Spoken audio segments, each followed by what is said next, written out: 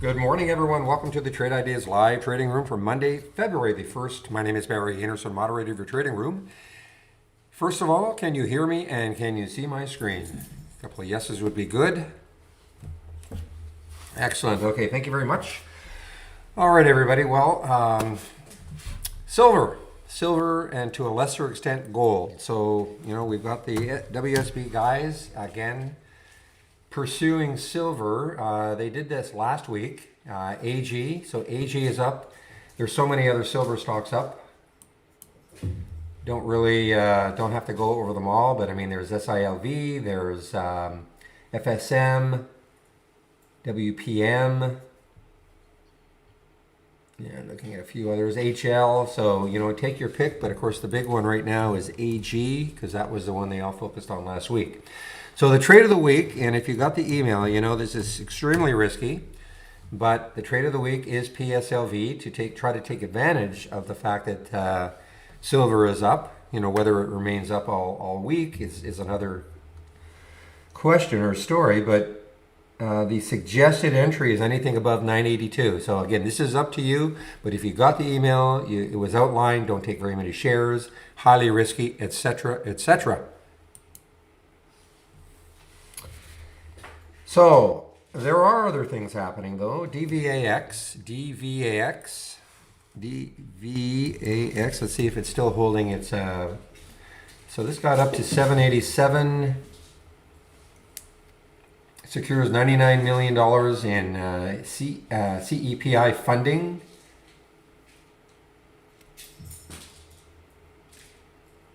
So there is some news on that one. ALYA. Let's see if this has held its gains. ALYA. What did I get to in the pre-market? Wow, all the way up 965. So this is kind of fading fast. I do not see any specific news on it. I'm just kind of glancing at a headline. Don't see any specific news on it. GRITS, GRTS. This is definitely some news on this one. Partnership with Gilead, GRTS. So there's a big gap up, or a collaboration. Here's one of the SPACs, and I guess I guess this has been known, but maybe it's more finalizing it now. THCB, and they're going to be merging with Microblast, which is an EV play. So this is a big gap up for THCB.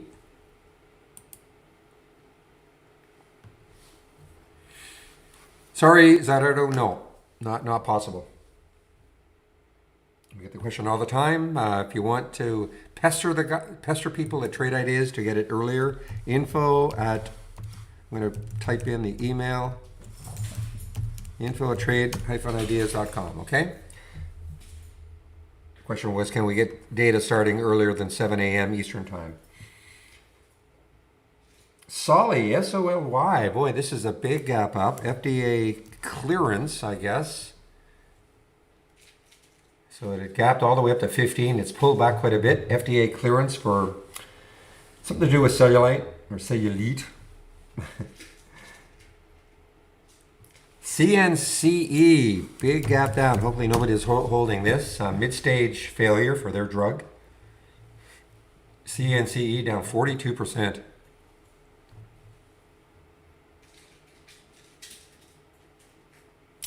ZSAN, ZSAN, excuse me, is a gap up, basically new drug application resubmission. I think this is what happened here, is that their submission failed, and now they've resubmitted, ZSAN.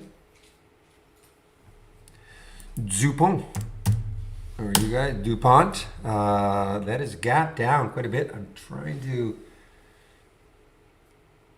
International Flavors and DuPont shares diverge as merger deal completed. So yeah, I saw that IFF, huge move up.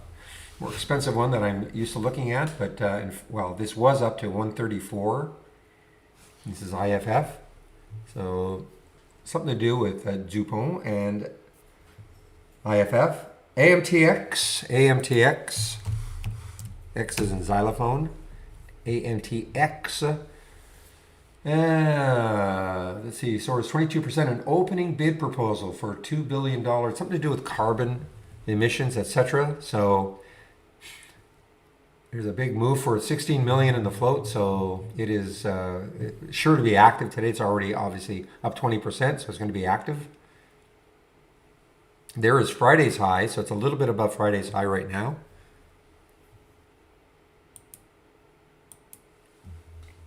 YQ has gapped down, and I don't see any specific news for it. Education stock, don't see any specific news for it. You know, support area looks like around 1230 or so, so it has a little bit more room to fall if it wants to. Fubo, I know a lot of you following Fubo, F-U-B-O, and this has gapped up. We said it had gapped up. Yeah, it's still up there. Webbush upgrade. Gevo, G-E-V-O, G-E-V-O is gapping up. Well, again, you know, some of these are fading. 1088, not badly though, only 20 cents down from the pre-market highs. Gevo.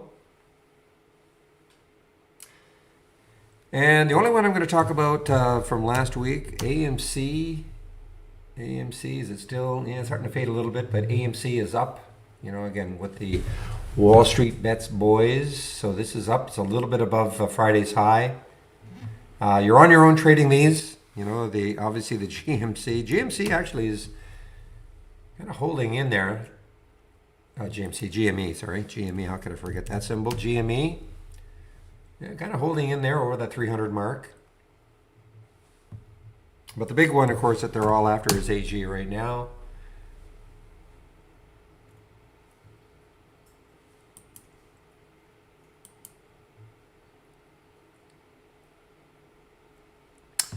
All right, let me do a quick check to see what sort of upgrades and downgrades there are this morning.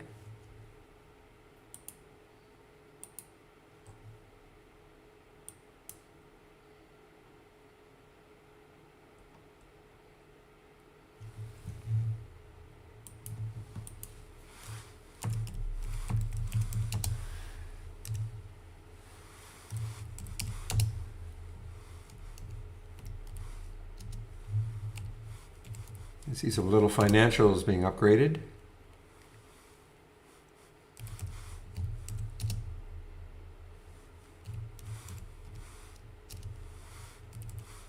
Yeah, a lot of these little regional banks financials are being upgraded, I see.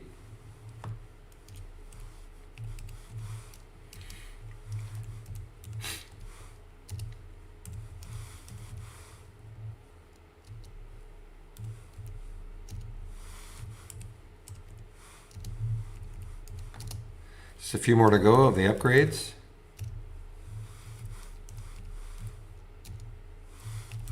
All right, there are some of the upgrades. And here are some of the downgrades.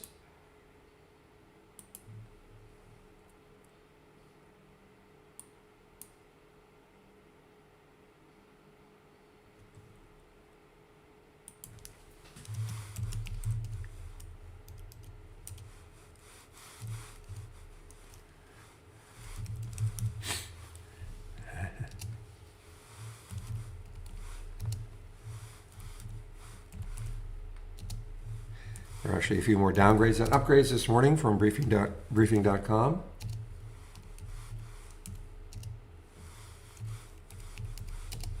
Yeah, I see eHealth, EHTH had a terrible day. I'm going to take a look at this once I finish these. Another downgrade for it. Had a terrible day on Friday. Great alert from the AI as a short.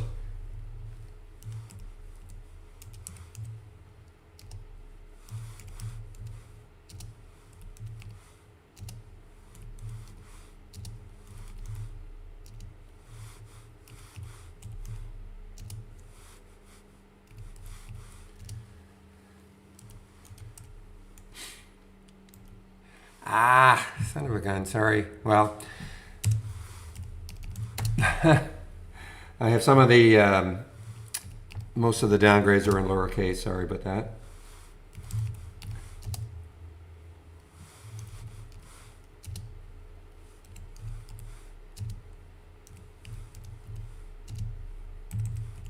All right, there are some of the upgrades, some of the downgrades from briefing.com this morning.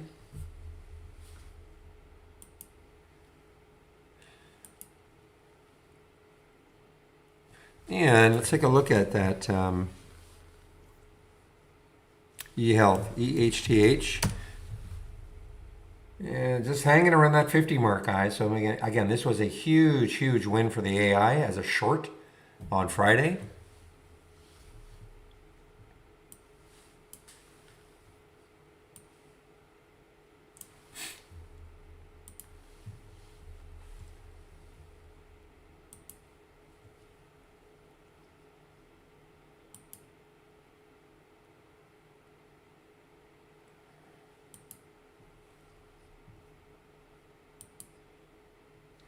All right, I see this one is just sneaking in here. SLS. Now, what was the high? The high on Friday was 643. It's got all this to get through. You can just see if it could ever really, really break out. You know, there it is, 863. I'm not saying that's going to happen, but if it could ever really, really break out of all this, you can see what sort of room this one has, SLS.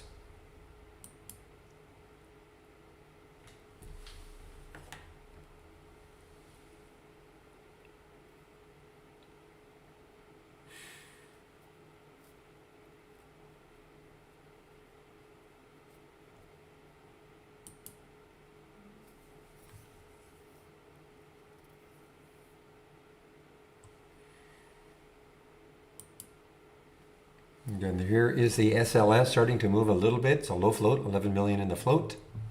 Not very much volume yet, but just looking to see if there's any specific news on it. Don't see any specific news.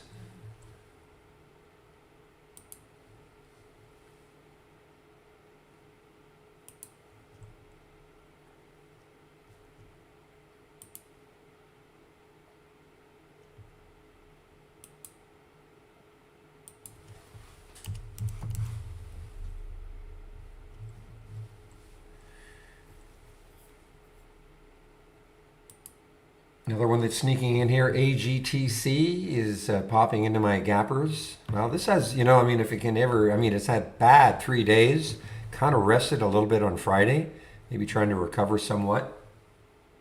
Again, I don't see any specific news on it. And that's so they had an offering, 74.5 million. That was on the 28th, so that's relatively old news. So that was here. That was that day right there. That's why it dropped. Here's Friday.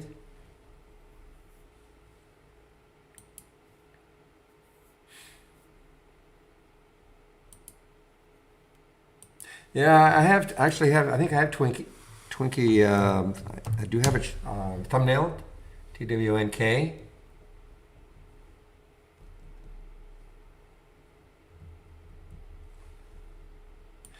I mean, I do see, yeah, I do see that PHUN, it did gap up. I don't see any specific news on it.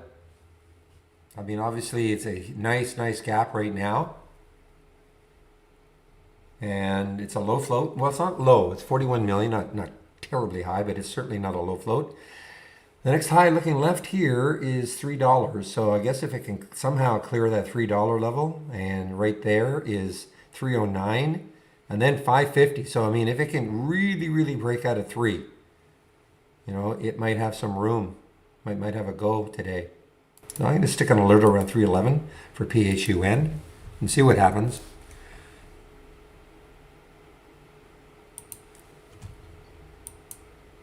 It is on my watch list. All right. And when I'm talking about my watch list is right here. So if you want to follow my watch list up and down in the repeating version, from the toolbar, click on new and then channel bar and then my watch list right here. Remember, everything in the channel bar is a layout. So before you do that, make sure you do save your layout to the cloud. You can only have one layout loaded at a time. And nothing will happen in these two windows until at least 9:45. That is on purpose.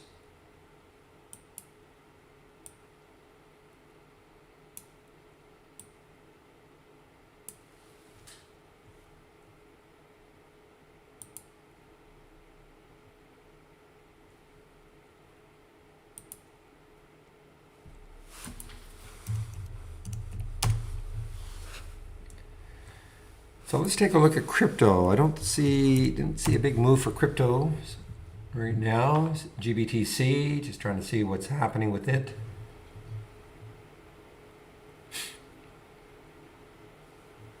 Okay, hopefully that.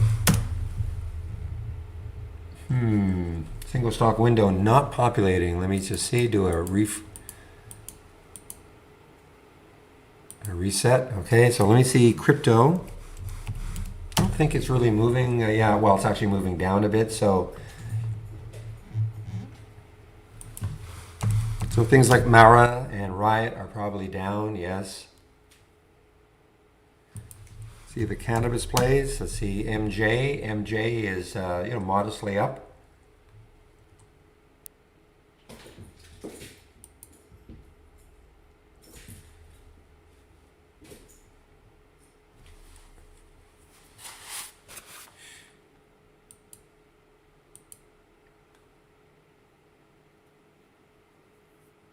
Boy, this is a great move. I mean, well, it's only up 3.8%, but FCX, I mean, it's 1.5 billion in the float. So for this to even to move 4 or 5% is something, but it is on the move a little bit. Probably, yeah, this is a copper. So there's gold. So it does have some gold and silver. So all these silver plays have been captured by the WBS guys.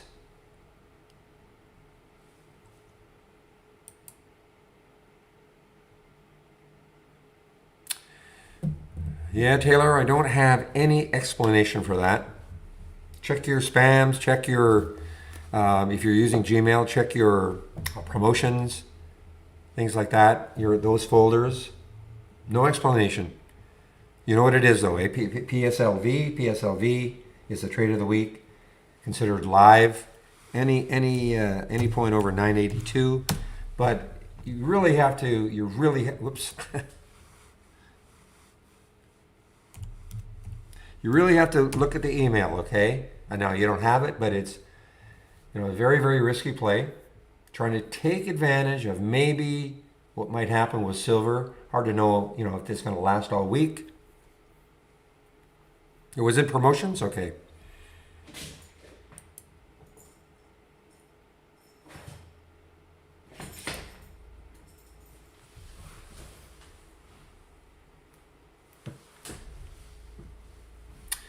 All right, guys, I do want to change my layout now, so I'm going to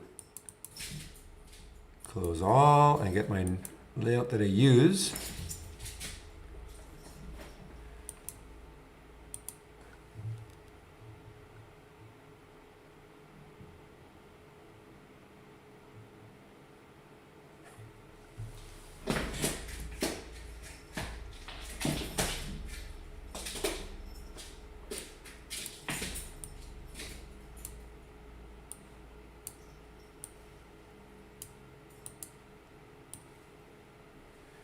All right, all set to go now.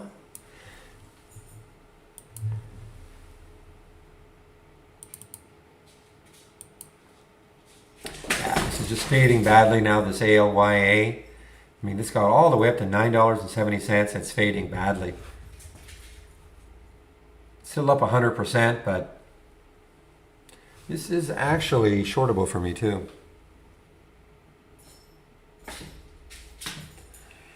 Okay, so Yin Yang, when you say what scanner is that, are you you're in a Trade Ideas trading room, so these are all Trade Ideas scanners. Is that what you mean?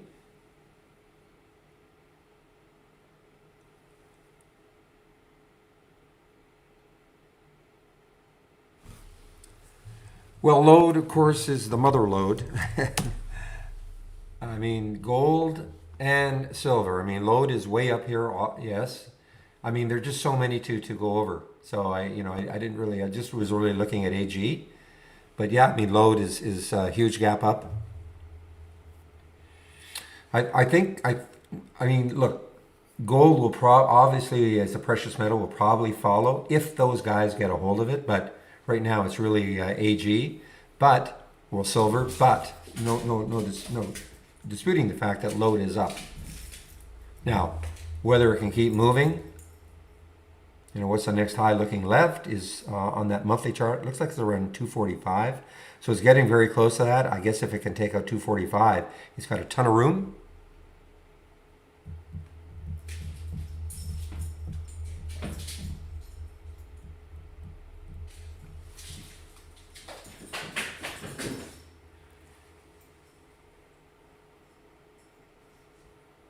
Pre-market tab, not necessarily, but that's what I would use. I mean, if you're looking at the channel bar, I mean that's the obvious one to use. The issue is that with a lot of the other channels in the channel bar, if any one of them uses the relative volume filter, you will not get an alert in the pre-market. But doesn't mean that's what you have. I mean, listen, this is what I use in the pre-market. Just so I'll share it. I can share that with you.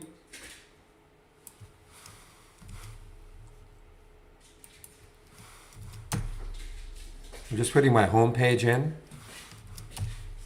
So if you click at my home page, these are the scanners that I use in the pre-market.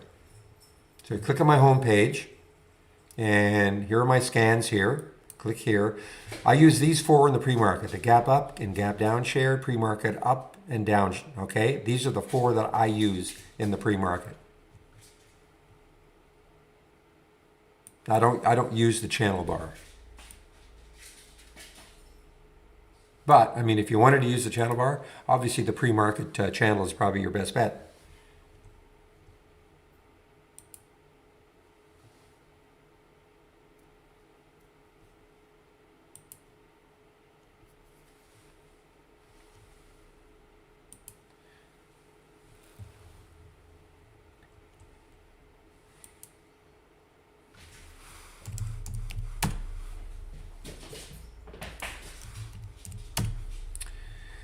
All right, so guys, again, you're on your own for these ones, okay? You're on your own. I mean, they are moving. Well, actually, it's moving down, okay? But you're on your own with the AMCs, the CASAs, the GMEs, BlackBerry BB, okay? You want to trade it? And remember, very risky.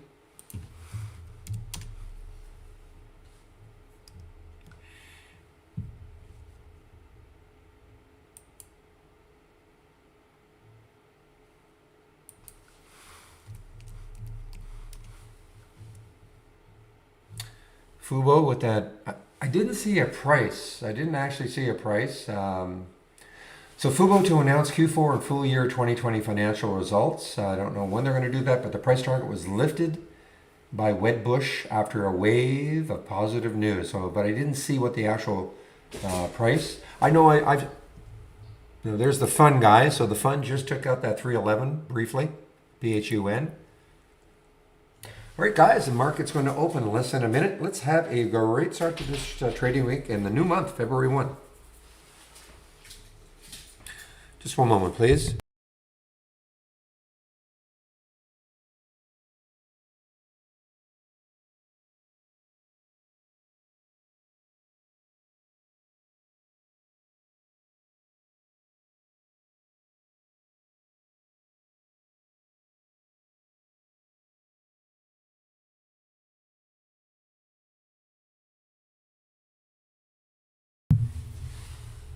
All right, we have 3, 2, 1, blast off. We are now open.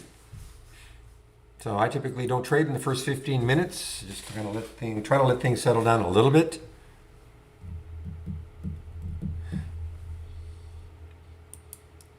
Okay, so there's GRTS, again, a collaboration with, I know I should know, Gilead, hard G, soft G.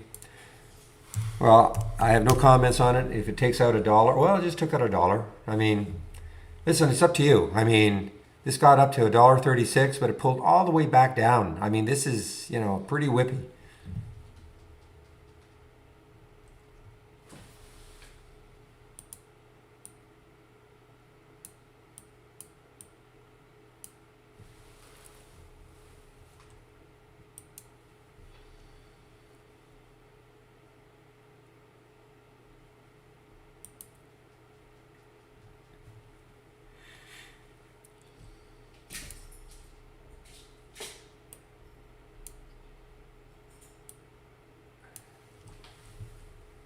Okay, so here's a silver play, Hecla, HL, big volume coming in. It's a big float, 500 million in the float.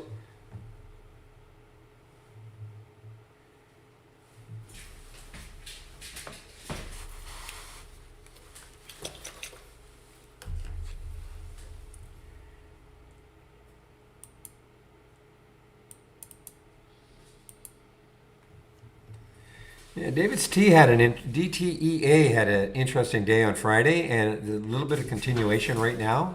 DTEA, actually, this has had a nice run over the last few months, from $1 to 367.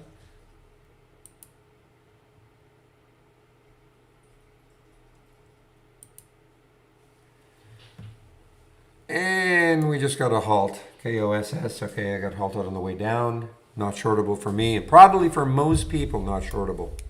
KOSS.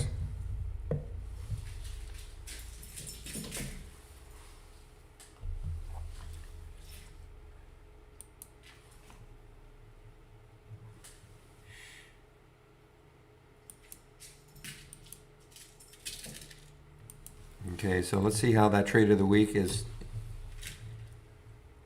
Trade of the week is this, now, you know, it's an basically kind of an ETF, the Sprott Physical Silver, PSLV. It's just trying to take advantage of maybe the exuberance in silver this week. I mean, obviously, it's already started off. Most of the silver plays are all up. The trigger is anything, well, 982, but you don't have to take it right now. If you hopefully, if you got the email, you see how risky it is.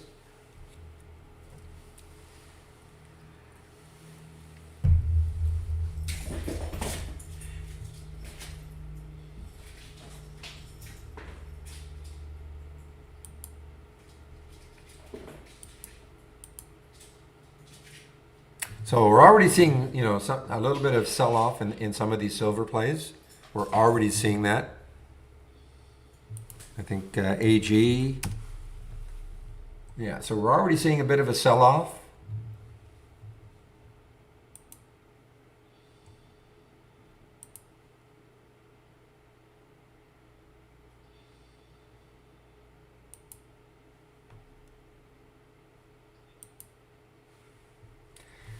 Except for HL. HL is definitely moving. I mean, it's a huge float, 520 million in the float, but it is definitely moving right now.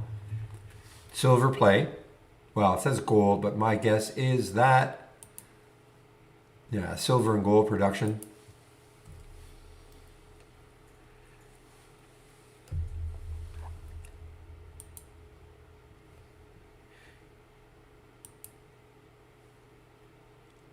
Well, that's a massive move now. Massive move for HL.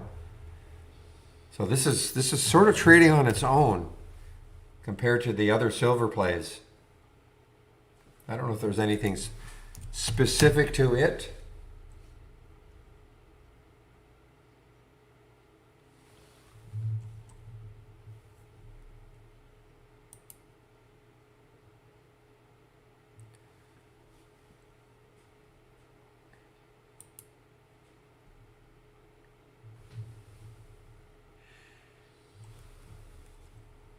Not shortable for me, EXPR, not shortable for me at Interactive Brokers. So the market, of course, didn't really talk too much about the market, but the market is up as we speak.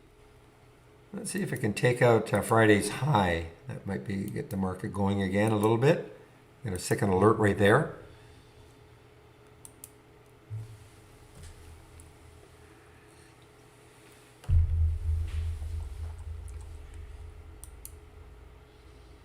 Saw this one in the pre-market. Yeah, Macerich gapping down. It's had well, this is the third continuation, I suppose, third day continuation of being down after a big, so 3 days ago. I mean, this has spiked up to 26. I mean, these are massive moves. 26, now it's at 15.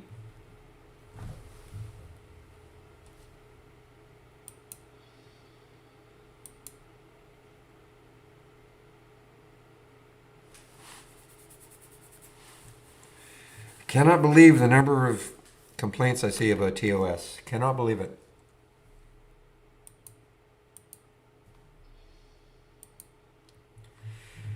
All right, well, PHUN did not hold, so stick my alert up here. Maybe it takes that out later on today, but my my bet is it is not going to.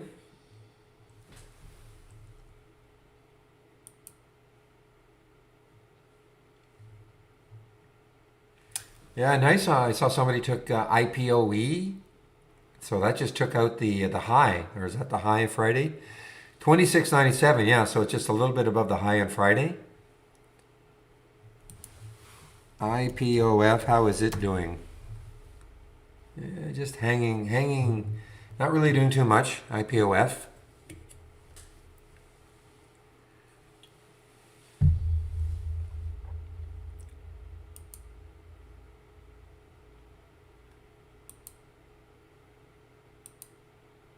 All right, here's a really cheap one. Okay, guys, OTLK, keep an eye on it. There's the 200-day moving average. It's right at it, right at the 200-day.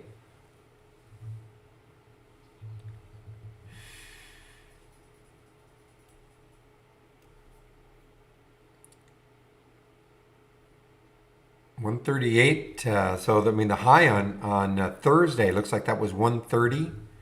So keep an eye on it as the volume. It's on a low float. I think I forgot to mention the VXRT in the pre-market. Yeah, VXRT. So now it's above Friday's high. VXRT down on the not down on the way up. Sorry. Well, if you don't want the sound, just go. Phil, just right-click on the window, and you can just go to properties and uncheck the actions. Okay.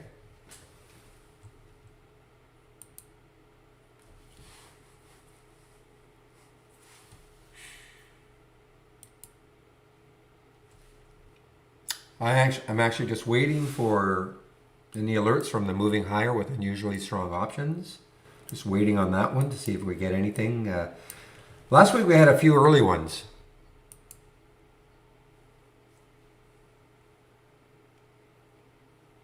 Now VXRT, when you look left, the next high is 1689 on the weekly chart.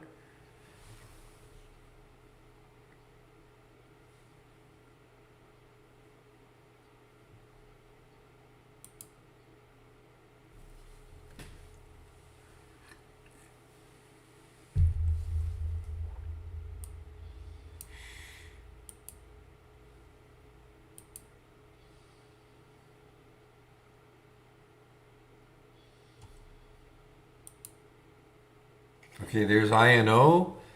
INO through the 200-day moving average. Through that 200-day moving average. And looking left, boy, this has got room. When I say that, I don't mean take the trade right now. I'm just looking, you look left and it has room to move if it wants to. You know, I like this. Don't like to take anything in the first 15 for me. That's just me. No, I'm not in IPOE anymore.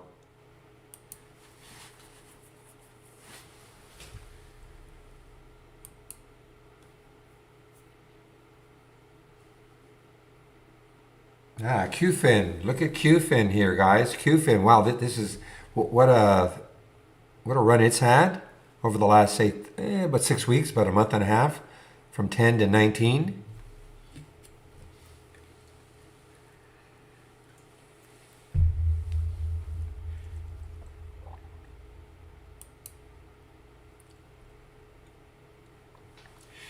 Wow, Arlo on the move here. Not a low float, 76 million in the float.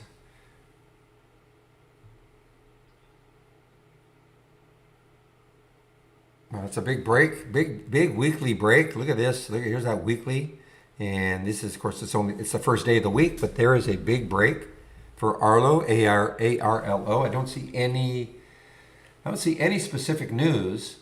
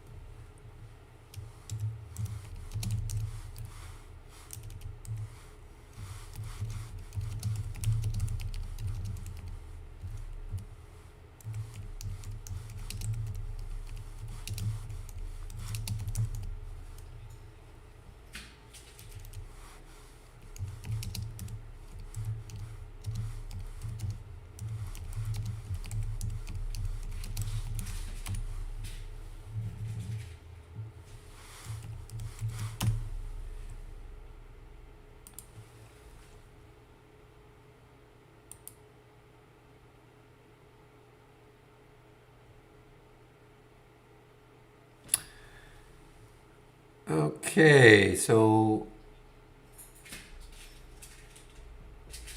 here's this Alia. Now, it's been very whippy. I mean, it's got as high as 965 in the pre-market.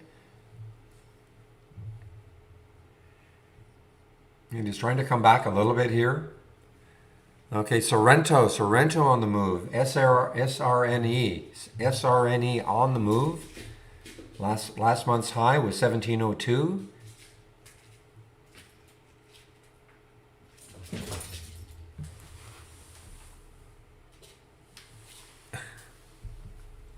Just one moment, please.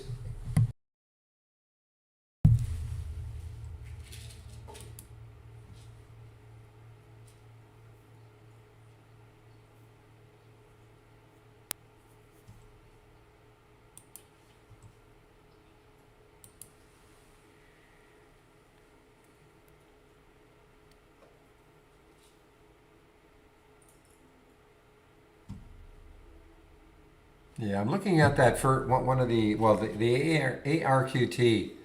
The spread is really tough, guys. That is something from the AI, but the spread is really tough. It's pretty tough to commit to that one.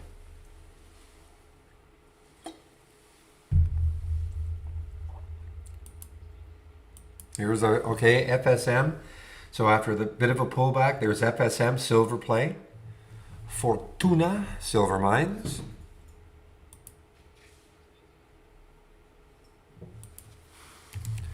I'm sure, well, Gatto is a silver play, yeah. So actually this was pretty good because it did not pull back at all. It's a relatively low float, 38 million. All-time high now. Yeah, man. What a move.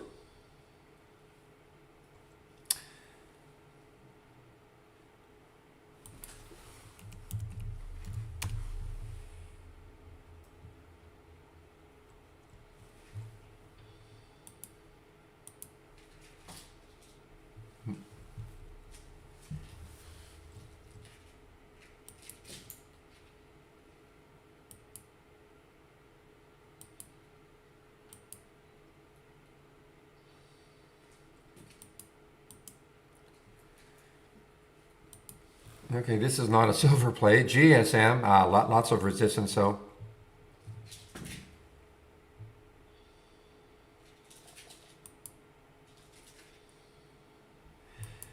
More than likely, Vicky, yeah.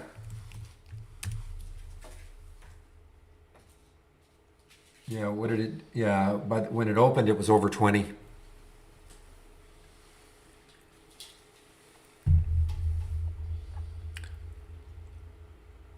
I had to make a decision, in the pre-market, there were so many silver plays. There was no point, I mean, there were probably 50 I could have mentioned, but obviously Gatto absolutely held. It did not pull back whatsoever. All right, here's another little one. This is gold ore, but my guess is that's going to have something to do with silver too. Maybe not, but precious metals right now. So AUMN, it's a big float, 112 million in the float. It's just a matter, will they hold these gains?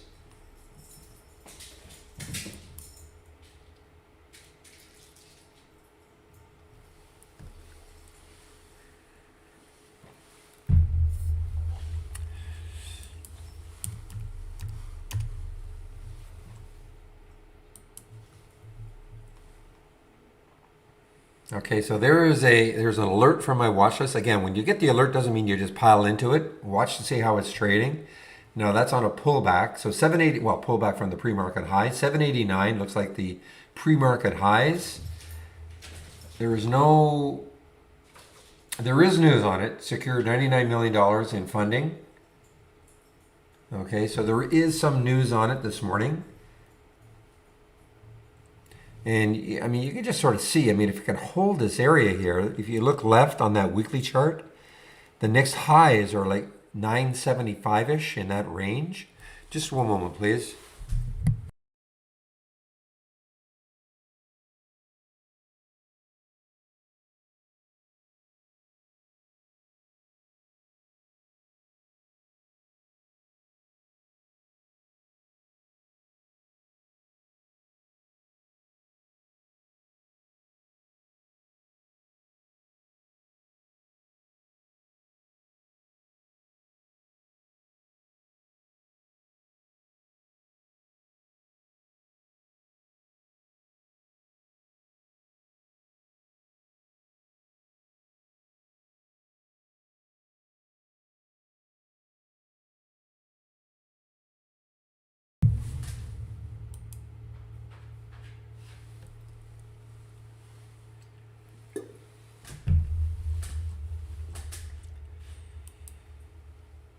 I see Solly did not hold its gains at all. SOLY, look at this, a big pop up to 15. Gets all the way down to 11, what, 19 or so? Just not holding their gains. Well, we do have a news tab here, Tom, in the single stock window. We do have a news tab. So the answer is yes.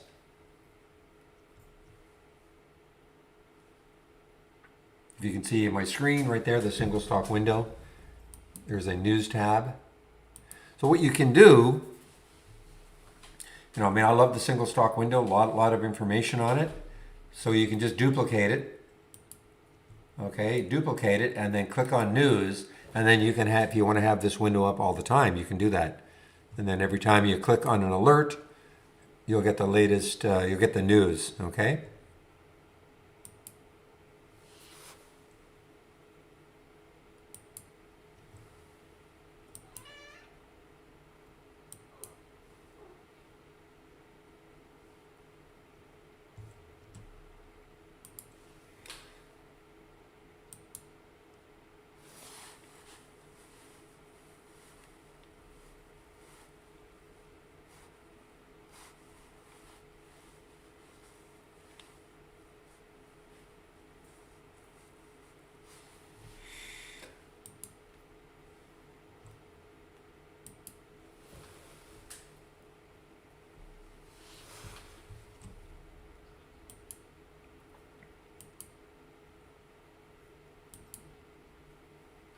All right, guys, I'm just kind of watching some of the AI alerts, early AI alerts right now.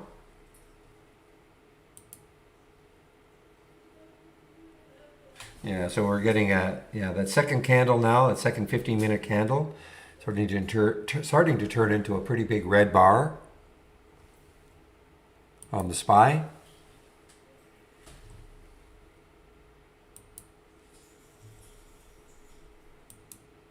Yeah, there's another one from the AI. It's pretty spready. That's short for Kang. It's pretty spready, but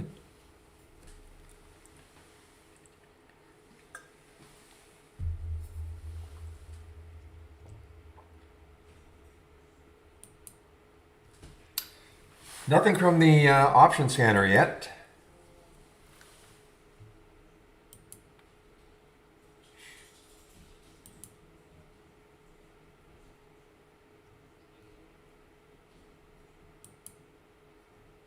All right, here's a little pharma TTNP.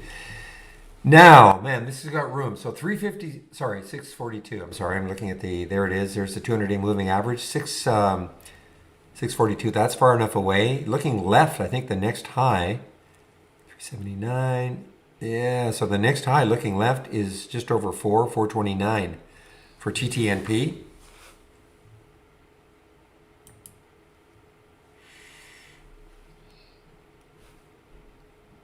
Oh, there's load on the move here. LODE.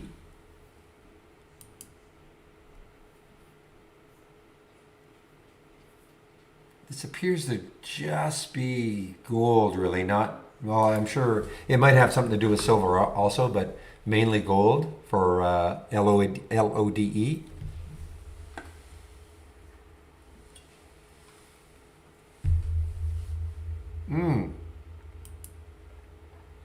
Ah, shoot. Speaking of which,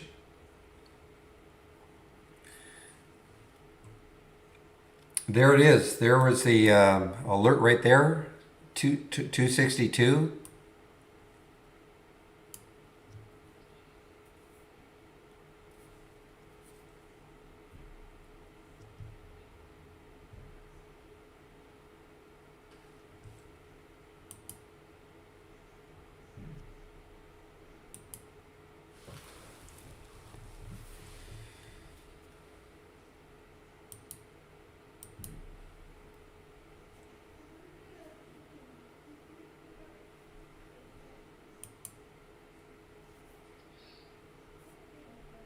Wow, well, that was a great alert so far. A great alert, 262, 306 now. Relatively low float for load, LODE.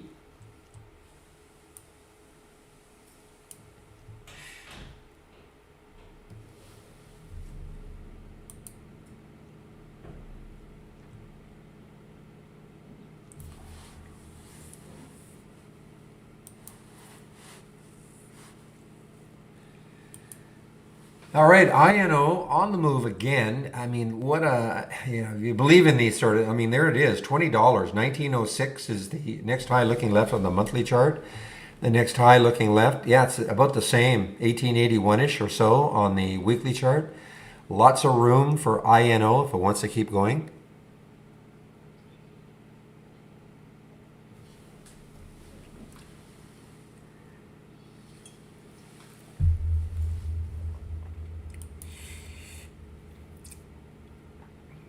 Do you have, this is one of the scans that I'm sharing, the moving higher with unusually strong options.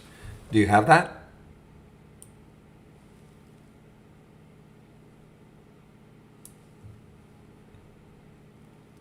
No, no, no, no, no. They're not AI alerts, no.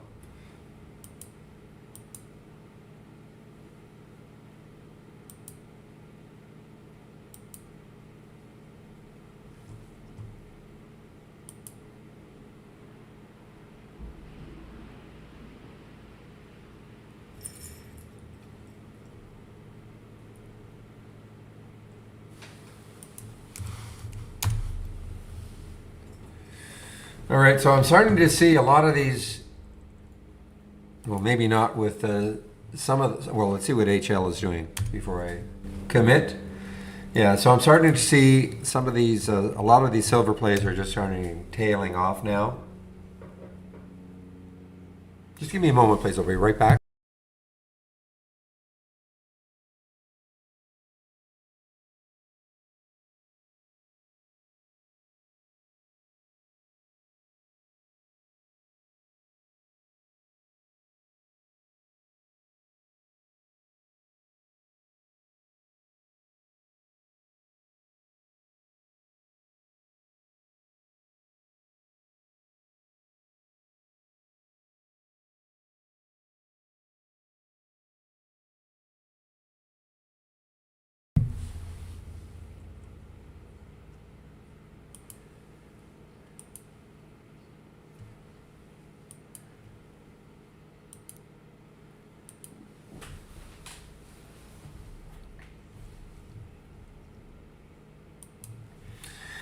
All right, mentioned this one in the pre-market. MAC.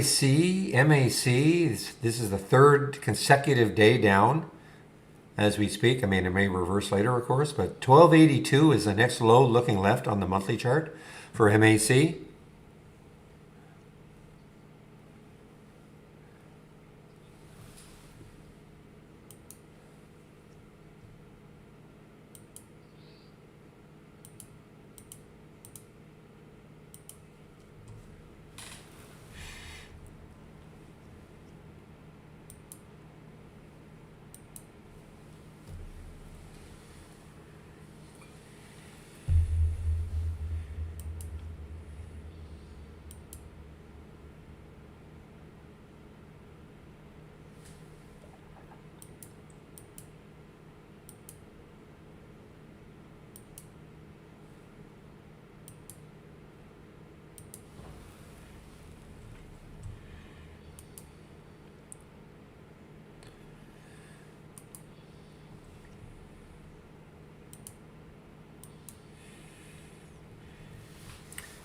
All right, guys, I'm just kind of I'm watching one of the AI alerts, see if it really wants to capitulate on the way down. Tough spread, though.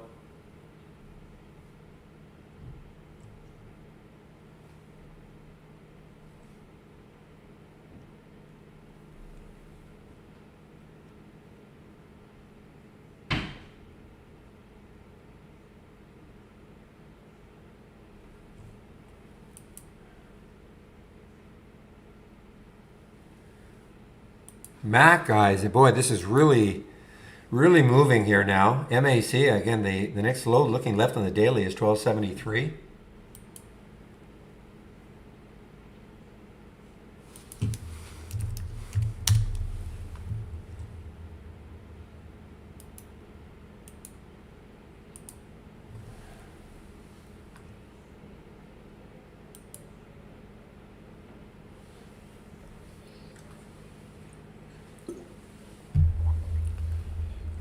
Wow, load 262 on the alert, 328 now. Okay, now the TNTP, or sorry, the TTNP. So I'm sticking an alert at just over 4 to see if it takes it out again. The next high looking left though is 434, so it has to get through that also.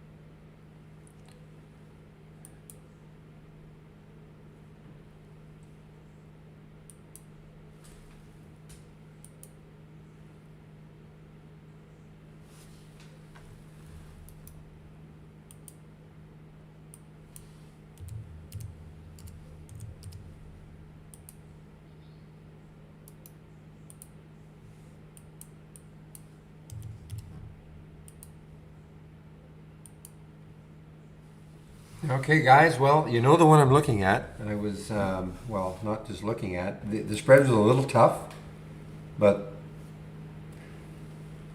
and that I can talk about it now. I don't talk about it as the alerts happen. But CANG from the AI, the entry at 1522, I did not get in there.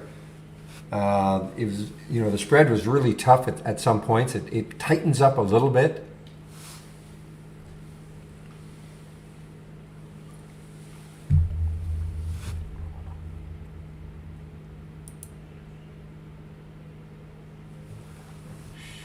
All right, again, on the TTNP, this is from the, right there, TTNP 390. Did get up, it did pop through 4. But I'm just going to stick an alert up in this area because if it can take it out again and then maybe challenge that 430, look at all the room looking left if it can get through that again. So just a matter of sticking your price alert up here. And again, just because if it takes it out, I'm not necessarily going to just pile into it, but it'll give me some reassurance that maybe it can get back over 4.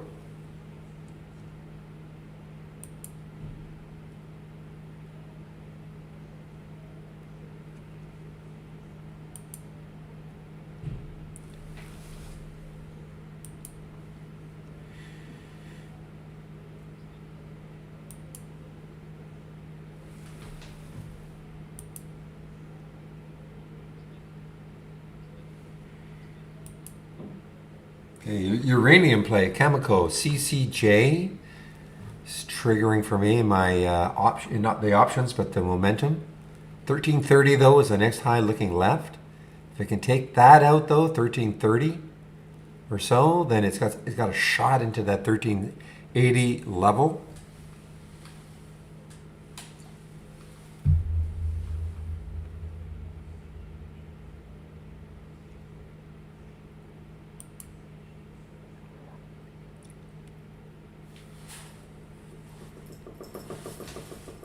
Boy, this Arlo is really, really moving. I don't know too much about them.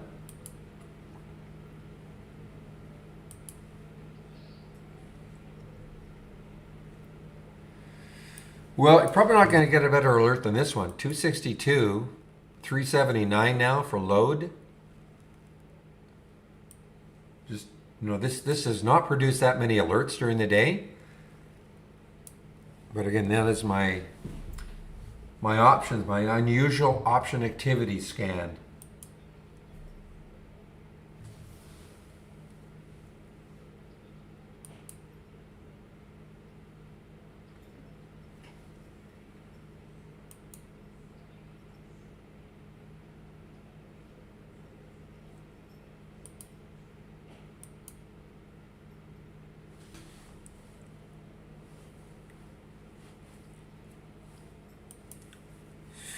I can't believe the problems that some of you guys are having with your platforms. Again, I'm going to reiterate this. Yes, Interactive Brokers, they charge a horrible half a cent a share.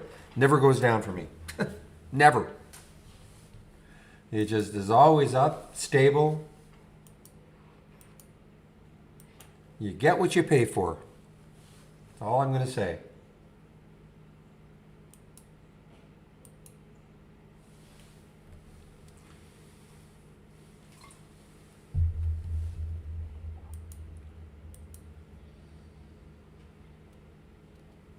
All right, guys, so this one doesn't look like it's going to take that out again. So TTNP, I'm going to forget about it.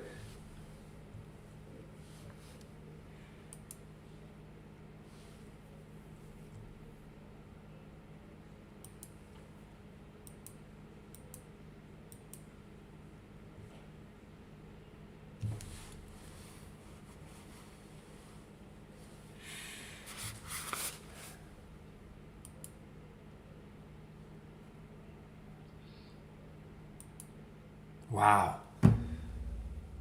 Wow, wow. Look at this. I mean, 262 now. What did it get up to? 420. My goodness.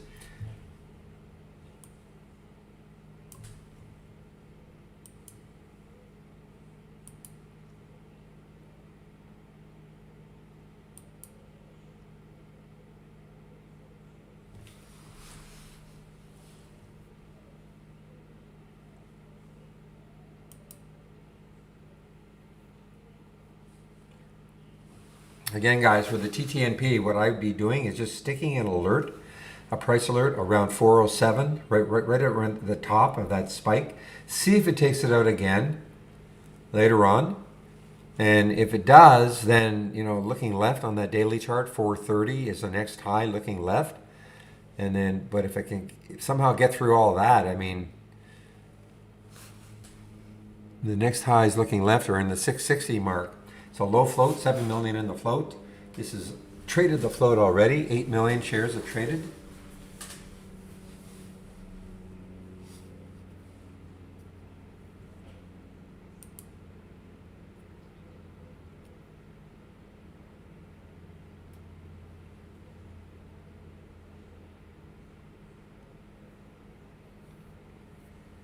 I have no idea, Face Drive.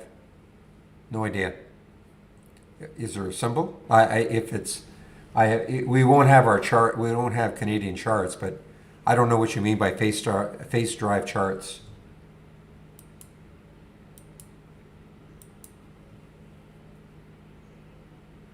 Yeah, I don't know Face Drive. Well, do they co-list or is it just completely Canadian? What's the symbol?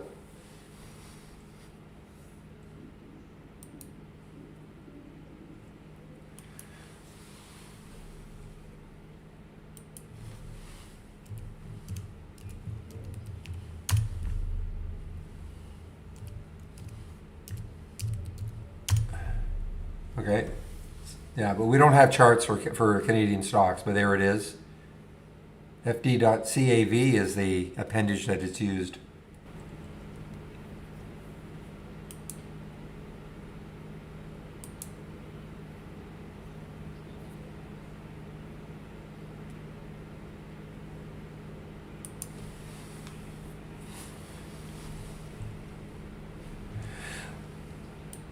All right, guys, I didn't even notice that load actually appeared here also. 265 in my watch list.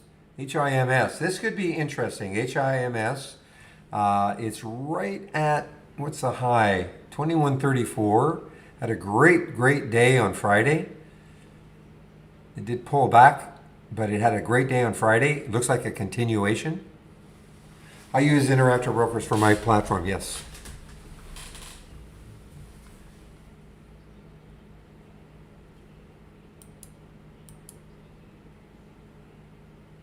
Boy, keep an eye on HIMS for sure. I mean, it's not a low float. Again, they don't all have to be low floats, but keep an eye on it because 21.25. What's the spread? The spread's okay. It's only a nickel.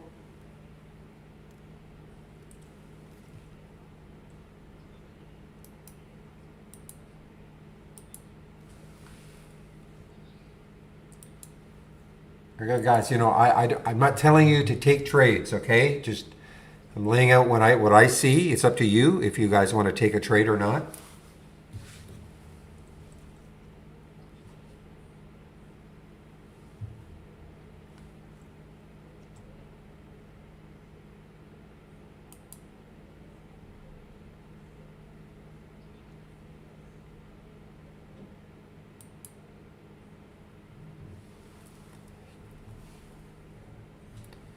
What a breakout now for BCRX. BCRX, I don't, it's on a lifetime high, but let me back this up on the monthly, see what the next, what time, wow, this is way back. Who cares? This is back in 2015. You know, I don't consider this resistance, so this has got nowhere to go but up, maybe. BCRX.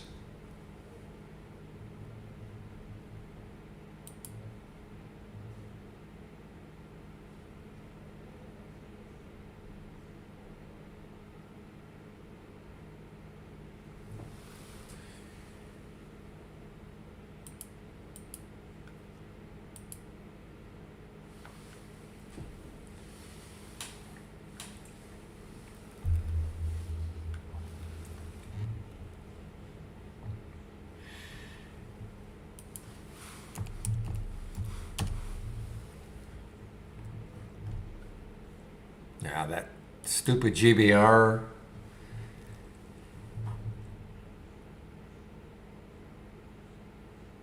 I got all the way up to $31 last week. Crazy.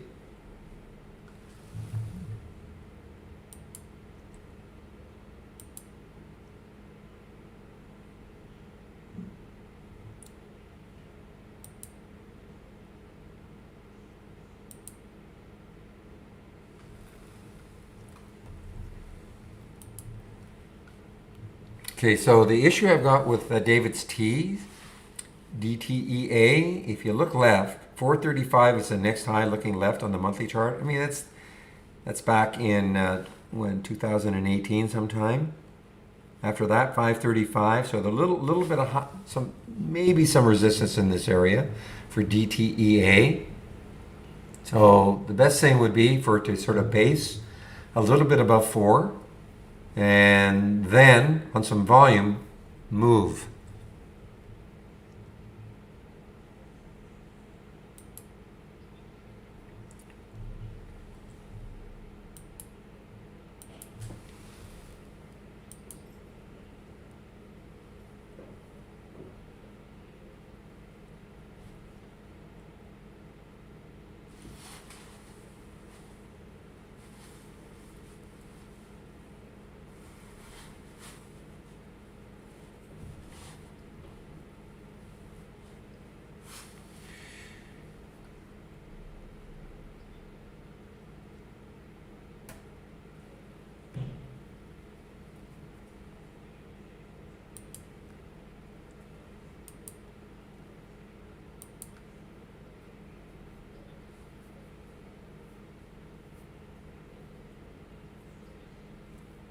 Wow, there's nothing stopping ENO right now. INO,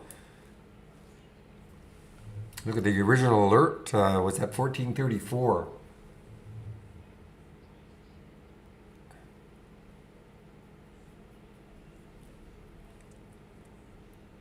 And all sorts of room. Boy, this would be interesting to watch tomorrow and going forward. This is I don't want to say it's a virus play. I think it's a virus play. Yeah, it is a virus play. Okay. INO is a virus play.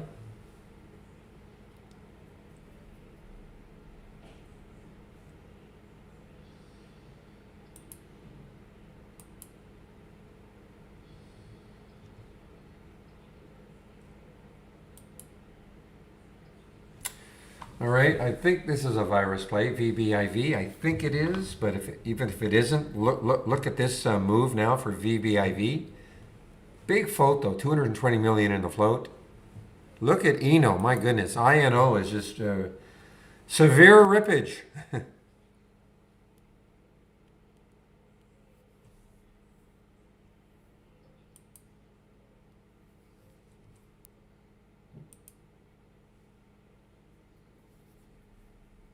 Yeah, that short interest is huge for INO.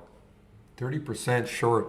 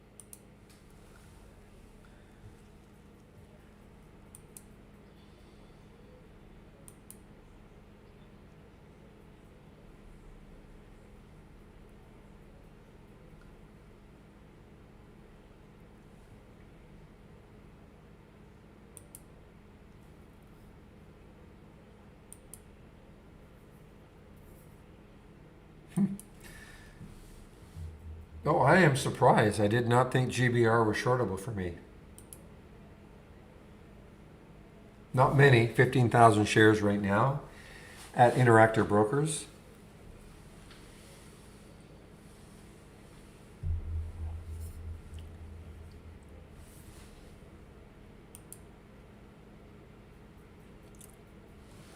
Thank you, Fred.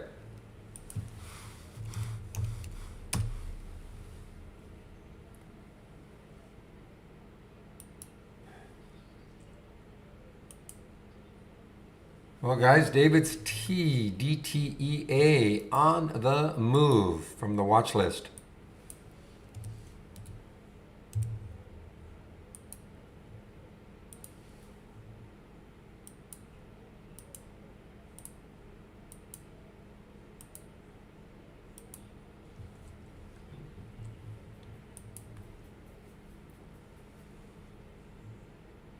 Okay, here's another metals play, PLM.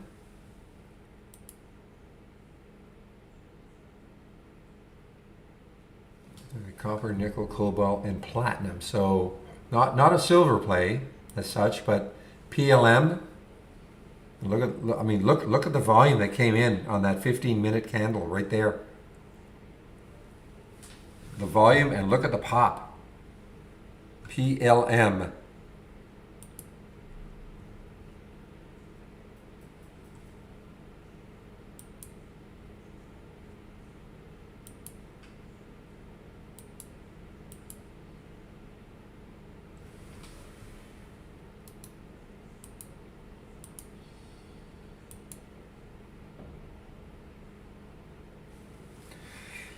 All right, so DVAX has been a little bit choppy. DVAX, there was the alert at 756, 772 now, been a little bit choppy, but the trend is up. DVAX. And David's T, now huge area to try to take out, guys, right here. Mentioned this right here at 435. Next high after that is 535. That's DTEA.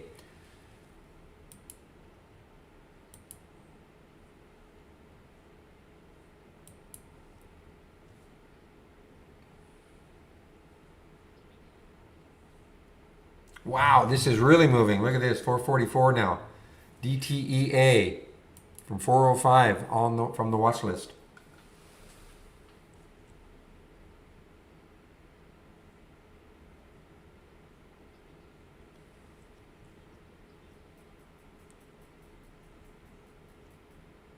One moment, please.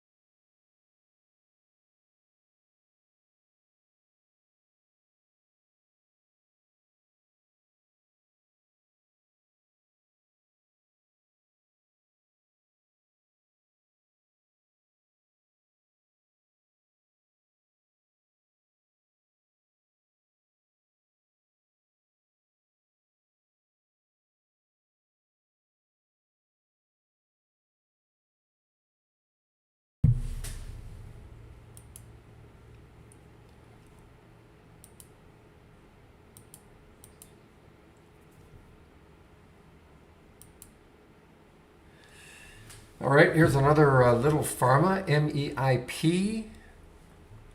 On the move here, MEIP. So again, look left on that weekly chart. What do you see? 345 high, and then a high of 357. So it's getting close.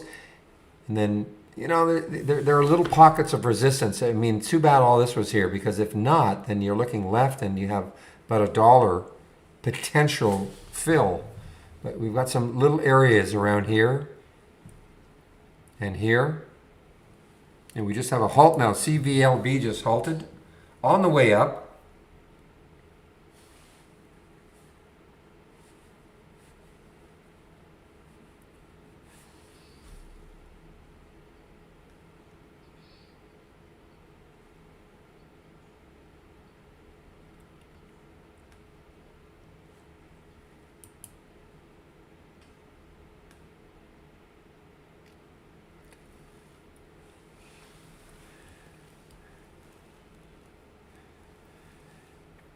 You know, it's funny, Zach, when you're talking about Citron, I actually thought that was, had it been April 1st, I would have thought that was an April Fool's press release that they put out saying that's it, we're not going to do shorts anymore, only going to look for pops. I don't even know if they said low float movers. I actually thought it was a joke, but maybe not.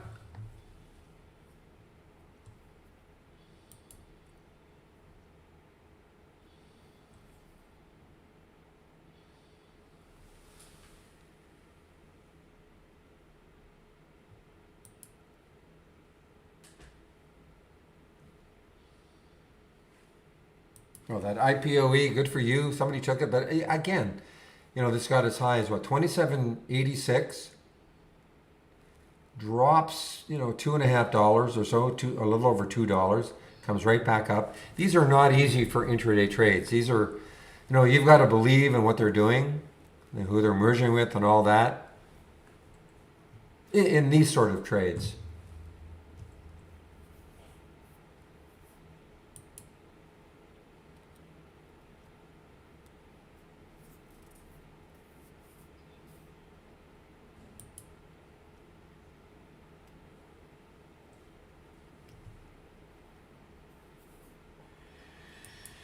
I don't even know what it is. What is the new TI indicator? Okay, now this one's been a little bit whippy. HIMS just came right back up. Ah, man, RVP. Well, it is now certifiably taken all this out. Okay, had some topping tails right here in the daily chart the last 3 days. RVP now is moving.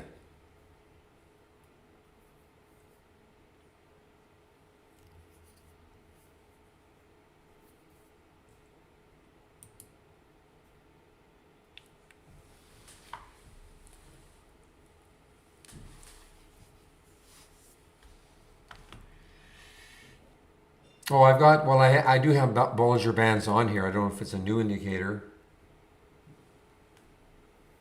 Vicky, those are those brown lines right there.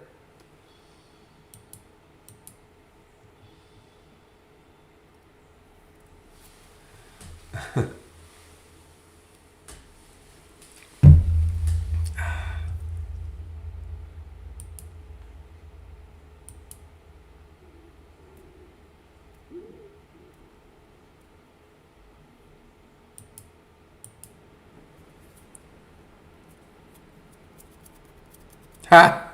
GME short. I don't think well, I don't know. I shouldn't say. There are very few probably can short GME.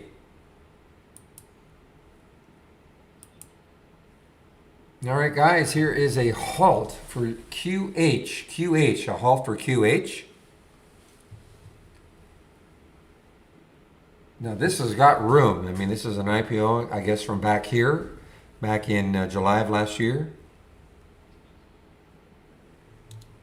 And what is it stacking up to be? 1045, 1045. So no big pop off the halt so far.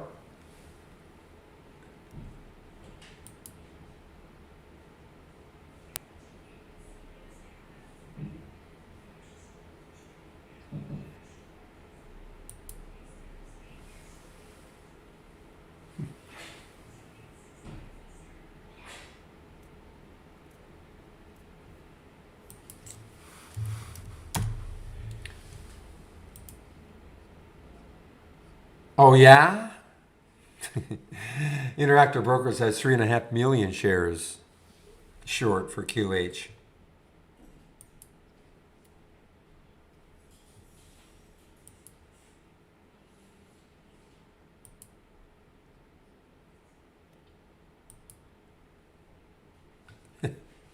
All right, CVLB just opened up, guys. CVLB just opened up. Again, over last month's high.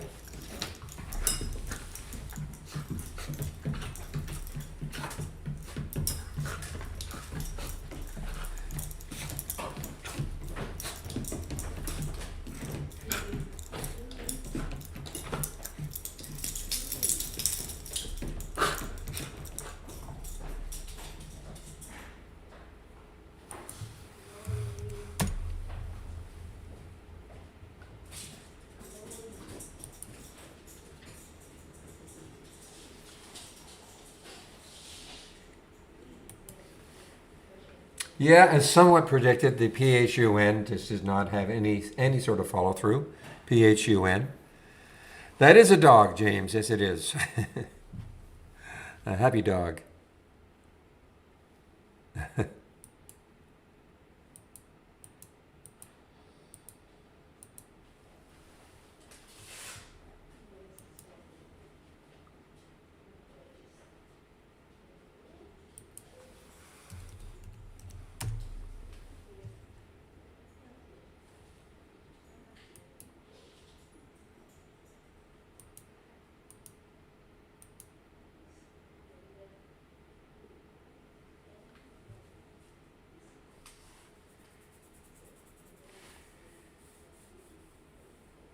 Repeating should be there.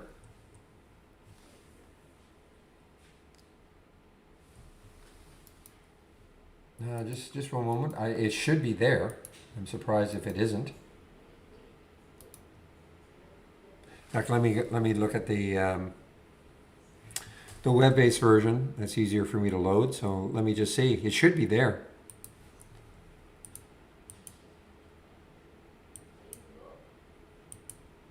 Give me a moment. I just want to load our web-based version.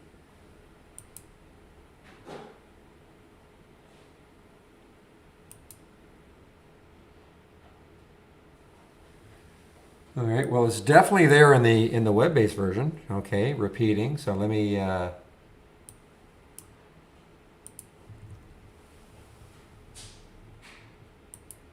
you 100% sure it's not there? I don't want to load the channel in case I just have to make sure I've got everything pinned. But you're 100% sure it's not there?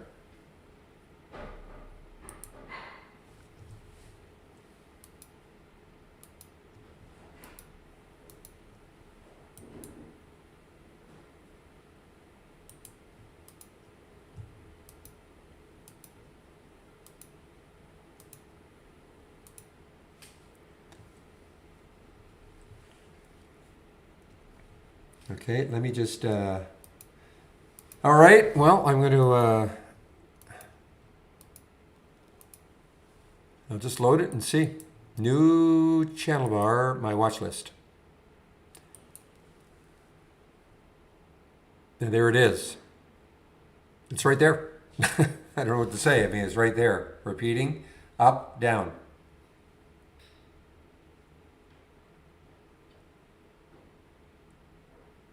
Okay.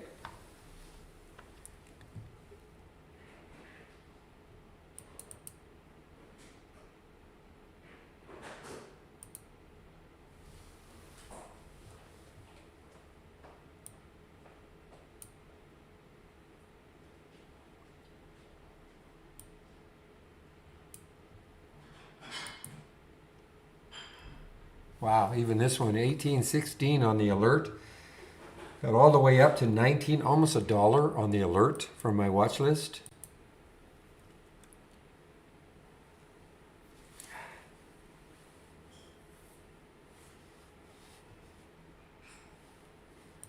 So David's tea had a beautiful, beautiful pop, but it is really capitulating now. All right, I definitely, now VXRT, if I look left, I see 16, around 17 is the next high looking left on the weekly chart. On the monthly chart, it's the same sort of thing. So it does have some room. I want to see if it can kind of keep basing here and then have a pop.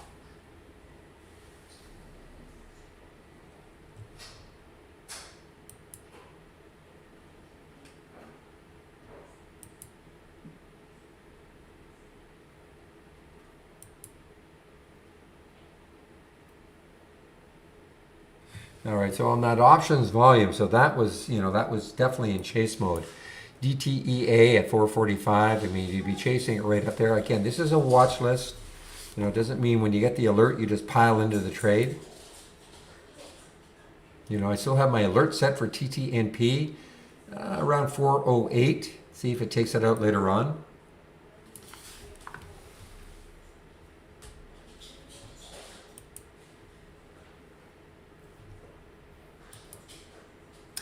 All right, everybody, it's now just about 10:30. So first of all, big welcome to anybody who's brand new to the room today. This is the format, Monday to Friday between 9 a.m. and 3 p.m. Eastern Time. I share my screen and I'm live on the mic.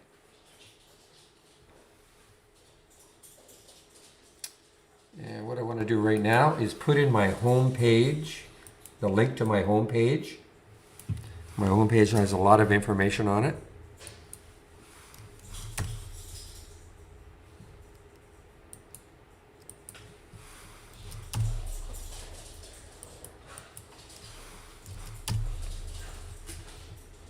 Okay, on my homepage, there's my homepage link right there. If you click on it, you will see, if you want to take out a subscription to Trade Ideas, you can use this promo code Barry for Alpha for 15% off the first month only, or the entire year. Click on Get Trade Ideas. I'll show you how much Trade Ideas does cost. We have 4 plans. We have an annual and a monthly for premium and standard. The premium annual is $22.68 a year minus the 15%, and the standard is $10.68 a year minus the 15%. The big difference between premium and standard is the AI. There are some other differences, but the main reason people want our premium service is to have access to the AI. I'm going to go over the AI in about 5 minutes or so. This is what it looks like. That window, you get alerts all day long. You don't have to have a monthly plan. An annual plan. Monthly is fine if you want to go month to month. $118 for the standard, $228 for the premium. Less than 15%, only good for the first month, okay? That discount is only good for the first month. Look at DVAX guys going.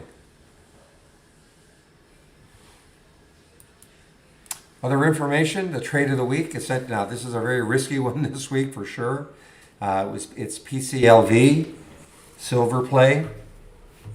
I would never ever have taken it right off the bat.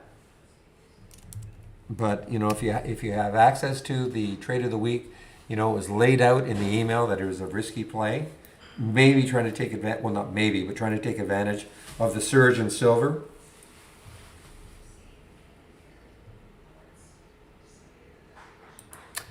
I do a recap of what's happened in the trading room. You can click right here. You can sign up for it right there. All the scans that I'm sharing right here, all of the scans, okay, including the moving higher with unusually strong options. That's the one that gave us load earlier on today. But all the scans that I'm sharing right here. Education links, big. Lots of education here. The 20 lessons in 20 days. Well, I really want to call it 20 short lessons.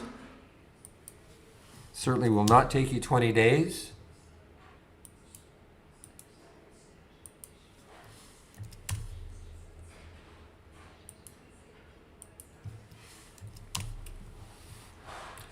So when you click on the 20 short lessons, this is what you're going to see. All of the basic features of Trade Ideas very clearly, I believe anyway, very clearly explained. It's all text-based, okay? They're not videos. So what is a top list, building a top list, an alert window, etc. Okay, so if you have Trade Ideas, you're just a brand new user, I would really recommend you take a look at this. If you don't have Trade Ideas, you can of course click on it and you can see what we have to offer. These are all the basic features that we have.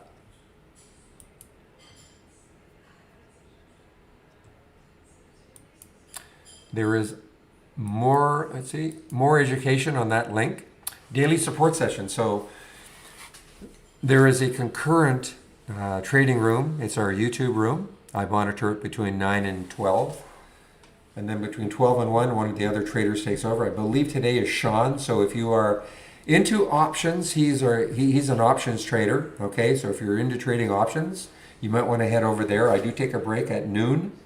And so I'll put the link in just before I take my break. You can head over to our YouTube room. Free trading room. Daily webinars. Today is Monday, so there is a webinar today. Monday to Thursday at 5 o'clock Eastern Time. They're all archived. More educational videos and some ebooks that we created. So a lot of information on my homepage.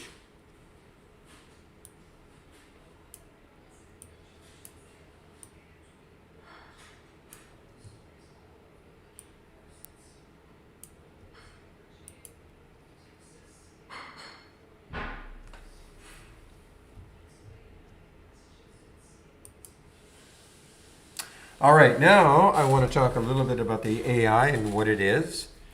So we have what we call 50 baseline strategies.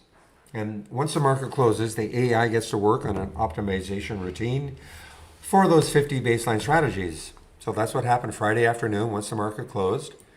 Here are, out of the 50, these are the ones that made the cut. Making the cut meaning they had the right profit factor, win percentage combination, and some other factors. Now what I do is, in order to see the AI alerts, I click on New, and then from the toolbar, click on New, and then AI/Holly Strategy Trades window. When I do that, this is the window. You'll have your trades as they come in, or the ideas. I call it, they're ideas, okay? You don't have to take the trade right away, but you have an entry, you have a stop, and it's up to you to determine how you want to trade it. I would take this window and I would incorporate it as part of your layout, okay? So you don't have to load it every morning. You just incorporate it as part of your layout. And then, as I say, you just wait for the trades to come in. The AI does not work until at least 9:35. That's the earliest you'll get. It doesn't work in the pre-market and certainly not in the after hours. Now, what is Trade Ideas? We are a scanner first and foremost. So what you see here, this is an alert window. That's why it says A, it's an alert window.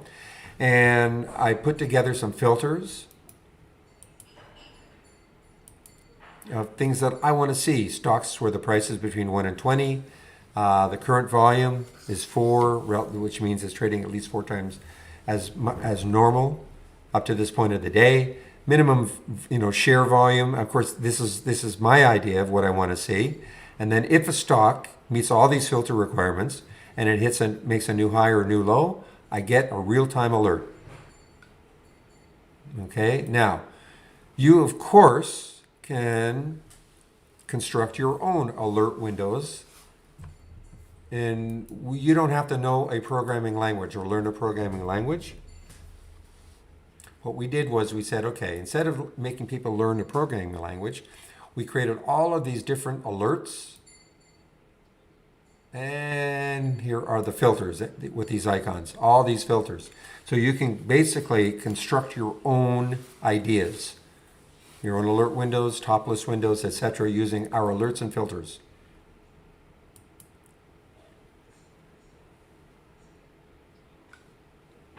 Now, you can use Trade Ideas with any brokerage platform you want. We are not a broker. You need a brokerage platform to trade, of course.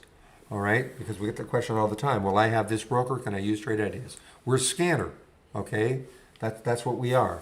So if you see a symbol, you can type the symbol into your brokerage platform, and then you can trade it. Now, we do try to make it a little bit easier. We have what we call a linking tool, external linking tool. From the toolbar, click on external linking, and we link with many brokerage platforms. All linking does is this. It makes it easier. It's a time saver, so that when you get an alert, instead of having to type it in, you click on the alert and it will load into your order entry on your brokerage platform. So that's all it is. It is a time saver. Now, we do have right now a relationship with Interactive Brokers. I'm going to pop this in here. This is the video. So if you happen to have an Interactive Brokers account,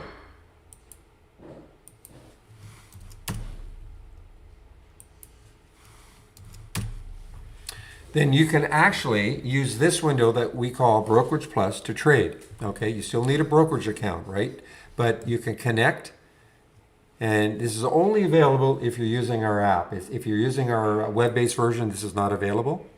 Man, Cameco, mentioned this one. How many dollars ago? Wow, what a move! So this is the Brokerage Plus window. So why would you want to do that? Why would you want to use this window instead of trading from within Interactive Brokers? Well, you can do things like, let's say I look at RVP. I get an alert, RVP. I take a look at it. I say yes, I'd love to trade that. I go back, right click, and you'll notice. Let me get the sim, click on simulation. And you'll notice that, just a minute. Here we go. So you notice that I've got these buying and shorting options that I have already pre-configured. And that, of course, in order for you to do the same sort of thing, you have to watch that video, the B Plus Connections video, okay? So once you've done that, then this becomes what we call one-click trading. You click on an alert, you like what you see, you go back, hover over that trade, and then pick how you want to trade it. So it's very, very, very quick. And that's what we call one-click trading. This is all part of the standard service. Now, there's another big, big way of using this Brokerage Plus window, and that is as a simulator, a paper trader. If you're new to trading, please, before you commit money to the market, practice, practice, practice. Doesn't matter who is your broker, it's using our real-time data. So, very, very simple to use. You click on an alert. You see the symbol will show up here. You can pick how many shares you want to trade. You can pick the price you want to get in at. If you're selling it, if you want to short it, you sell. If you want to go long, you buy. Just one moment, please.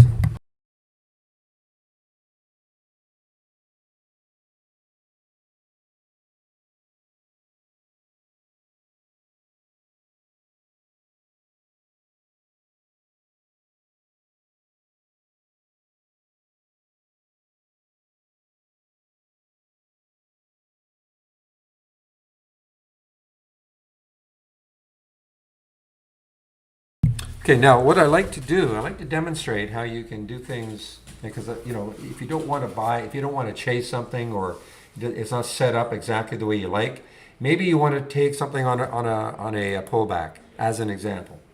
Okay, so let's take a look at DVAX. Well, you might say, okay, yeah, I'd like to get into this, but I want to take it on a pullback. So maybe a pullback to this level here. Okay, I'm just looking at the 2-minute chart. So maybe a pullback to this level. So all you do is you pick the level you want to take the trade at. So let's say it's 781. So you pick how many shares you want to do this. Let's just do 300. I'm going to put 781 in both boxes here.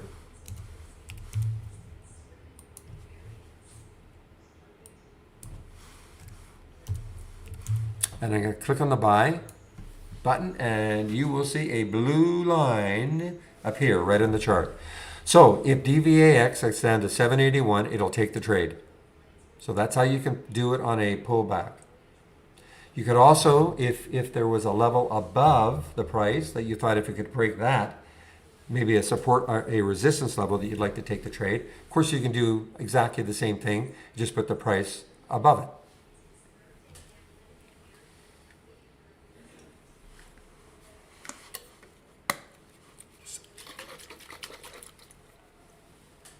Now, this may not pull back at all, but I just wanted to show you how you can do it.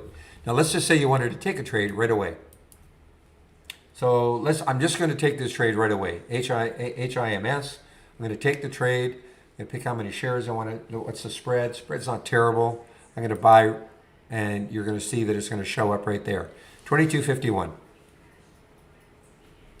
Now,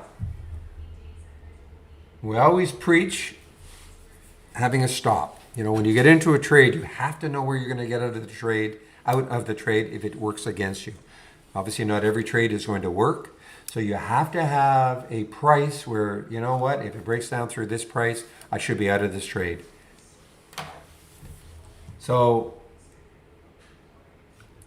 in this particular case, I always say it like this. I just want to make the math easy to show you how you can do this sort of stuff. I'm in at 22.51. Again, would I have taken this trade? No, now, you know what I'm going to do? I'm going to get out of this trade right now. I'm going to flatten the trade. These are hotkeys. You can get out of a trade immediately, and I just flatten it. So I just took myself out of the trade, okay? I just really wanted to show you how you can take a trade, but these are hotkeys. Flatten gets you out of a position. Half gets you out of half your position. Doubles your position. Well, this is not going to pull back DVAX to Now let's take a look at this one.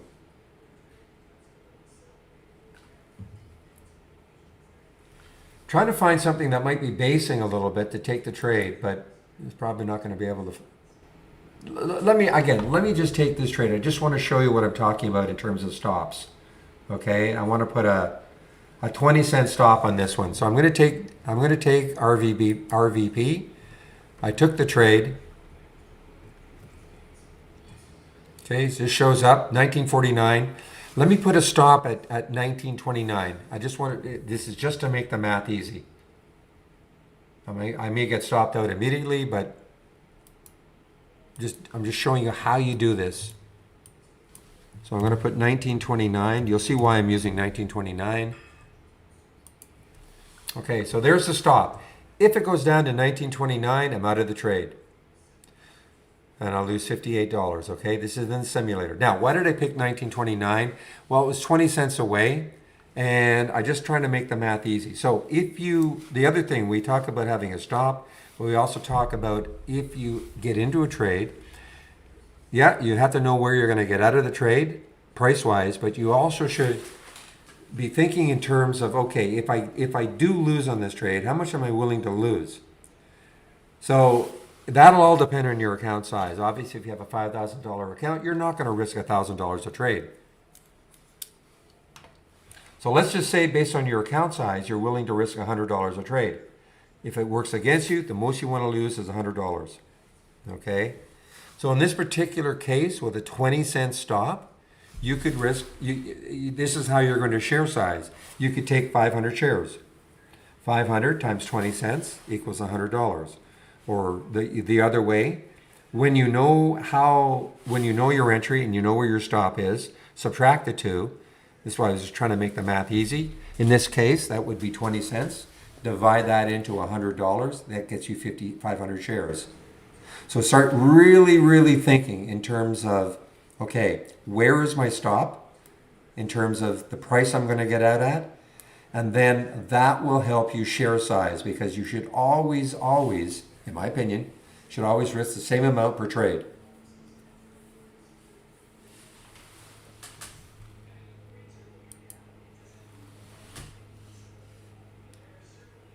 Meanwhile, DVX is, I was hoping it would pull back just so to show you how it would take the trade. That blue line would have turned into a faded blue line. And you would see that it would have taken the trade right off the bat. Well, not right off the bat, but if it went down to 781, it would have taken the trade. But this is just absolutely ripping here.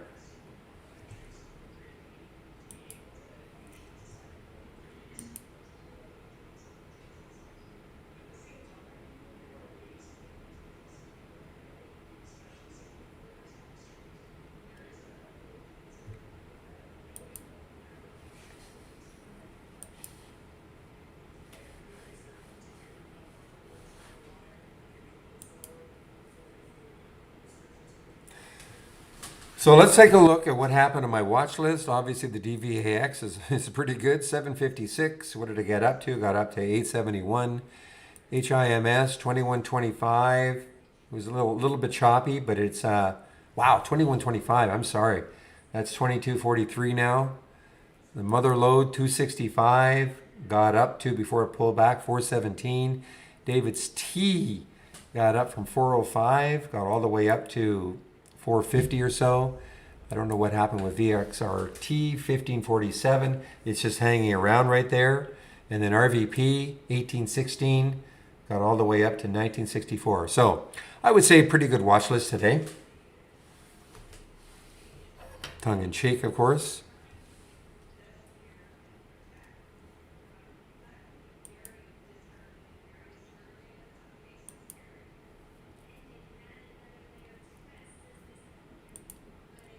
Okay, guys, I'll be right back.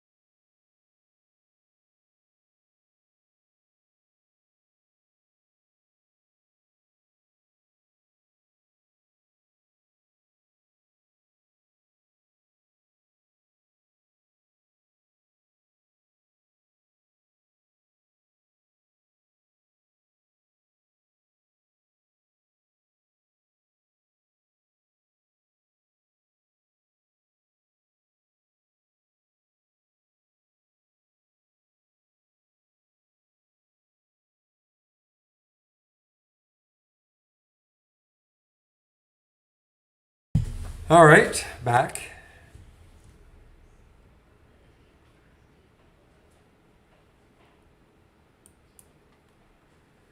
All right, guys. So you see what happened. I'm glad it happened. I wanted to show. I wanted to demonstrate how I took that RVP trade in the simulator. I put a stop, right? I put a stop, and it took me out of the trade. Okay. I wanted to show you how that works. You see that? Remember that was a red line. It was a red line. Now it's a faded red line, and so it took me out for the manageable loss. Okay. Now, why that's important is that even though I've been talking about obeying trying to obey your stops, you put a stop in, but especially when you start out, sometimes it's really hard to obey your stop. You just you get into a trade and you think it's got to work because of all the things you've read about it or the setup, etc., etc. But guess what? No matter what you read and no matter even if it's the greatest setup in the world, they don't all work. So this is so unemotional. You just put your stop in. So I guess where I'm really leading to is that a lot of times what happens, you put a stop in, and then as it starts approaching your stop, you start second guessing it. You say, well, I guess it was too tight because it's got to work.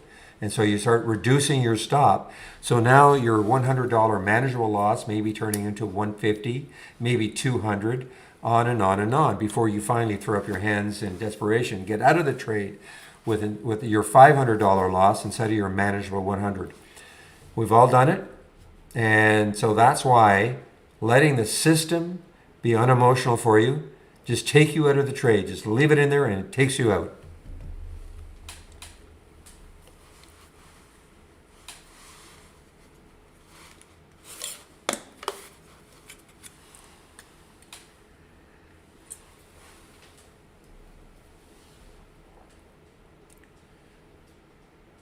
How do you get a specific stock history on an alert window?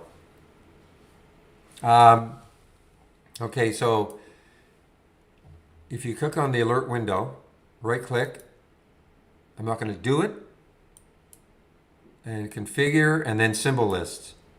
Okay, and where it says, this is a drop down menu, only the following lists, where it says single symbol, just type the symbol in. Okay? And then say okay, and then you can do a history just on that symbol. Okay?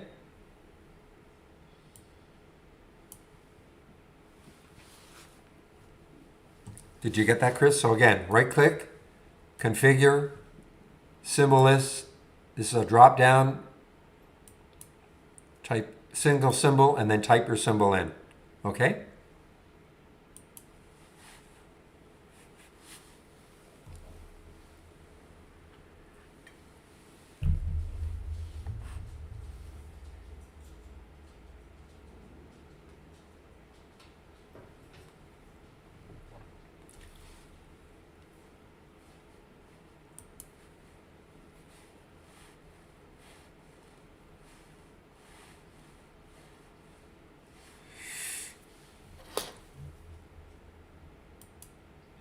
Yeah, I mean, you can create a trailing stop. If you watch that video, you can see how you can do a trailing stop. Okay, I don't use trailing stops, but I mean you can.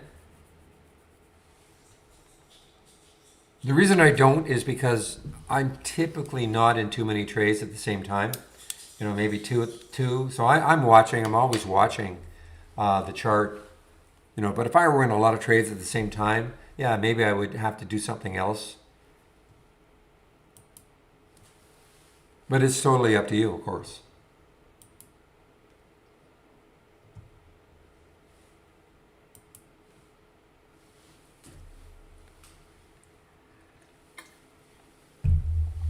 What is INO resistance? Let's take a look. Well, I mean, I don't know if this is going to be resistance, but if you look left on the weekly chart, we've got a couple of highs right around that 1880 level, 1855 and 1869. So, you know, let's call it around the 1850 level. So that's about, what, $2 away or so? A little less than $2 away. Now, the next high on the monthly chart, yeah, it's the same. And on the daily chart, just, all you have to do is just keep looking left. I mean, this may be resistance around 17. There's a high right there of 17. That may prove to be resistance.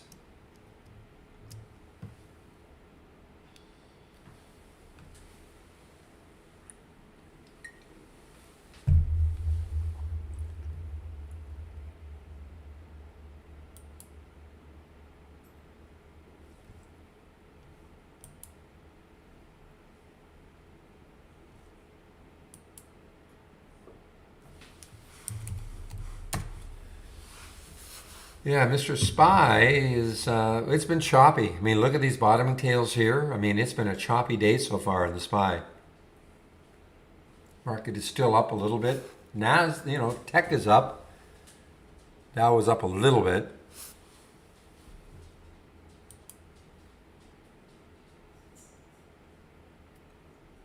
Exactly. It does not mean it's going to get there. Exactly.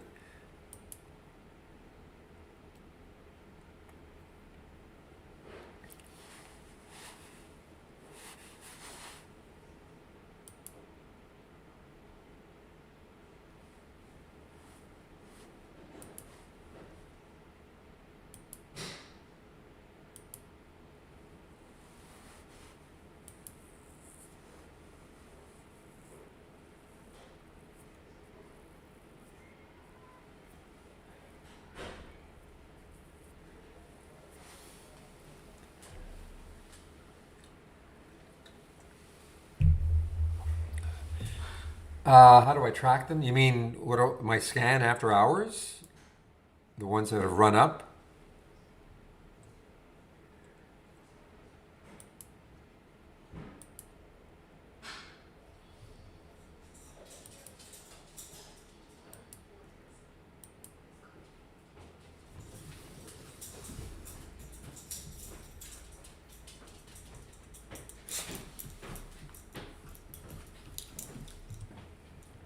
Okay, we have a couple of halts here, guys. QLI just got halted.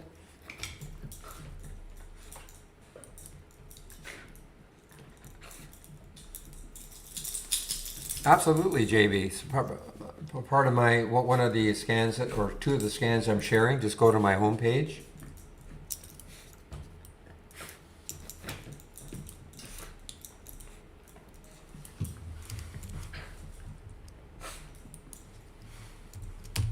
So one of the scans I'm sharing, well, two of them, I guess, earnings up and down, but click on my homepage and go to the scans, and right here, earnings. Where are you? Earnings up, earnings down, okay?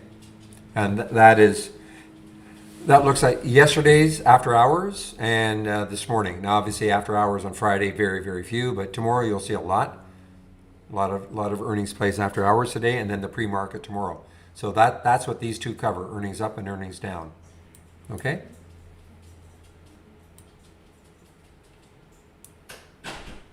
Oh, I see IMTE just halted. I don't have an explanation for that, Chris. Why some don't show up.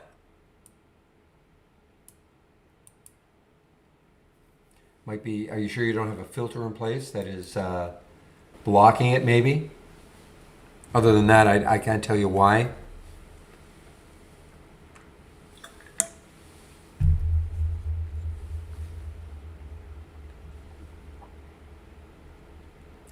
Look at CCJ, man, oh man!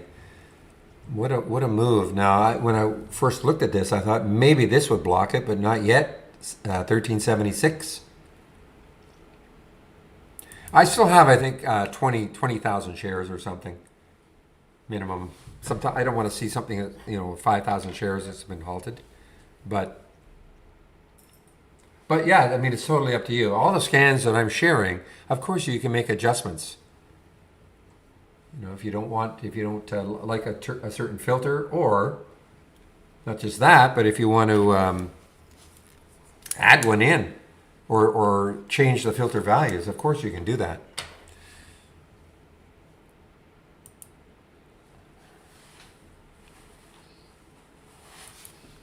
I saw Extra was halted on the way down at one point. Yeah, well, man, I mean, I thought it was halted on the way down, or was this, okay, I guess it wasn't halted on the way down, but it was moving down. Now it's, again, it's this little retailer. Actually, it's not a retailer. I'm thinking I'm thinking of Express. Yeah, I mean, look, last month's high was what, 909. So I mean, it's approaching. Looks like the high right there is 908. The high right there is 903. So you can just see. I mean, if it can somehow take out, I'll stick an alert around 923.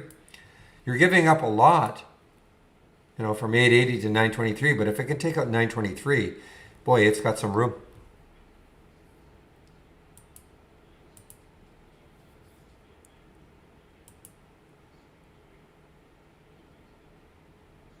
Yeah, we don't have EMA.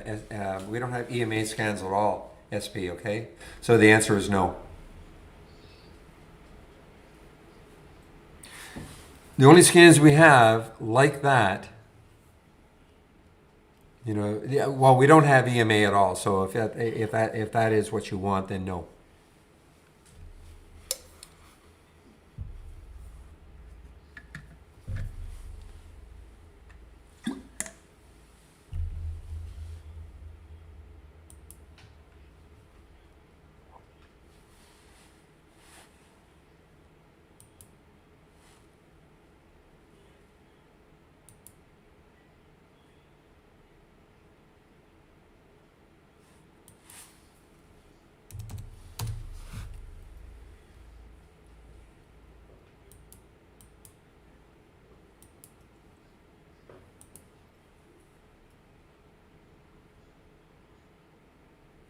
Okay, so to see what we do have, okay, SP, one of the things you can do, right click on an alert window and then to type in search as an example, okay? So you wanted cross. If you type in cross, all right, you'll see what we do have. And you're going to see that I don't believe we have that cross. So we don't have that. We have price crossing. We don't have the SMA crosses like that on what you're on the daily chart.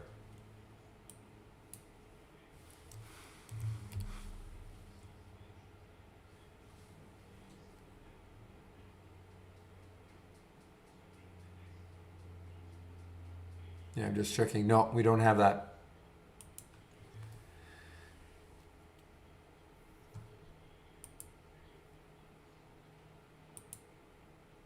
No, it's not possible. We just don't have it. It's not possible, sorry.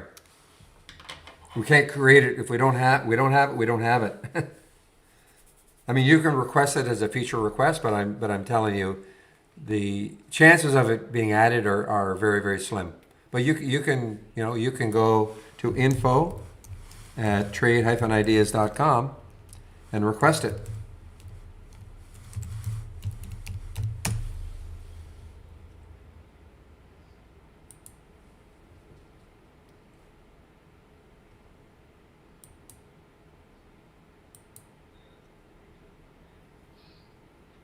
We have the price crossing, the 20 and the 50, or maybe not the 50, but the 200, etc., but not those two crosses. Now,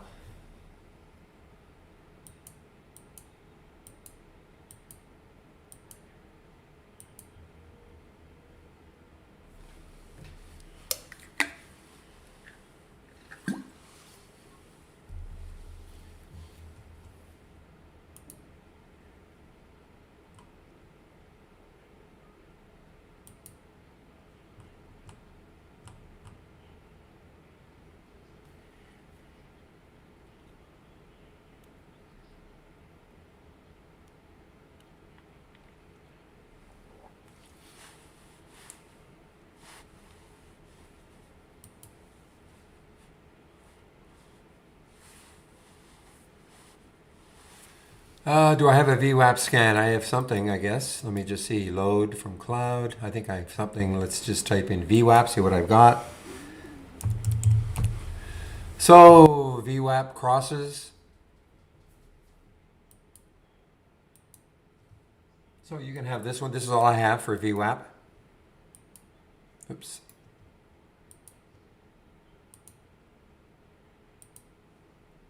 Okay.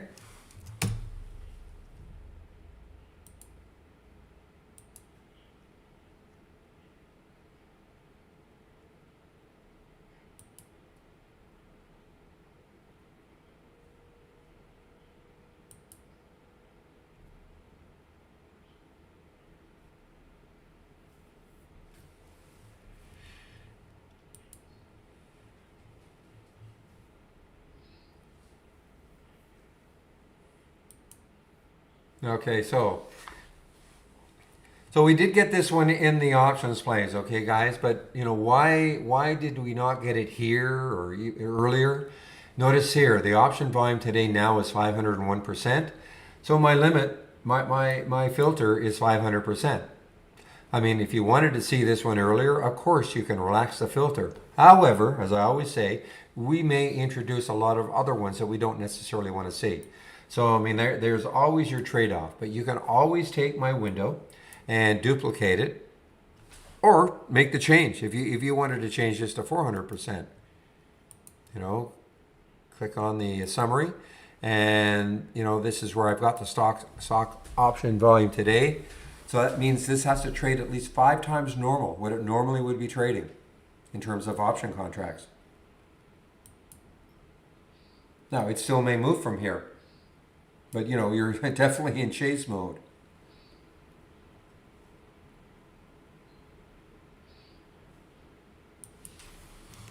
Yeah, there it is, Mark.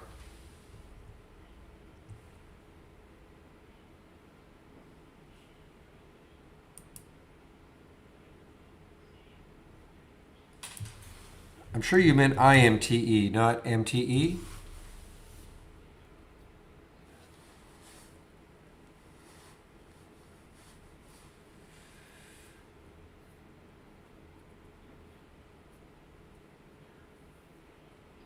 Well, you have to go to your window, your alert window that it's happening, and properties, actions, and uncheck it then. Uncheck the play sound. And then say okay. Give me your, can you collaborate? Not collaborate, can you share the cloud link? And let me take a look at it.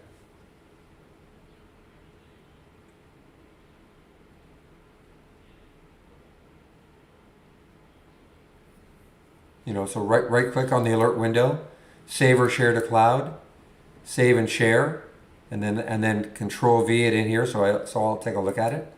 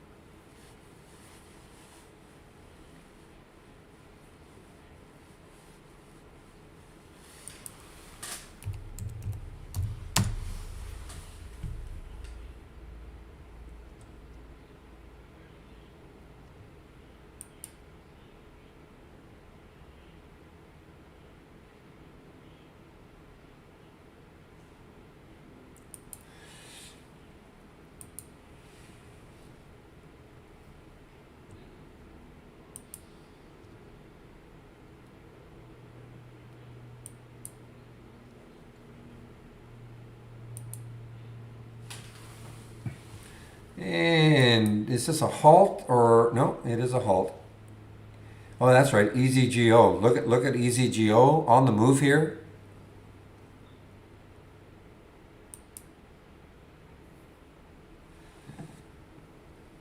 Yeah, so Mark, what that does, and you don't have to use it, but what that does is it prevents ETFs from appearing in the scan. The question I have is, a lot of my scans I'm using an EPS filter.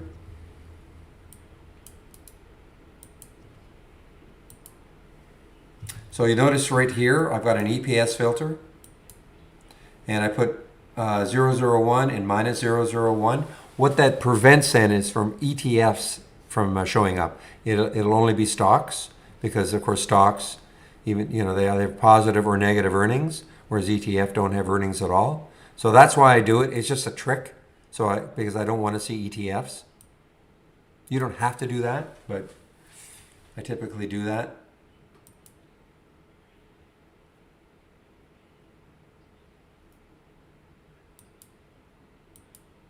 I'm not sure about CMAG. I really am not sure. If you really want to know, go to our homepage, and Bill is there. He's our linking expert. I can't tell you for sure. And I'll give you the homepage link.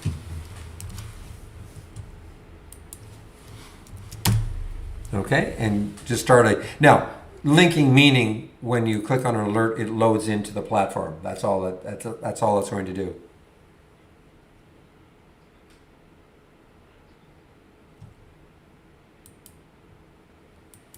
No, you didn't. You didn't paste it in, Phil.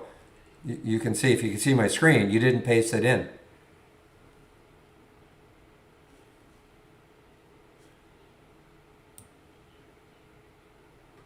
You have to Control V it. Once you've copied it, then paste it in. Control V it so I can see it. CAJ, that's another uranium play, isn't it? No, it's Canon. Canon. Haven't seen Canon in a long time. Sorry. I don't know. I don't think anything of it, to be honest. I mean, it's old, old school. I mean, it's an awful looking 2-minute chart. It's a big float, $1 billion in the float. I mean, all I can say is that, okay, the volume is 1.5 times normal. It just really doesn't trade that much. Yeah, I do see bulletin board. I keep saying bulletin board. BlackBerry, I do see it. It's turning into, yeah, nice, actually a beautiful lift off that consolidation. Beautiful lift.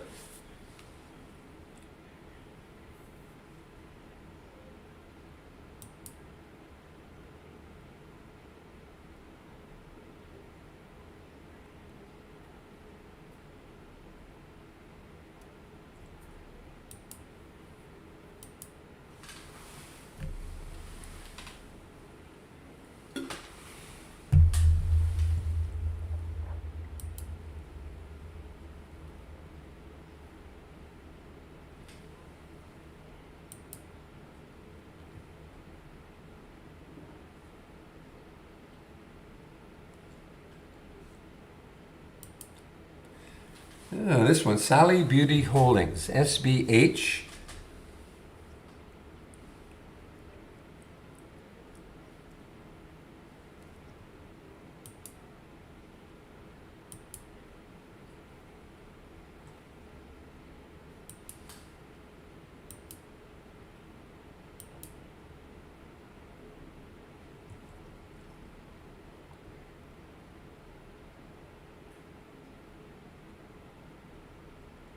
All right, so the next high looking left for CCJ, that's pretty close, on the weekly chart. That is 1433, so it's at 1405 right now.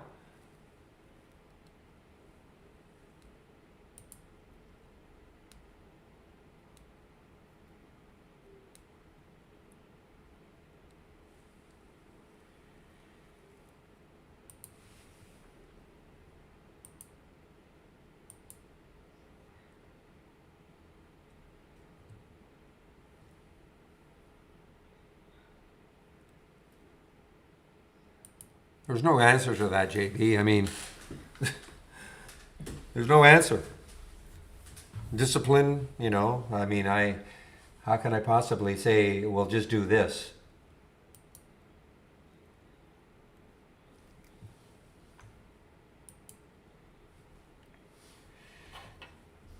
Listen, we all succumb to it from time to time, especially when you see these incredible moves, but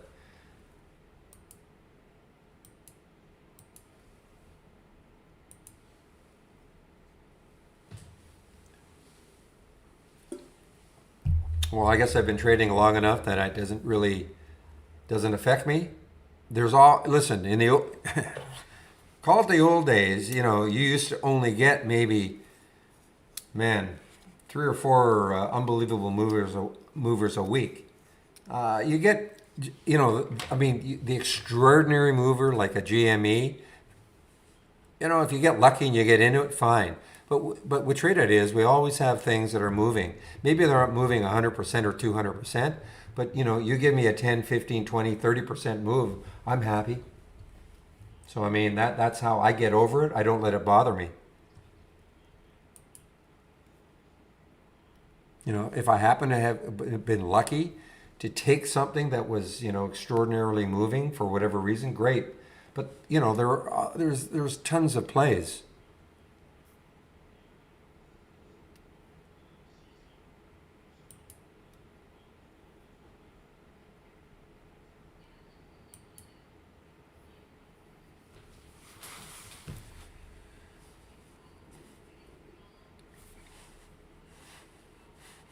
Yeah. So, Mark, I don't know if that's a good setting or not. I don't use RSI really that much. So, if you're setting it to 14, so you're obviously looking for stocks that are being, in theory, oversold on the 1 minute chart. I guess that's what you're looking for.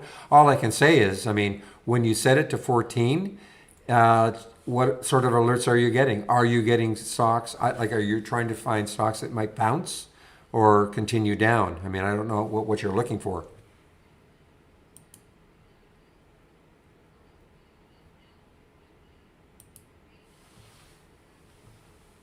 But I can't tell you if 14 is okay or not. I mean, that's a very low that's a low setting. So in theory, then I guess you're looking for stocks that quote unquote appear to be oversold on a 1 minute chart.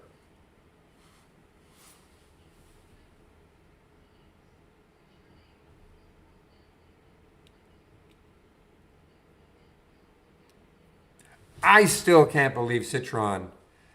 Unless they think this is just the like this now is the new normal. I can't believe Citron is going to give up. But I still thought that was sort of a an April Fool's joke.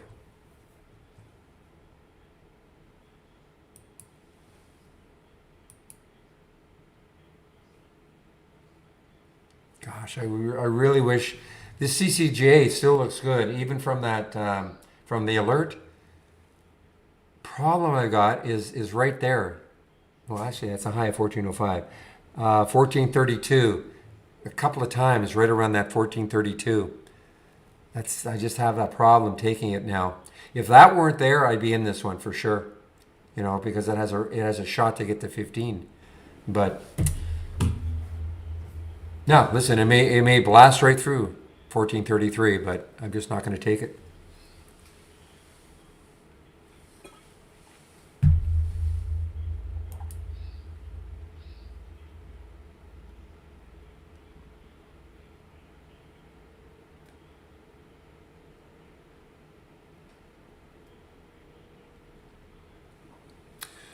Well, turn the sound off then until 10:30.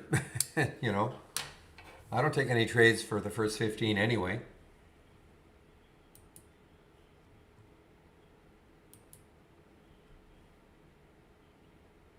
Or you can tighten up the filters, make it tougher.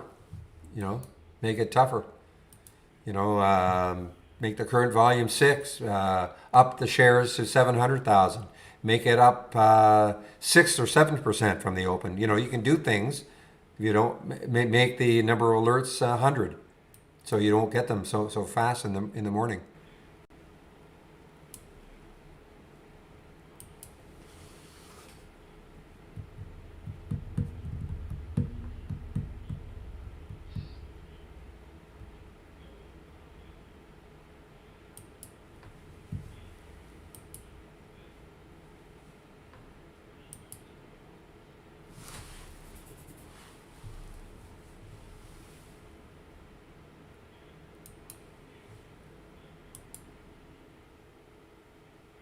Oh, there's listen. It's not a matter of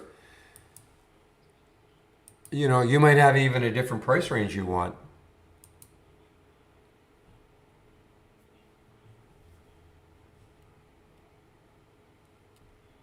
Okay, guys. Again, I'll be right back.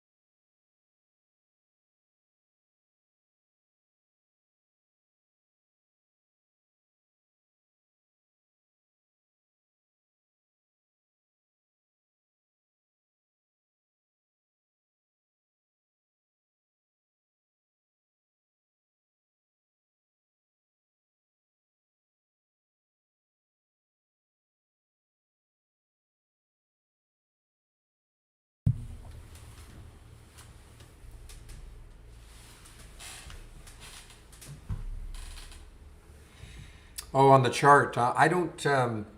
Well, again, Mark, I can't tell you if that's going to be good or bad. Okay, I don't use that RSI indicator on the charts at all.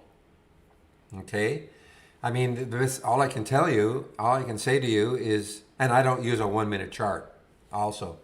So all I can say to you is, what sort of results are you getting? Are you liking at 14? If not, change it. All you can do is experiment.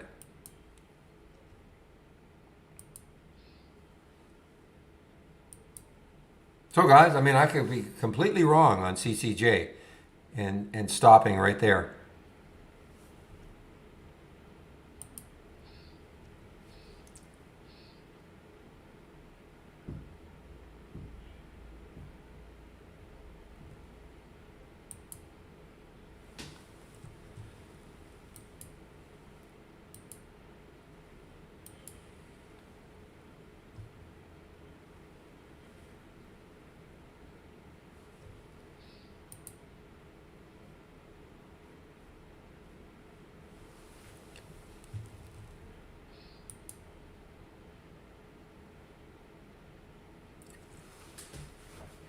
Boy, this SBH, look at the room SBH has. It's a big, 111 million in the float, so certainly not a low floater. Um,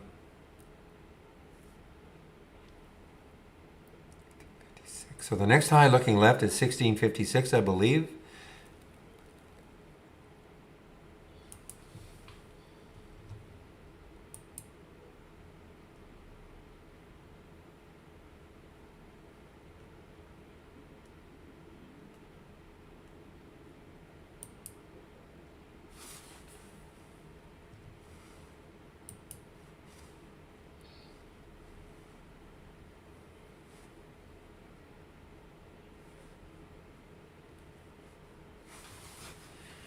Well, Lee, my goodness, Lee. So what do they do? And where are they out of? So they're out of,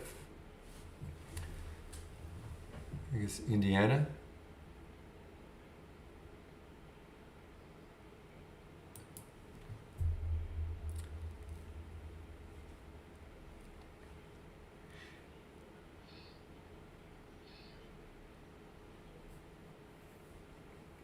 Would I trade it? I'd trade it, except not right now because it's you're extended. Also, you got these topping tails. This is actually shortable. This is something that William, I bet, might look at as a short.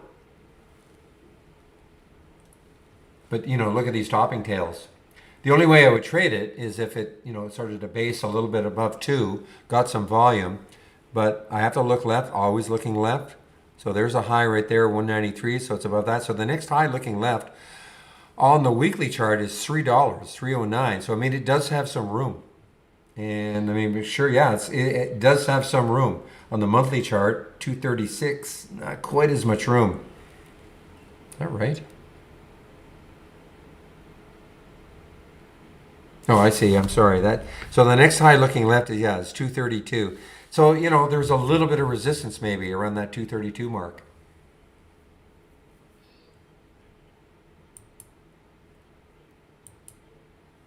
But listen, just what I consider resistance.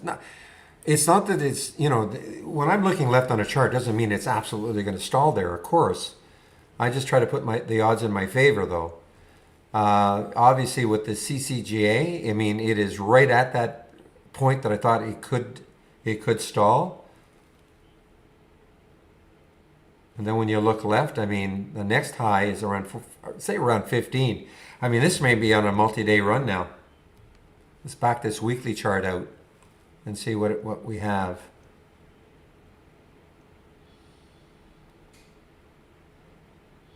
Yeah, I mean, this CCGA.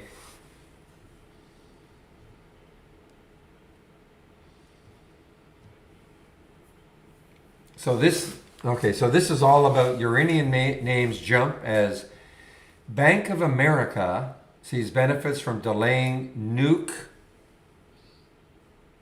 plant closures. All right, so that is I guess that's the news for the uranium plays. Quadruple U is another one. Not as nice looking though. Look at it on the daily chart. But CCJ, it's one of the biggest ones, if not the biggest uranium play.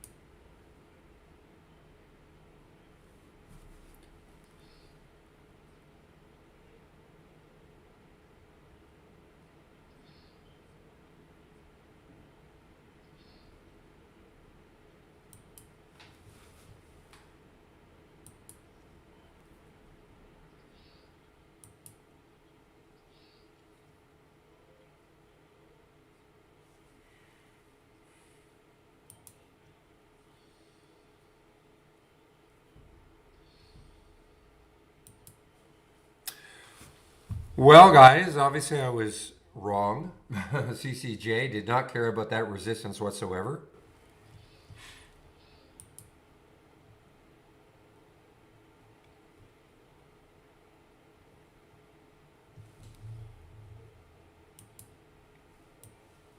So let's take a trip down memory lane. So we had load at 950, 262, and it got all the way up to 418. So that's a winner. TTNP did not. I still have an alert set right up here. Probably won't trigger today. I don't think this gold play really triggered. It triggered, but it didn't do anything. David's T. Okay, that was really really late, as I said. It was better, way better on my watch list. QFIN, let's see, what did QFIN do? 1923. So it's kind of hanging around that area. QFIN is hanging around. This could get going, guys. Take a look left. 2234 is the next high looking left on the monthly. And let's take a look at the weekly. The next high looking left on the weekly is 2108. So this has some room. So definitely keep an eye on the QFIN, especially if it just fading a little bit, but maybe put an alert around 1942. See if it pops through that with some volume. It could continue. And of course the CCGA has continued from 1408 all the way up to 1451. So pretty good ones from the option list.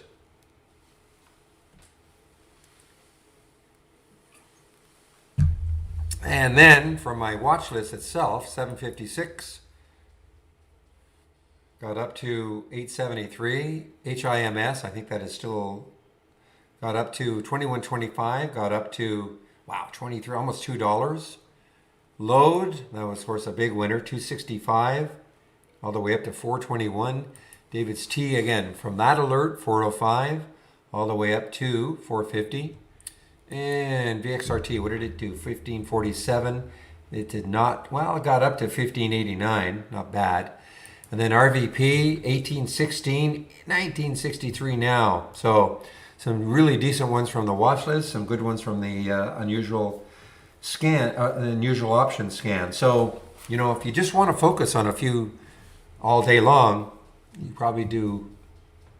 And you don't want, listen, I got a lot in here, the basic new highs and lows. The watch list is supposed to get you to focus just on a few stocks for the day.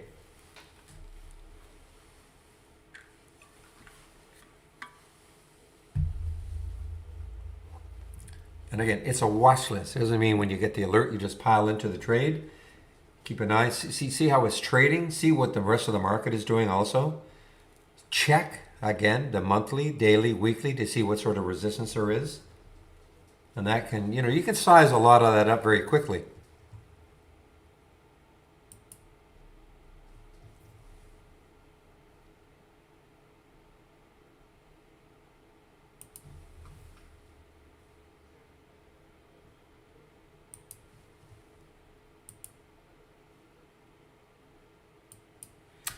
Yeah, we have over 100 in the YouTube room too, so there's about 500 people maybe listening to me.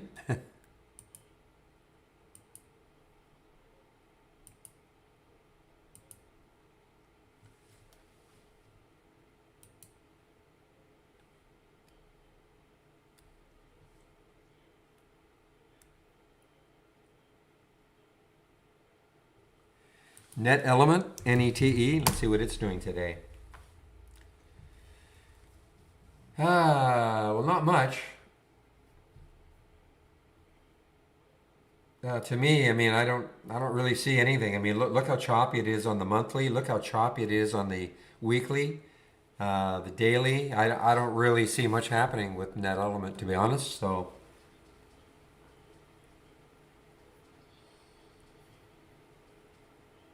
the low float, 4 million in the float. I mean, anything can happen, but I don't see it like it's not breaking out either up or down right now.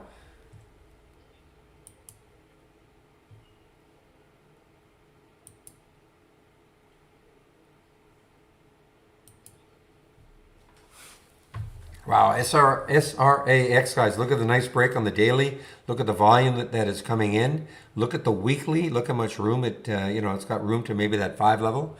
SRAX.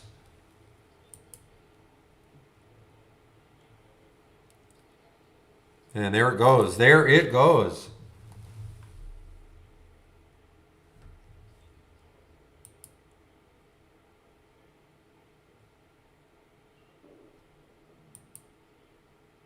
Wow.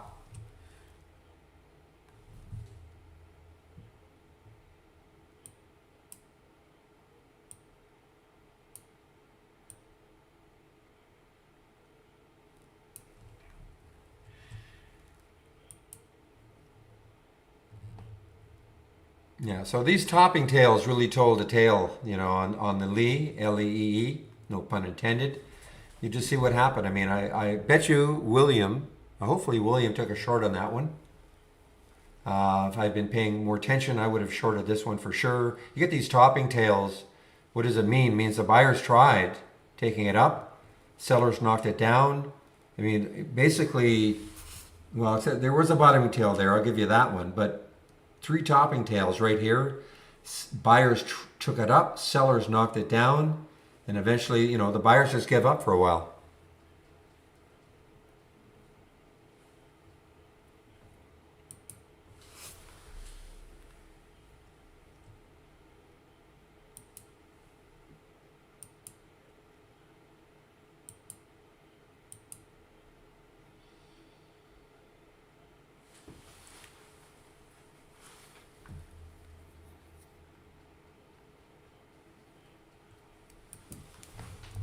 Well, yeah, these are quick trades.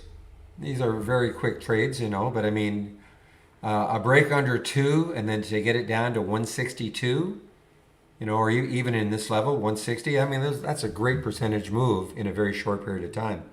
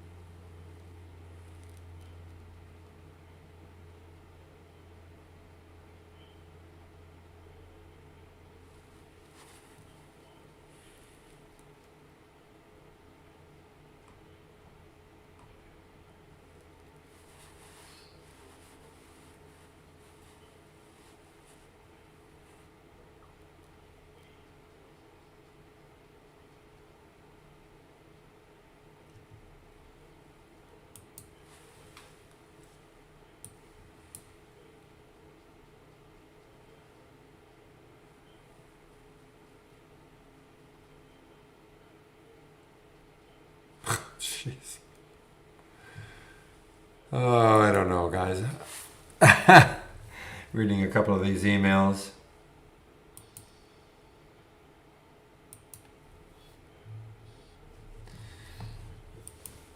William, did you get Lee as a short? Lee as a short.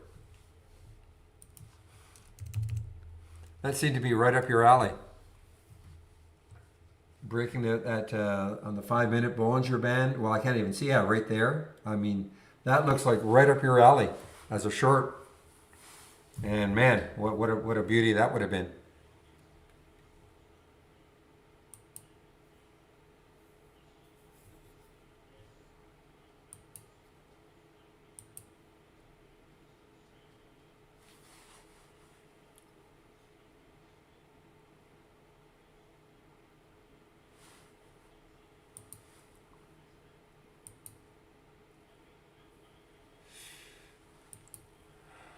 Man, oh man. Eno.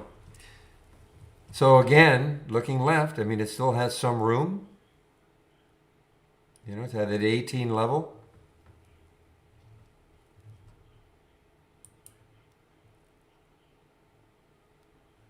I don't see Ford. Now, there's got to be a reason I don't see Ford. You guys are talking about Ford.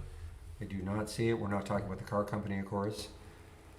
The relative volume is too low to show up here. That's why.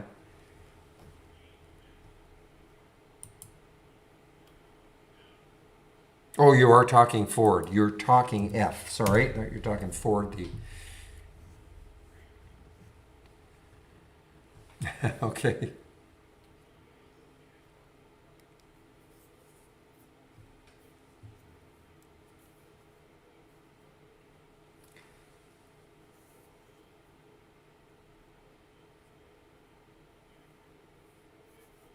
Ford and Google to accelerate auto innovation, reinvent connectivity. There you go. That is the news.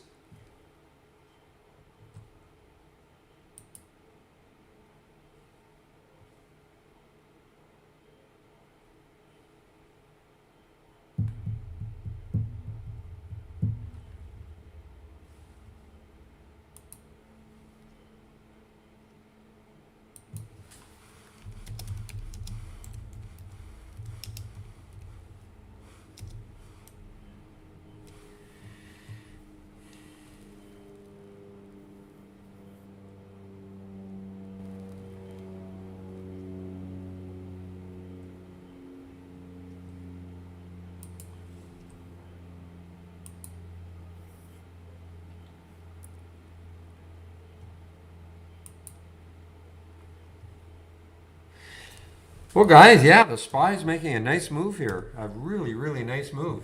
I mean, it's a big break. And we're almost 376. Yeah, we're getting close to Friday's high.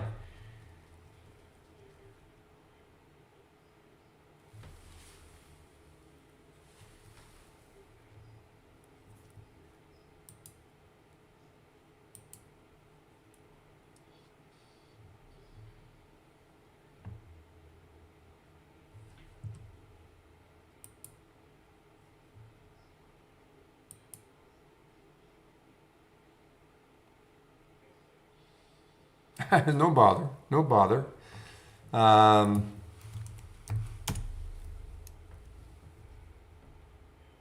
Looks like the high was 376.67. 376.67.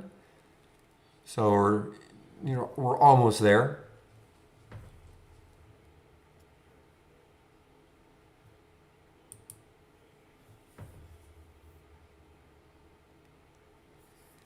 William, you have not answered me. Did you take the Lee short? It looked like it was right up your alley. That's how I was trying to point it out to you.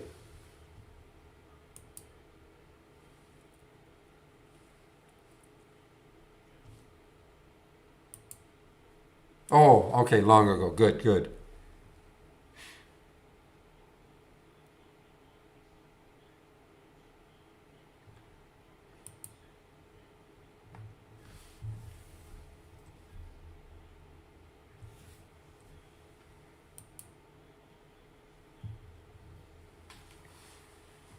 Yeah, that looks like a great AI alert. I'm not in this one. NMM, I can talk about it now. The alert was at 1380, 1452 right now. More importantly, though, there's the high at 1516s last month, so it could get there maybe.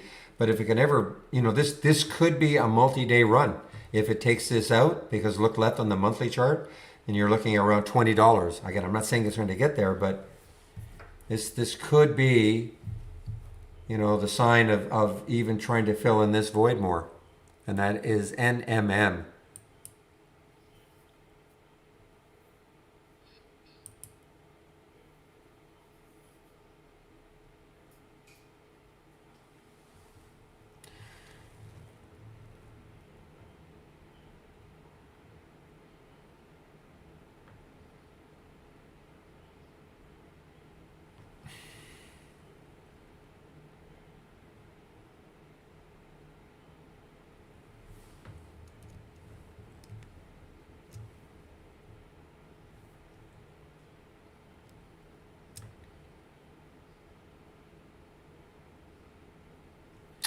Well, I mean, the next high looking left for somebody asked about a potential short. I mean, as it gets closer to that 17, 1696 and 17. So we have two daily highs right here. Now, this is back in, okay, that one is in, so they're both back in August of last year, right around 17. Now, is that going to stop it? I don't know. But I mean, there are two highs that it has to break. Obviously the CCJ did not care at all about what I thought might be a bit of a resistance area.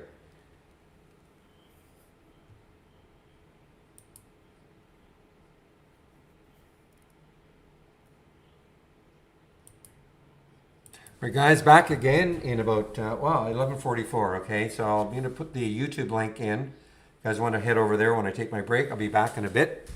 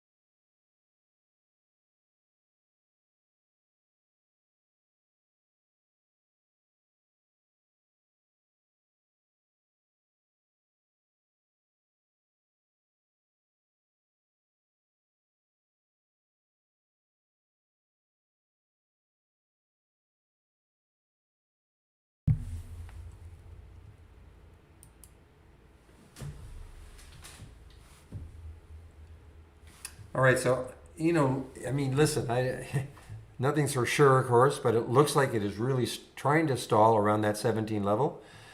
Again, the highs 1696 and 17 back last August, right there. If it explodes right through that, then it's got a shot to get right up here to that 1860 mark. CCJ just is, wow, great news for it, obviously.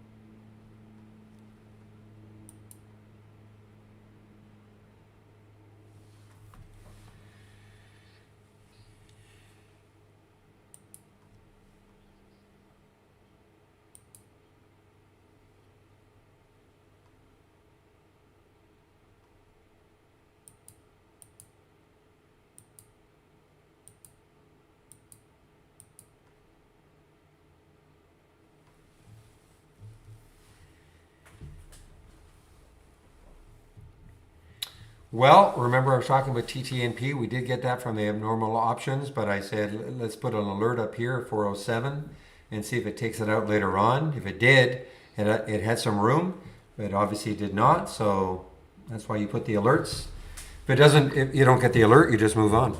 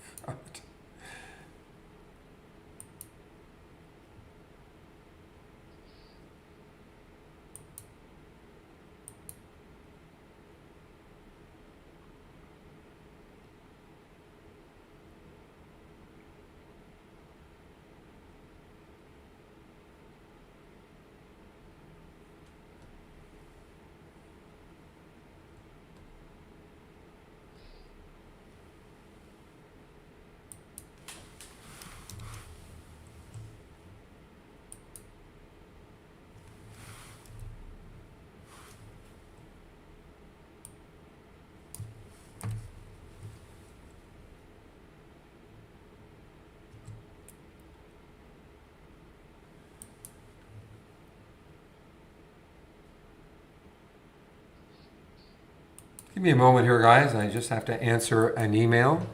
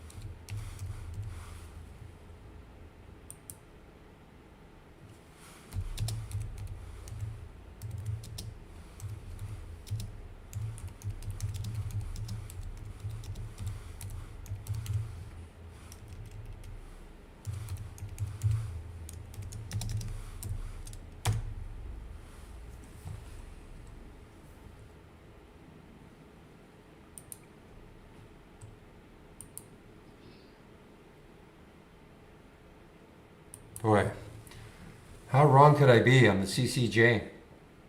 So there's a great example of news, really, really mattering.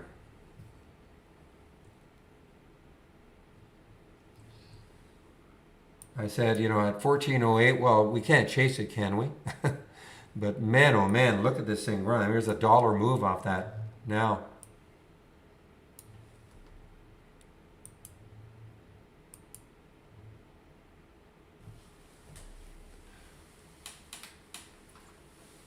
Yeah, I mean, listen, as long if some people took it, great. I don't because I didn't take the trade. That doesn't mean, of course, that.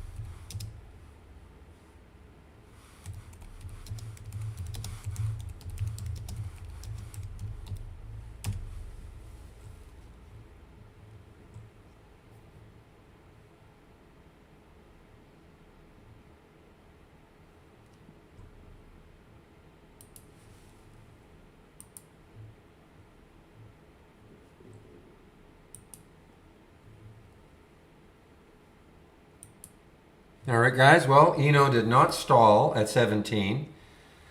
It looked like it was trying to right there. I mean, okay, you could have taken a quick scalp short, no question, but, it is still super strong. It's still super strong. And, right at these levels here, 1885 and 1869.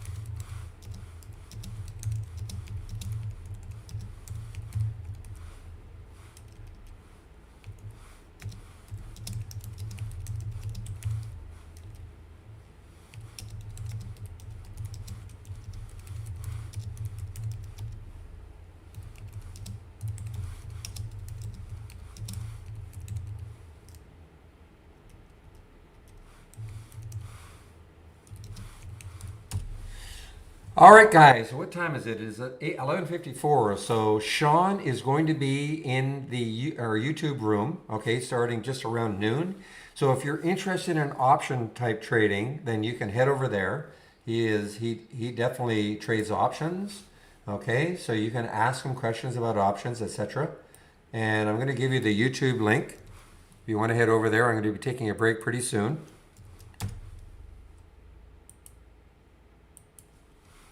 Okay, so there is the YouTube link.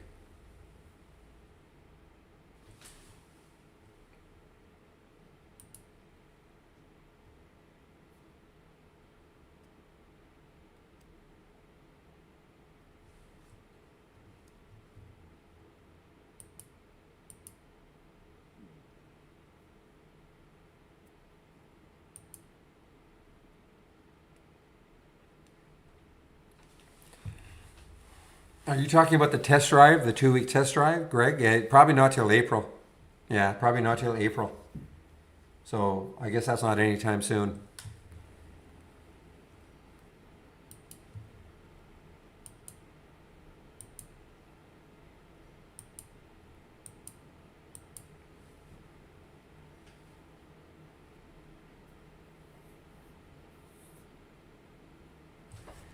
All right, guys, I just want to get the announcement in here. I'll be on mute until.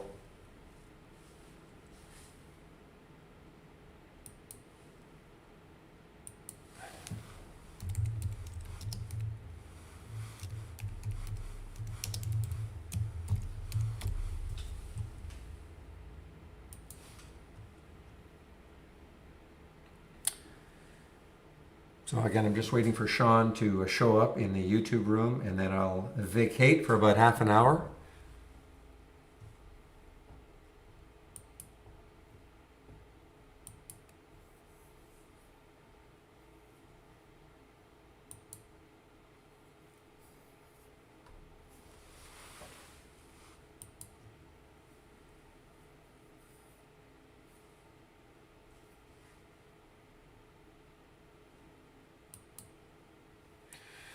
Well, it was definitely an excellent one from the AI. The 1380 alert, 1477 now for the NMM. If you got into this one, I'm sure you just be aware. I mean, there's lots of resistance perhaps on the daily chart right around here. But if it can take this out, this 1512, I mean, just look left, a ton of room still. So this could be, people asking all the time. I mean, can the AI be used for swing trades? Well, if this closes well, especially if it closes over 15, you just look left. I mean, look how much more room it has.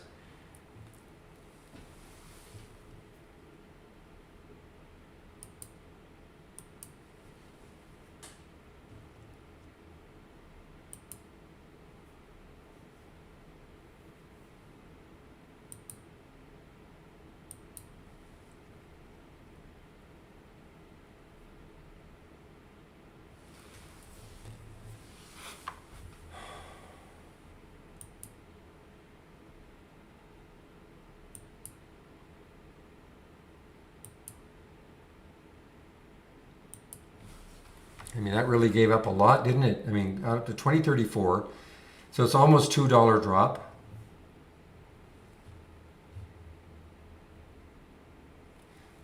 But that's, typical. 14 million shares in the float. So that is kind of typical.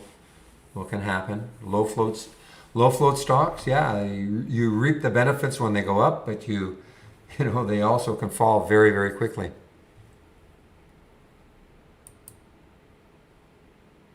Finally. Yeah, what a down to look at that. 1517 down to 1470. Okay, guys, I'll be taking, again, I'm just waiting for Sean to show up. I think he's going to be there in a minute or so I'll be taking my break. Hey, Real, I just noticed you're posting now.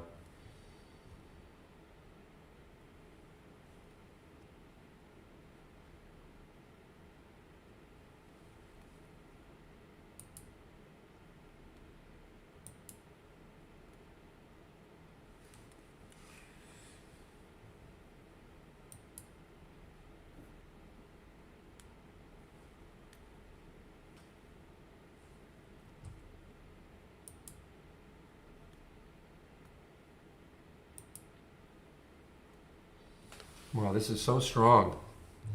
Again, I mean, I know. I mean, she's saying Eno, so if you have the text to voice, I mean, we're getting really close to these levels right here.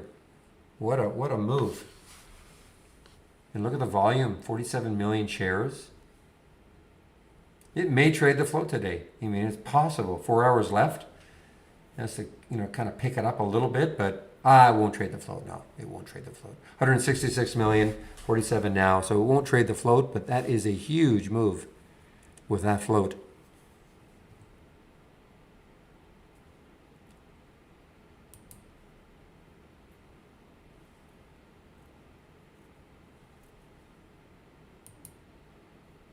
Okay, thank you, Sean. I will stop right now.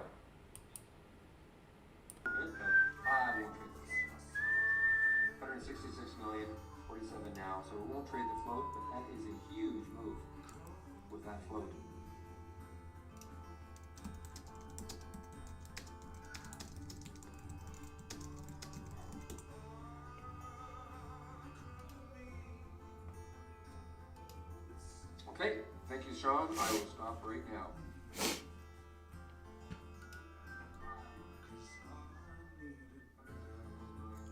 All right. Hello, everybody. It's your boy, Chicago Sean McLaughlin, and I have a frog in my throat. How do you like that? Hope everybody had a great weekend. Thanks, Barry, for the handoff. As many of you know, this is for the next hour. This is the live Q&A session where we cover any questions you have specifically about the software. This is a software session where you can ask any questions you have about the software. I'll do my best to answer them or point you in the right direction.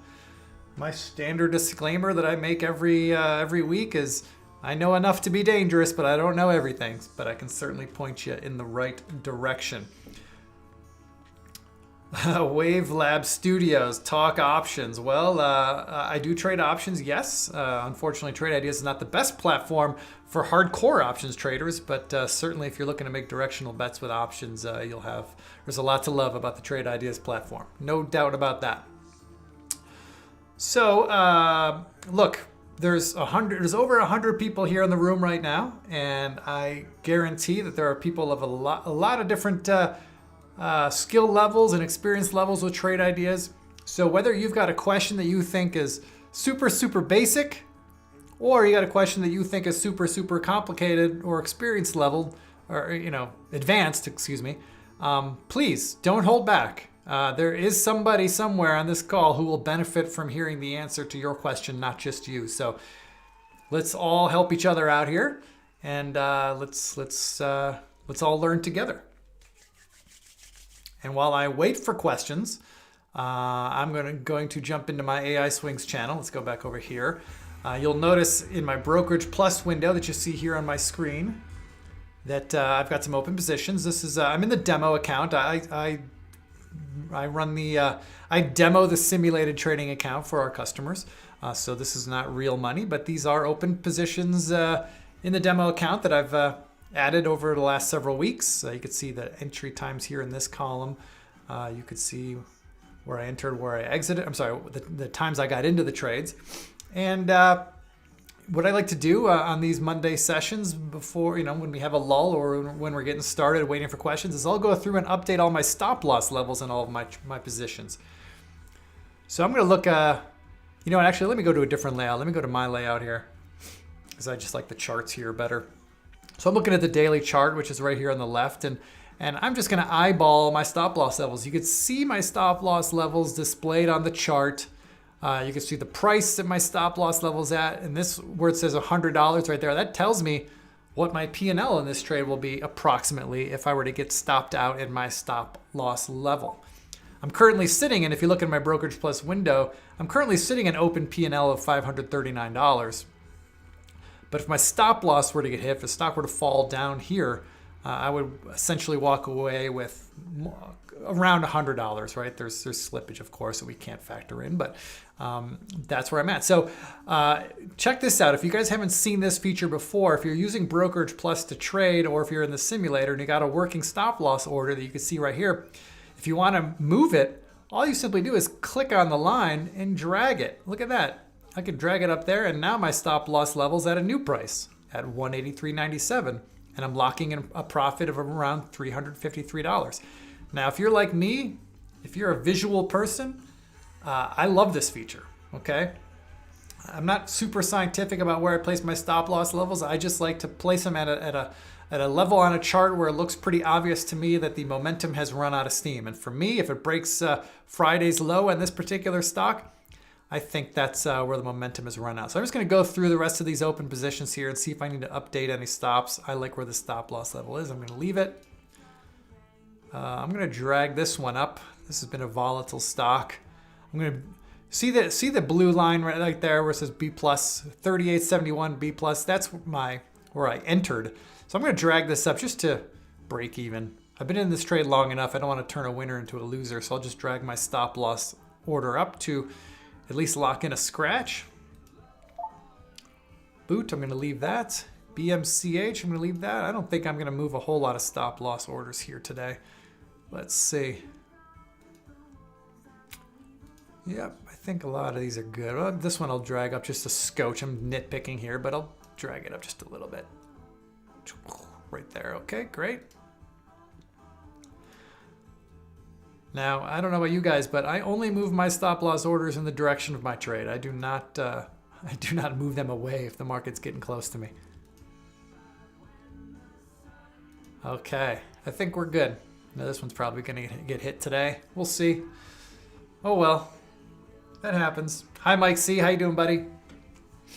So folks, so far no questions. If we don't get any questions, this is gonna be a pretty boring session.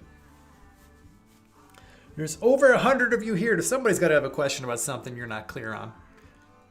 If anybody needs help building a top list or an alert window, or questions about a channel, we can certainly dig into any of that stuff.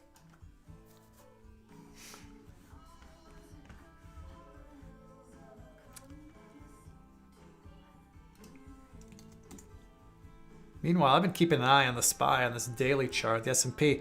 I feel this is the this blue line here is a 50-day moving average. You know, we came right down to it on Friday, traded through it, but bounced and held right around. We closed right around the average, and today we're holding above it. I think we're ready for another bounce in the market back up to highs, but that's just my opinion. Take it for what it's worth. Chris, what is my favorite dip scanner? Well, I don't have one. To be completely honest, I don't have a dip scanner. It's not something I look for. When I'm looking for momentum trades, I'm looking for stocks that are breaking out, either making a new all-time high or breaking out above a major resistance level. I don't look to buy on dips, but that's just me.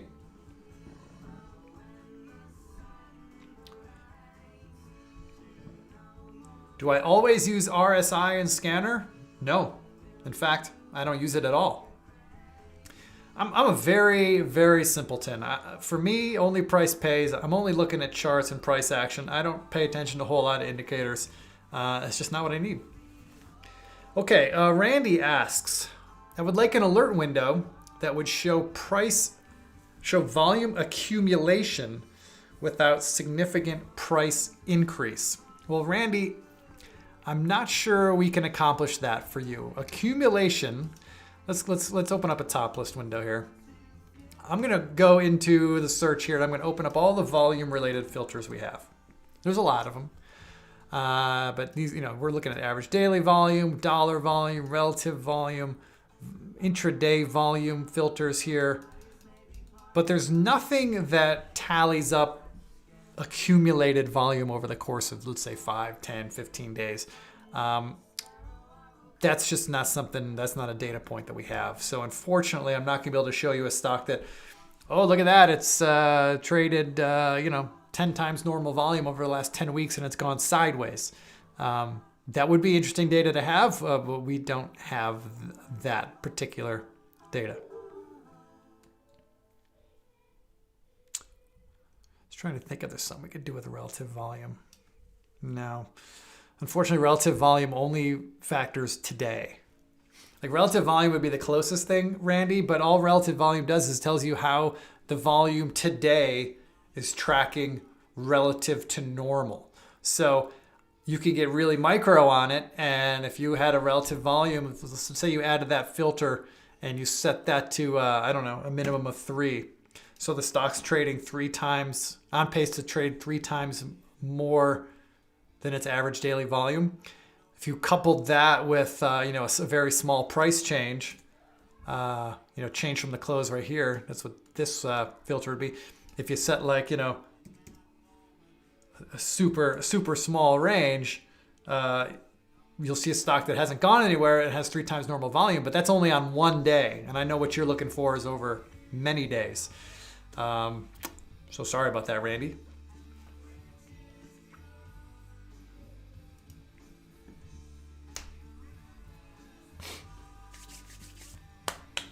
I got some music playing in the background. I hope it's not too loud for you guys. Let me know if it's distracting and I'll turn it off.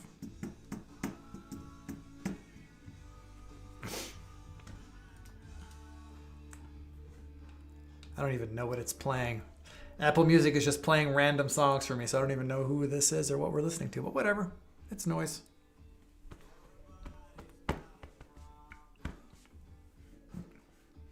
Anybody in here trade AMC or GameStop over the last few days? Anybody have any war stories? I haven't traded them.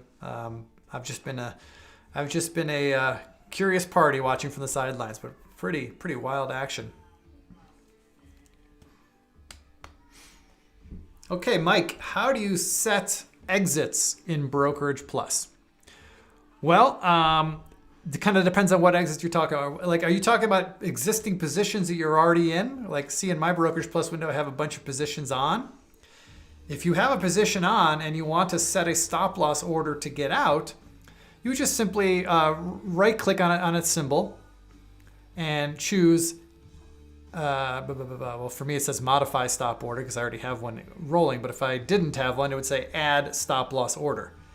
And you could do it that way. You could enter your exact price, or you could use these little shorthand things.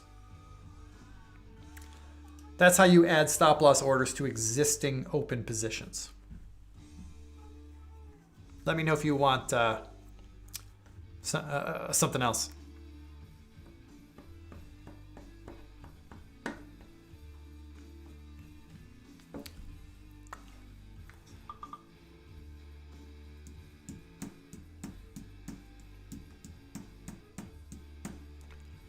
So, all right, sounds like a few you traded some of those crazy stocks. Fun, I'm sure. Okay, let's go to a top list here. Or no, sorry, let's go to an alert window. Okay, so there's a question in here from J Lo about abnormal order size. So if you want, it sounds like what you'll need is an alert window. And if you type in search and type in volume to see any volume alerts, we do have a high relative volume alert, a 1 minute volume spike, strong volume, and unusual prints. These 4 alerts right here would take some experimentation, but these might be what would help you, JLo. Now we don't have time and sales data, right? So I can't be like, okay, well, there's a trade that happened for 10,000 shares, but these alerts should help identify any stock that just had a big unusual print. Okay. And by the way, this is a lesson for everybody on everything, but whenever you're looking at these alerts and filters and you're not quite sure what they do, what they're telling you, what the inputs and outputs are, etc., you can just highlight the one you have in question and click this help button that's hiding in plain sight right here. If you click this help button, it'll launch a web browser. It'll take you right to our definitions page, and it'll show right there, strong volume. It'll give you a full explanation of what that alert does. So nice little handy tool for everybody. Just hit that help button after you've selected one of these filters or alerts. Wavelab. For options scanners, you might just want to go to our channel, in our channel bar. We have an options, I think it's down near the bottom. Let me find it. Unusual options right here. See this channel? We have a channel for you right there, and it's got all the top lists that have already been created that will point you to stocks that are having unusual options volume.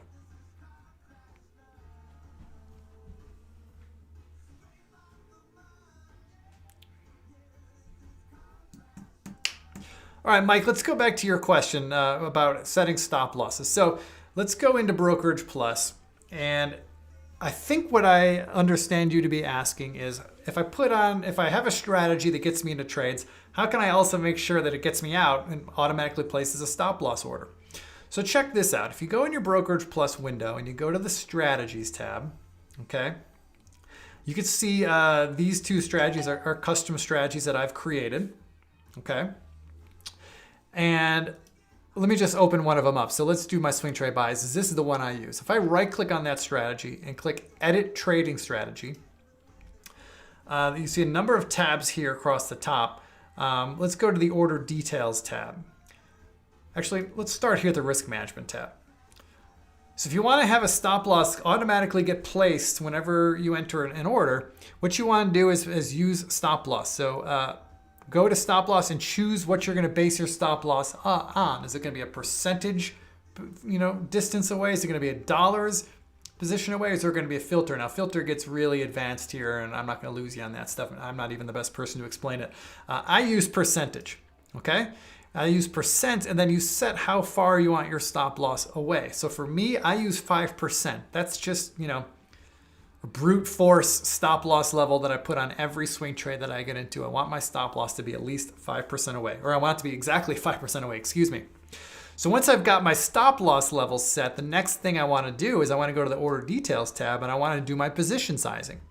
Because the nice thing about Brokerage Plus is it could handle all the position sizing for you so you don't have to do the math. And it's here under position sizing. Notice you have fixed dollars, fixed shares, or based on stop loss. So if I choose fixed dollars, what this is going to do is it's going to invest the same amount of money in any trade. So if I put this to say, 2,000, right? What that's going to do is every trade I put on, it's going to purchase however many shares $2,000 will buy, right? Whether it's 10 shares, 50 shares, 100 shares, doesn't matter. The next thing is fixed shares. Now that's pretty self-explanatory. You might just only want to trade in 100 share lots. Okay, that's great. Every trade you put on will be 100 shares, whether it's a high-priced stock like Amazon or a small-priced, $5 penny stock, right? A lot of old school traders like to trade that way. I used to trade that way. I no longer. I like to use based on stop loss. So here I could set how much money I'm willing to risk on any trade, how much of my trading capital I'm willing to risk. So if I set this to say $500, then it's going to size my position such that if this stop loss level gets hit, which is 5% away, then I will lose approximately $500 of my trading capital. Now I say approximately because obviously there is slippage involved. You might get a bad fill, or if it's a position you held overnight and the stock gaps through your level, there's nothing anyone can do on that. That's trading, okay? But all things can, all else being equal, I will lose $500 approximately on every trade where my stop loss gets hit. So that's how I set those. What was that, Mike? So once I got it all set up, I got my risk management level and my order details. I just go ahead and hit OK. And now this strategy, if I'm using this strategy, if this strategy is live, it's currently turned off. You can see off right there. But if I was using it, then every trade that gets put on would have that stop loss level automatically applied. And I can always confirm my stop loss orders by going to my orders tab, and you can see all my stop loss orders that are working. Right, I have all long trades on. So you can see on the side here, it says sell, sell, sell. These are all sell orders, type all stops. And so, yep, it's working as planned. Mike, I hope that answered your question. All right, let's see a bunch of comments in here. Let me see if I can catch up.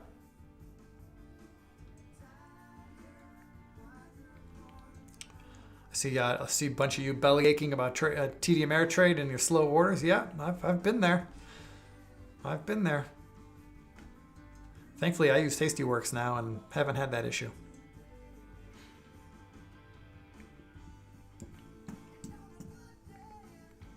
Is there a filter to show stocks that break through pivot points?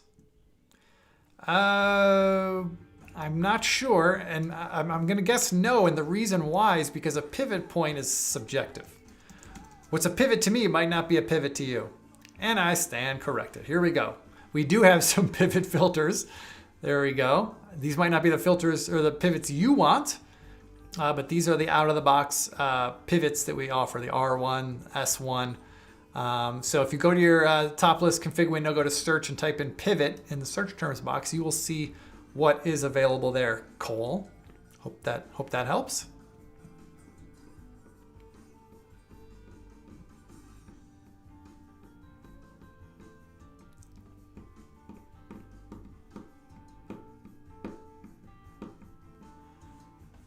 Ben, I do have a promo code for Tastyworks. Would you like it? I'm happy to share it with you. Give me a second, I'll pull it up.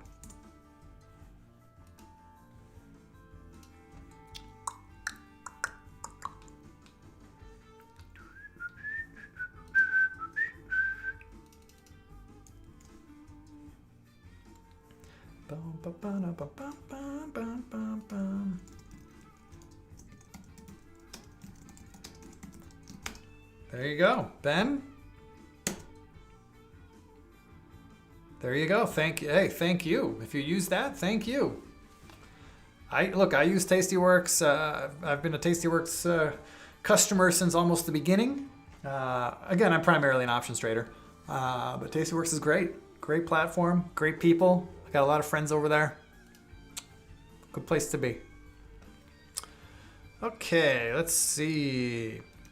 Hi, Rob. I see your question. Can please explain the historical buy-sell indicators and how to catch them in real time?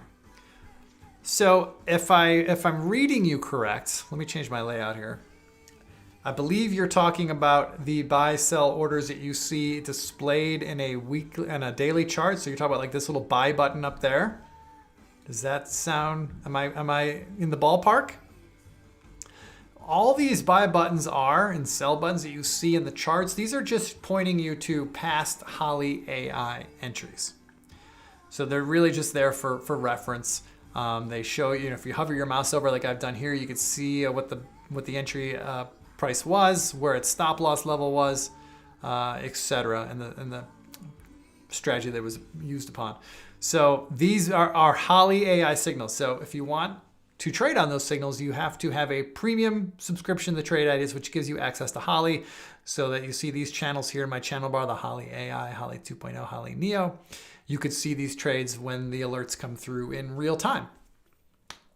But those are just there for reference. And if you don't want them there, you could turn them off. In any chart, if you right-click in the chart and go to Properties, you can go here, see where it says Show AI Trades. I've got a check next to it. If I click this, it'll uncheck the box, and now you can see that blue buy signal is gone, right? But I like it. I use it, so I'm gonna put it back on. There we go. Hope that answered your question, Rob. Well, I guess the real point of your question is, how do I catch them in real time? You catch them on a Holly AI channel. So if I open up one of these Holly AI channels, again, you have to be a premium subscriber to have access to Holly. You will see in this window here, these are all the open trades right now. There are 3 trades that she's in currently. This is the closed trades. She's closed the CIM position. And when a new trade happens and you're on this channel, you'll have a little audio alert, little sound. You'll see the stock pop up here in your window, and you can manually decide to trade along with it, or premium subscribers can also auto trade Holly, which that's next level stuff.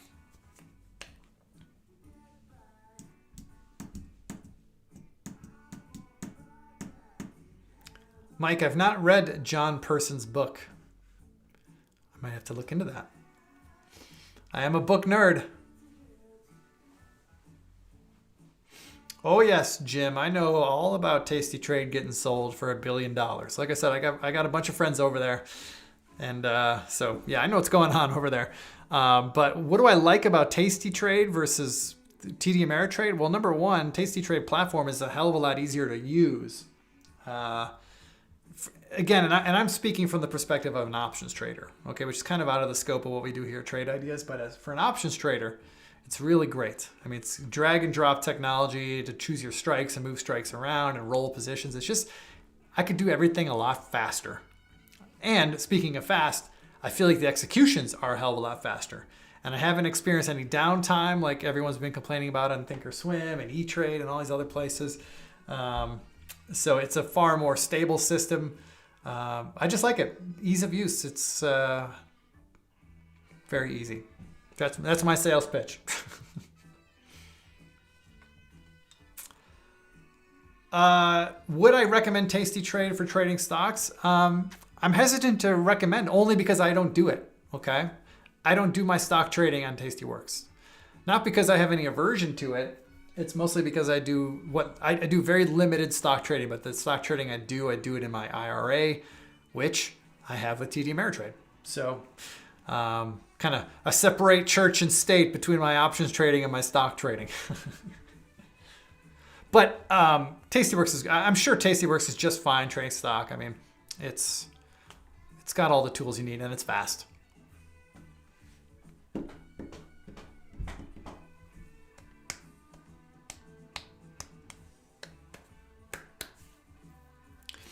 So Rob is asking if the Brokerage Plus feature is a premium feature. No.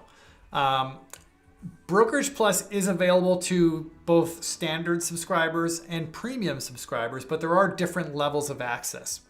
So if you have a standard subscription to Trade Ideas, then Brokerage Plus will allow you to manually buy and sell stocks.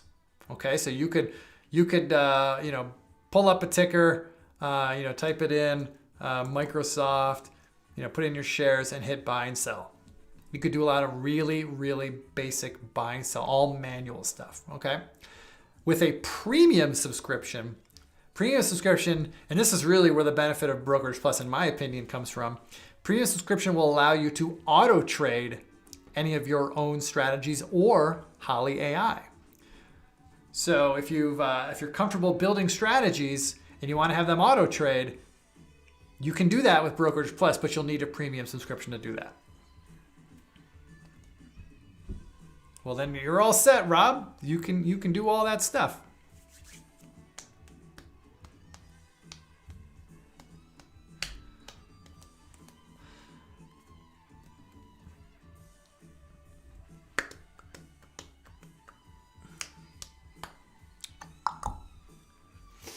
All right, it looks like we've had a few more people join us since we first started at the top of the hour. So I'm going to repeat myself for most of you, but I apologize. But for those of you who are new, this is the live Q&A session that goes on every trading day at noon Eastern. We do it for 1 hour, so we got about a half hour left here.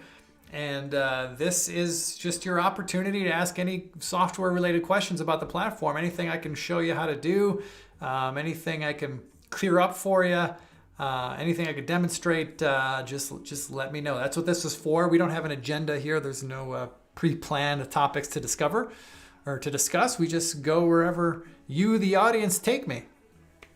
And we do this every trading day at noon Eastern, and we rotate the cast. So I do Mondays typically. Tomorrow is usually Steve Gomez. Wednesday is Michael Noss. Thursday is Jamie Hodge. And Friday is Andy Lindloff. And we've been mixing Chris Varley in from time to time, just to kind of fill the gaps. So you get a different person every day, different perspectives, different experience, different tricks up their sleeve. So if you have the bandwidth and the time, and you're hungry to learn more about Trade Ideas, I would encourage you to hang out with us whenever you can, every day at noon Eastern, 9 a.m. Pacific. Even if you don't have any questions of your own, I promise you somebody will ask a question sometime that you'll be surprised. Like, whoa, I didn't know I could do that, or I didn't know that feature worked in that way. That's pretty cool, right? I mean, I learn new stuff all the time. Daniel, I do not know the minimum amount to open an account at Tasty Trade. I'm sure there is a minimum. It's probably $2,000 on the low end, maybe $5,000 on the high end. I don't really know.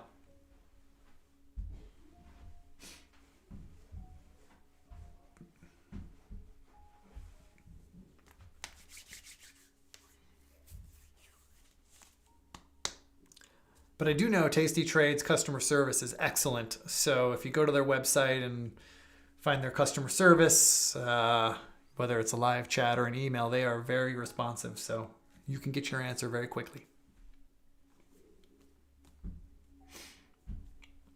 All right, Martin, I have a question. When the AI triggers, algos kick in, price spikes. That doesn't sound like a question. That sounds like a statement.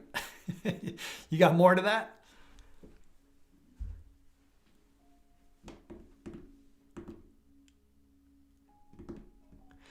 Are you suggesting, or are you concerned that when Holly AI gets into a trade that it's self-fulfilling prophecy, it's creating its own spike? Is that what you're worried about?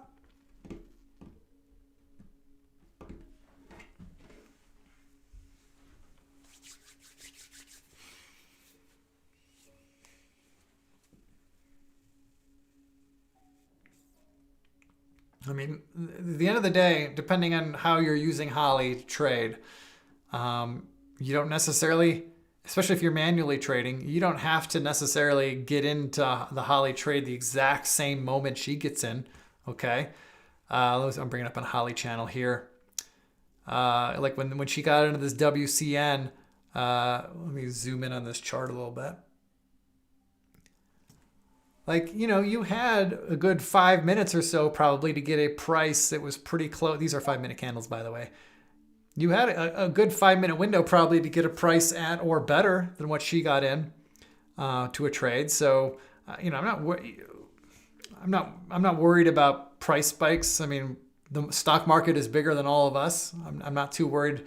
It's not like we're trading these super low float stocks or low volume stocks where all of a sudden Holly enters a trade and there's a whole avalanche of buy orders that jump all over each other. Theoretically, yes, that could happen, but we haven't noticed any issue in that front. Well, Martin, here's my thought, and I feel you. You're torn on whether to wait for a pullback on an entry. Many of you have heard me riff on this before, and I'm going to riff on it again because it's important. With Holly AI, if I'm trading it, if I'm auto trading it, I'm going to set my orders to be market orders to get in on the open, or just get in on the signal, whatever the price is. Yes, I may get a little slippage on the fill. I might be chasing a little bit, right? Like the trigger might have been at $50 a share, and by the time I get filled, I might get filled at $50.05 or $50.10, right? That's never fun. Nobody likes that. But here's the thing, Martin, and this is for everybody. As traders, any trade that we get into on any time frame that you're on, whether it's a intraday time frame, a swing trade time frame, or a long-term investing time frame, any trade that you put on, there are 4 possible outcomes for that trade. If you really get down to it, there's only 4 possible outcomes. You can make a little bit of money, you could lose a little bit of money, you could lose big money, or you could make big money, right? That's really the 4 possible scenarios.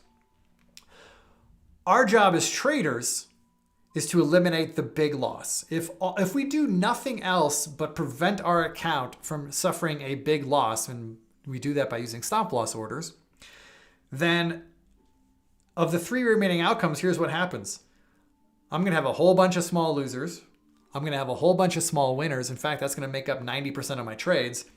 And those small losers and small winners are going to basically offset each other, and you're going to be a net wash. But that last 10%, those big winners, that will account for all of your profits on whatever time frame you're trading on.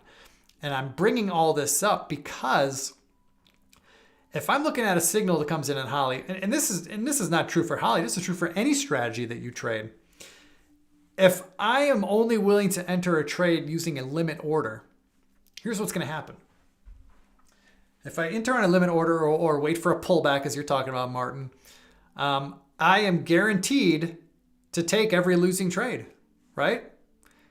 If the stock pulls back and I wait for the pullback and it gets to my limit order and I get filled, that's on its way down. And so I'm guaranteed to take every losing trade, which is fine, right? But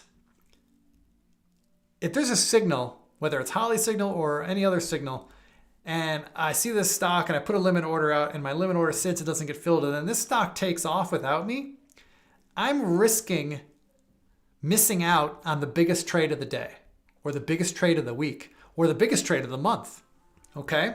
I never want to be in a position to miss the big winner. Because, as I mentioned before, the big winners account for all of our profits. The small losers and the small winners are going to offset each other. I'm assuming you're not taking any big losses. So that means all of our money is made in those big wins. And I don't want to miss those big wins. To me, missing a big win that I should have been in feels worse than a loss. Okay? So I don't use limit orders. I don't get cute on waiting for pullbacks on an entry. When I see a signal, whether it's a Holly signal or any other strategy that I'm following, when I get that signal, I'm in. Market order, get me in. Okay, I'm playing the long game here. The math will work out in my favor as long as I catch all the big winners. And you only need a handful. Guys, last year I did an analysis of all the swing trades that I did using Holly. And again, this was a simulated account, so it's not real money, but I'm demoing it for our customers. But I traded exactly as I would trade it. And I did in 2020, I did 265 trades, something like that, 265 swing trades. And these are trades I held for several weeks to several months, depending on how they were working. And out of those 265 trades, basically 240 of them were basically a net wash. They were small winners, small losers. They all offset, and there was basically zero profit at the end of those 240 trades. But the last 25 trades, which is less than 10% of my total trades, those 25 trades accounted for all my profit for the year. And some of those trades I might not get into if I was using a limit order. And that would drastically skew my results for the year. So that's my thinking, Martin. That's my opinion. You can hate on it if you want. I get it. But that's what works for me. All right, enough on that. I'm sorry, guys, for those of you who had other questions. Let me try to catch up here.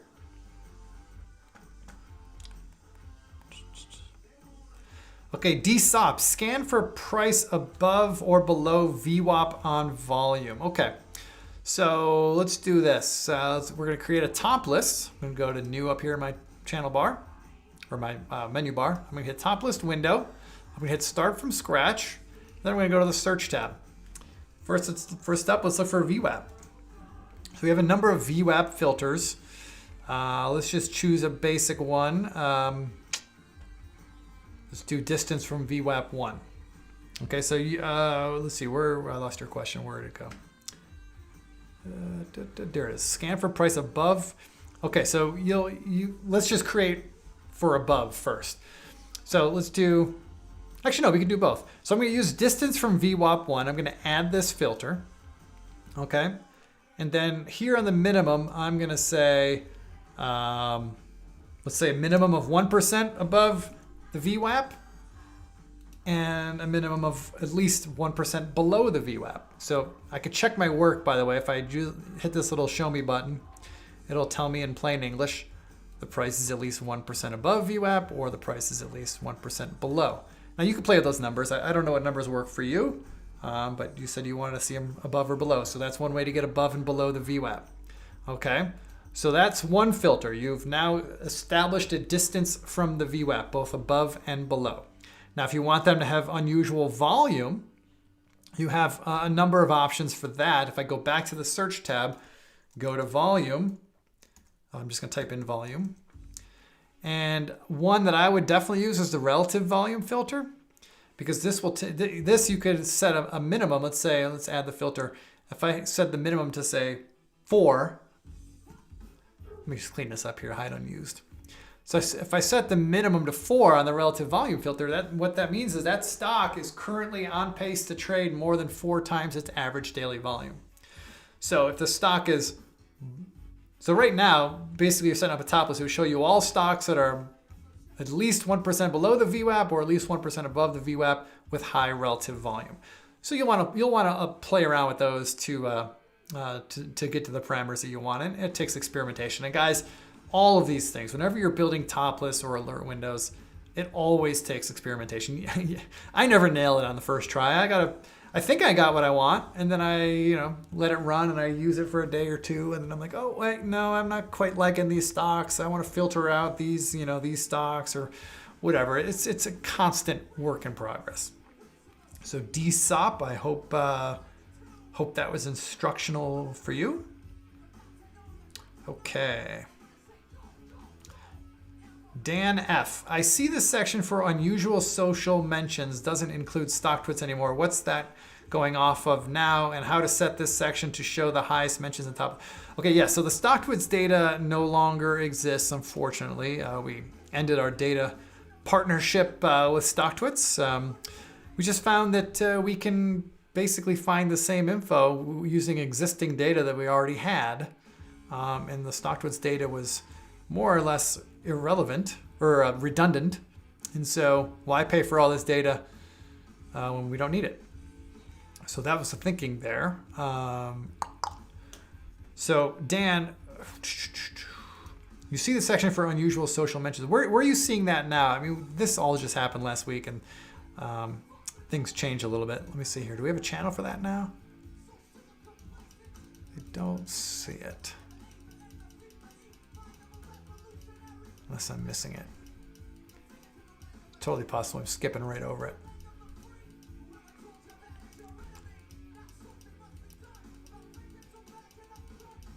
Yeah, we don't have a channel for it anymore. Let me do this. I wonder if we still have StockTwits shown in here, which would be a bummer if it is. Okay, it's gone, good. Yeah, we used to have the StockTwits here as a search term, but it's gone, so that's good. Dan, but I'll give you just kind of a meta riff on how to find stocks that are experiencing high social media mentions. And we have found that any stock that is experiencing a high level of social media attention, that stock also has a correspondingly high level of relative volume, meaning that stock is trading, far more volume than it usually does compared to its average.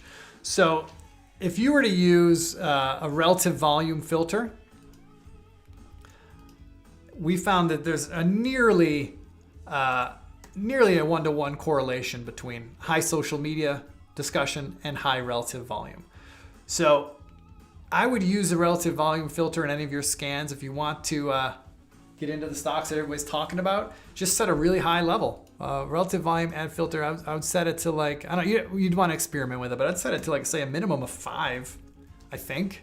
I mean, let's see, let me check something out here. If I do the show me and check the histogram here. I mean, right now there's 250 stocks. You can see it right here. There are currently, as we speak right now, there are currently 250 stocks that are seeing more than 5 times their average daily volume. I'll bet you all those stocks are being highly discussed, or many of those stocks are being highly discussed in social media right now. Let's set this number to 10, see what happens. If I set it to 10, there's currently 120 stocks that are seeing 10 times normal daily volume. Let's set it to 20. Now it's getting a little bit more magical. So there are 40 stocks right now that are currently trading 20 times, or on pace to trade 20 times their average daily volume. I guarantee you all 20 of those stocks are being highly discussed on social media, at least more discussed than normal. So that's the good workaround. It's an effective workaround. It'll get you the same results that the former StockTwits social media data filters that we had.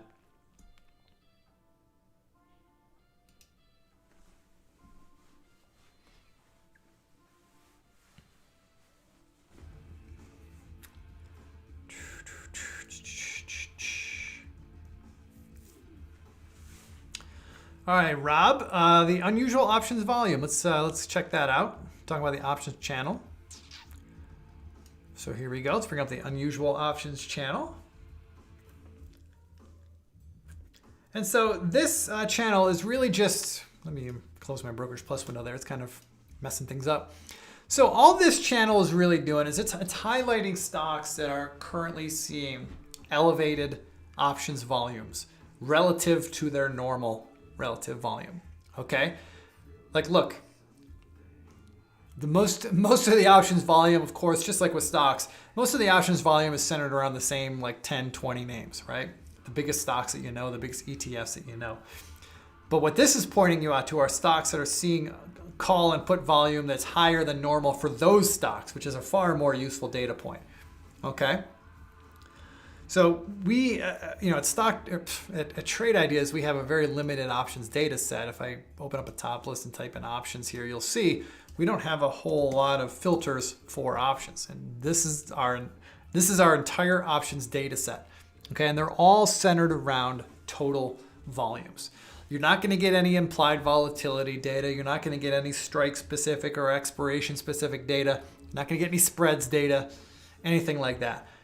This is really just showing you volumes in total, okay? So this is meant to add color to a stock trader, right? Stock traders might want to get involved in stocks that are seeing elevated options volumes, and this is how they would find them, okay? So I could tell you, as a options trader myself, Trade Ideas is not built for options trading, but, if you are an options trader who's basically just looking to buy calls when you're bullish and buy puts when you're bearish, making directional bets, making simple directional bets with options, then Trade Ideas works for you just like it works for a stock trader, right? You'll use Trade Ideas to find stocks in the setups that you want. And once you see what you want and you have the setup that you like, then you go and you make your options trade. It'll work just the same as it would for for a stock trader.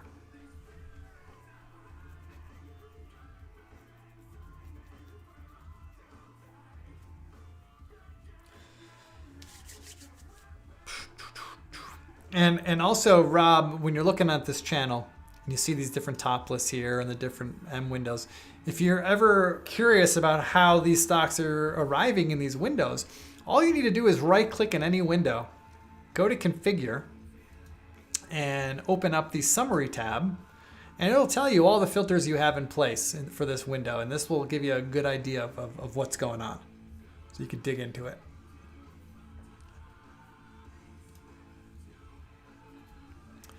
All right, we're hitting into the home stretch, folks. I got about 13 minutes left to hang out with you. So if you're sitting on any questions, you're waiting for your spot, I think we're all caught up, so throw it in here.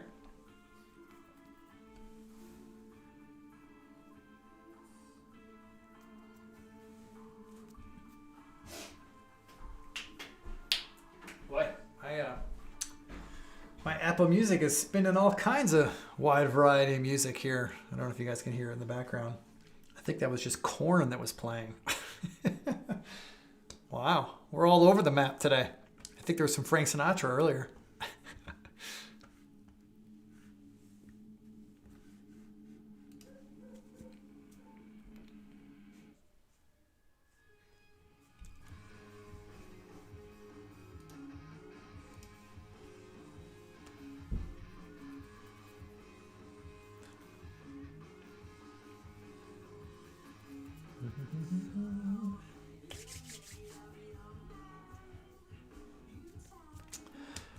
Little administrative note, guys. When I end here at the top of the hour, we will be going back to Barry in the live trading room, and Barry will take you into the close.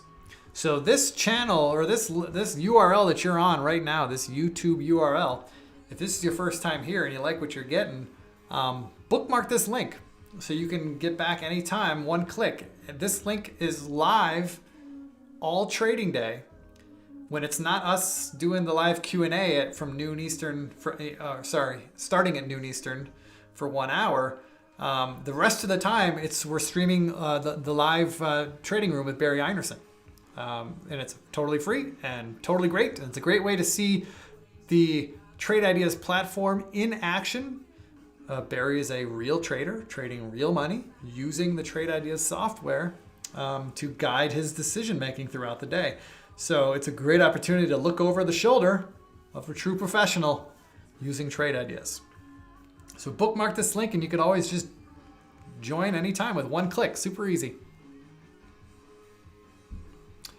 Dan F., who do I suggest is the best broker? Well, I'm biased. I use Tastyworks. That's who I like.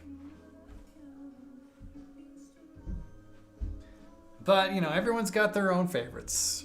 We got a lot of people that love Interactive Brokers. We have a lot of people that love E-Trade. We have a lot of people that love Thinkorswim. I mean, we all have our own tastes, right? And whatever works for our workflow. But I use Tastyworks. That's who I use. And I highly recommend them. Tell them Chicago Sean sent you. Better yet, use my referral link that I shared earlier if you're thinking about opening an account with them. If you scroll up, I shared a referral link in the chat window for Tastyworks. I would appreciate it if you used it.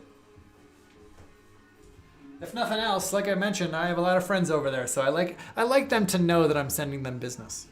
It's just, makes me feel good.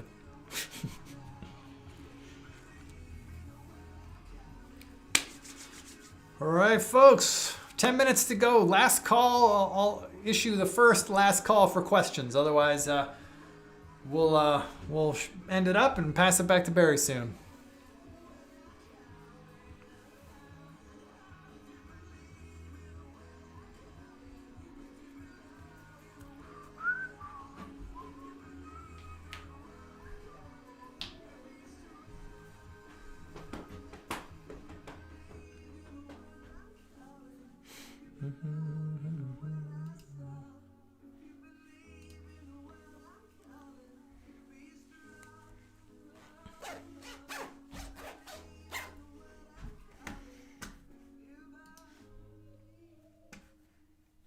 Wow, Nasdaq's up 2.5% today, huh? Probably being driven by the big names, isn't it? Let's pull them up. Google, oh yeah, Google's having a big day. Microsoft, oh yeah, that's another one. That's a trade I'm in, so I'm happy about that. What else? Apple, what's Apple doing? Apple's not helping too much.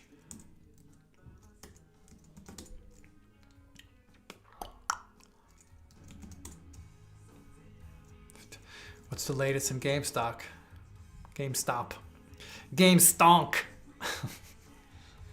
Wow, a pretty pedestrian 100-point range today. Ho hum.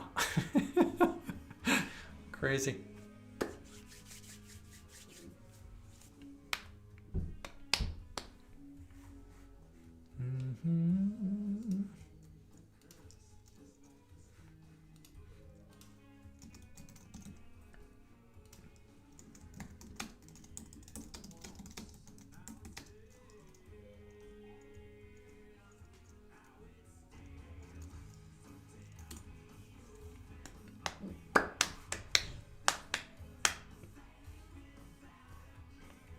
All right, folks, there's over 100 of you in here.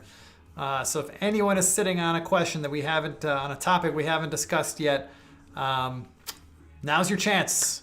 Got about 6 minutes left to hang out with you. Now's the time to ask your question. Otherwise, you'll have to wait till tomorrow.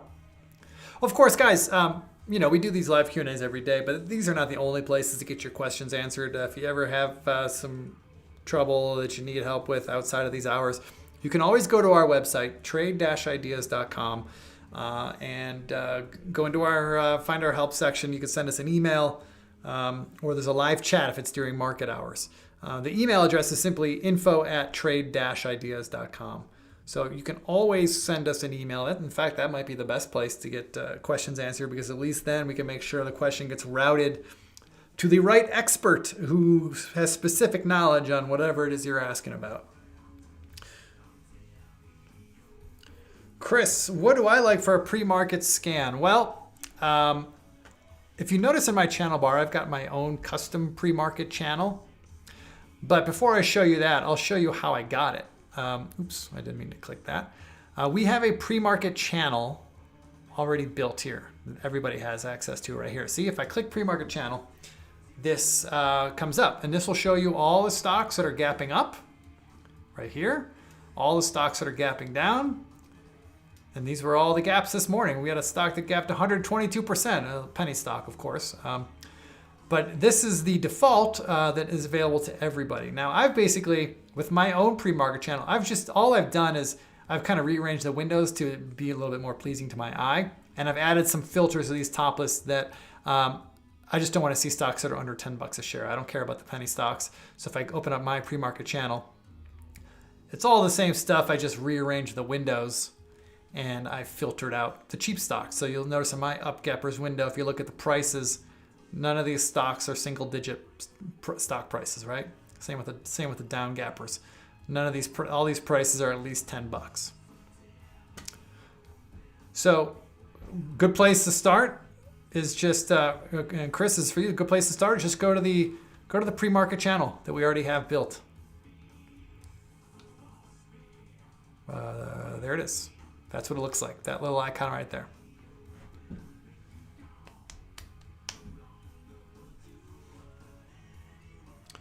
Well, Jason, your question is out of the scope of what we do here, but any option play that I really like, I like all options plays. It's just, I fit the strategy. I fit the strategy to the opportunity, right? It depends on whether I'm bullish or bearish. Depends on if the volatility is high, or if the volatility is low. That informs the trade that I put on. I don't have well, that's not true.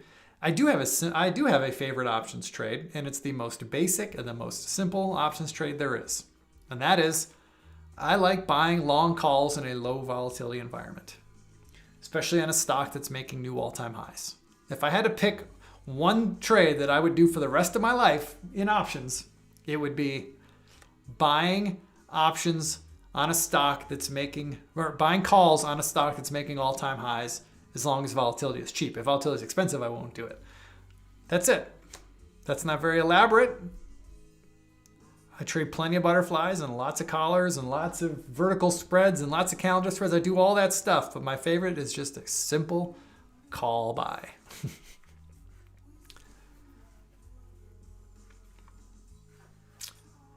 All right, folks, I'm going to issue last call. Otherwise, Barry is standing by, and he's going to take over here. So last call for questions. Ask it now, or you'll have to wait till Tuesday if you want to do it in a live Q&A session.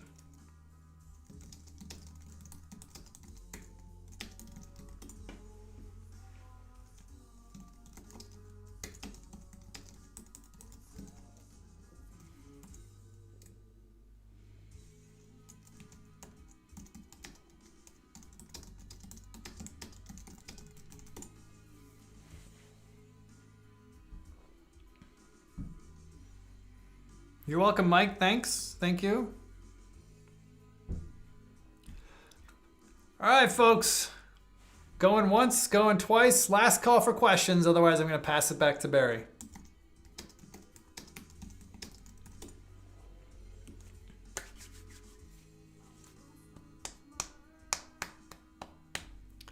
Why ADX data for some tickers do not display in single stock window? I don't know. It means maybe we don't have the filter data for it. ADX. Average directional index. Show column. Let's put it in there. I'm seeing it. I'm seeing 63.8 for A key. Oh, I did the wrong symbol. I'm sorry. AK.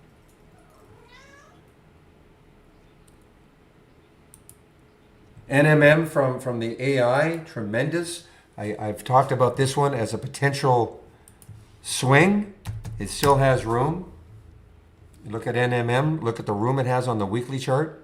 It's taken all this out now. So it has room maybe until about 1830. You know, look at that weekly chart. There's some resistance maybe around right there.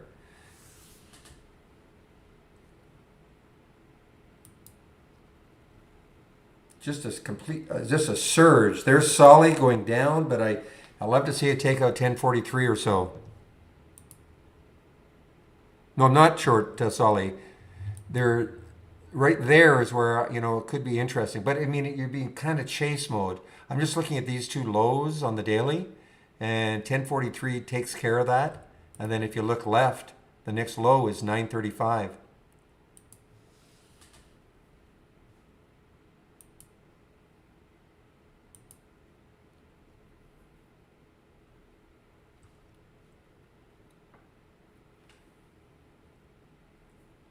All right, guys, and I'm also getting ready to, so I probably won't be able to do it anyway. I have to do my video now, so getting ready to do my daily video.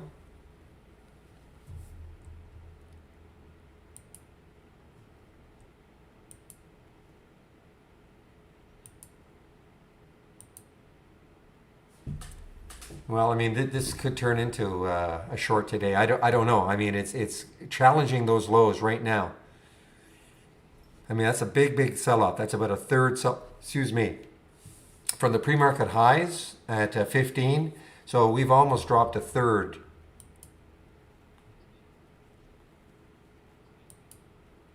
And there's WKHS in Cincinnati. Ha. But listen, guys, that's over Friday's high. Friday's high now. WKHS approaching its all-time high.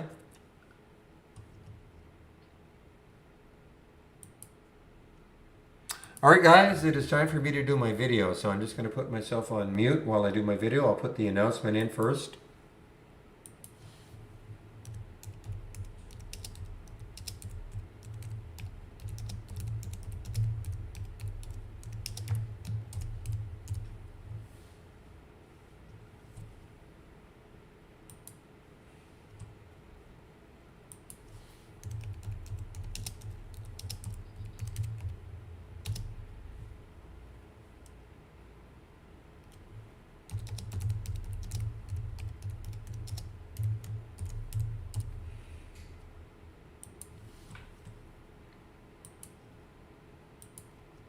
This is a really interesting one. A really interesting one. NESR.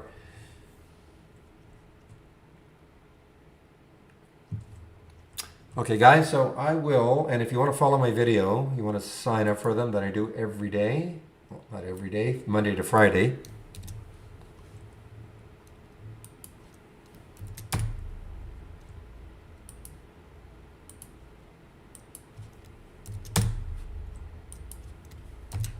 So Jan, yeah, obviously, guys, be careful of this one. This is another one that the WSB crowd got involved with last week, all the way up to 32 for no reason. So just be aware. Super low float. I mean, I don't know. I mean, we have slightly under 1 million in the float. Whatever that number is, I mean, you go to 10 different websites, probably find 10 different numbers.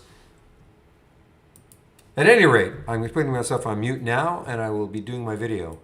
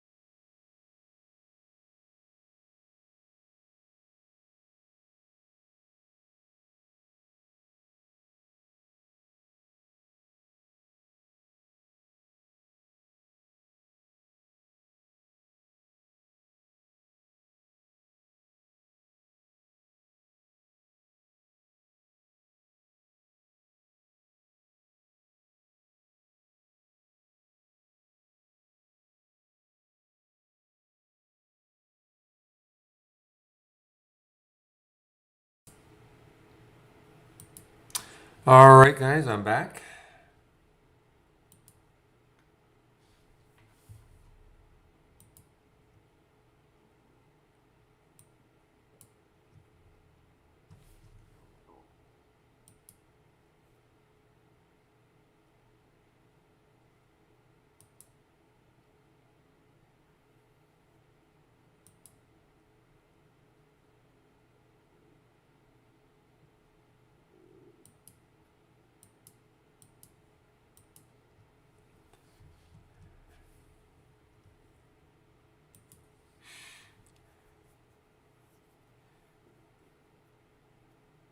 Can't create a level 2 window, Alan. We don't have level 2. So, yeah, I mean, virtually most anybody who wants level 2, I mean, you can get it from your broker. So, I mean, you probably know that, but we don't have level 2.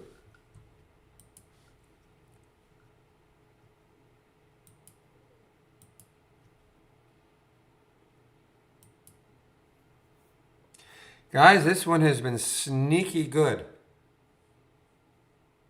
NESR, sneaky good.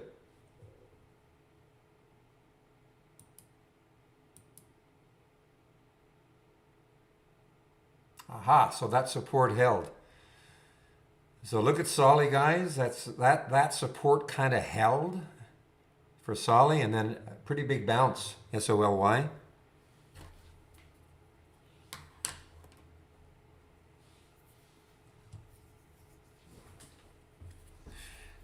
Okay, spread, we do have a spread filter, okay? So if you want the spread filter, so if you right click, only available in an alert window, so right click, configure, and type in spread. Type in spread, so here's your spread filter. So you can add the filter and you can limit the spread to whatever you want. Now remember, that doesn't mean that's going to be the spread all the time, of course. I mean, the spread changes.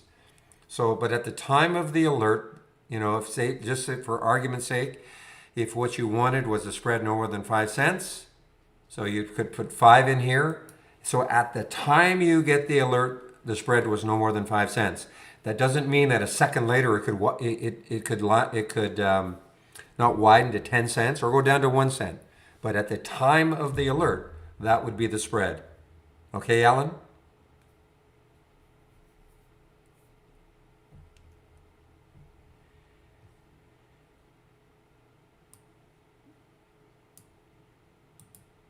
This is time and sales, okay? This is from Interactive Brokers. It's just showing you how fast a stock is trading. You know, here's the bid ask, and you know, as you start to see the trades coming in. So for something that really trading quickly, you would see trade after trade after trade after trade. That would be time and sales, and that's available from virtually every single broker. So I mean, it's always interesting because you don't want to get into a stock that basically stalls in trading. Virtually everything we see will not do that. The reason being is that I've got a high relative volume filter. I've got some filters in place that typically means these will be active stocks.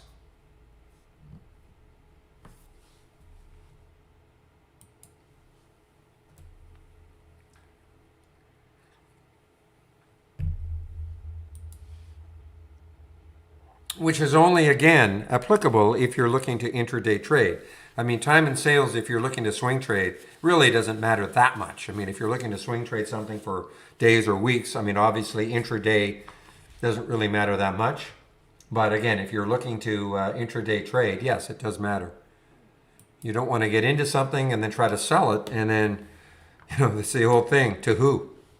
if there's no action.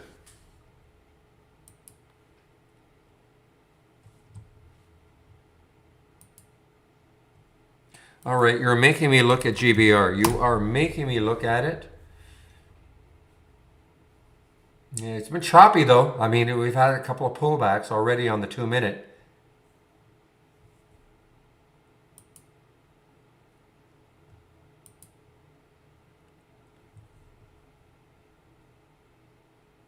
Okay, just give me a moment, please. I'll be right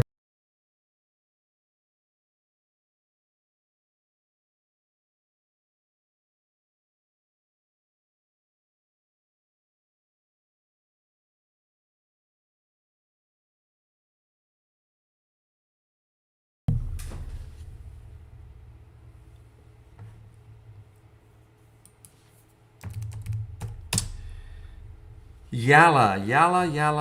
Where is GKK?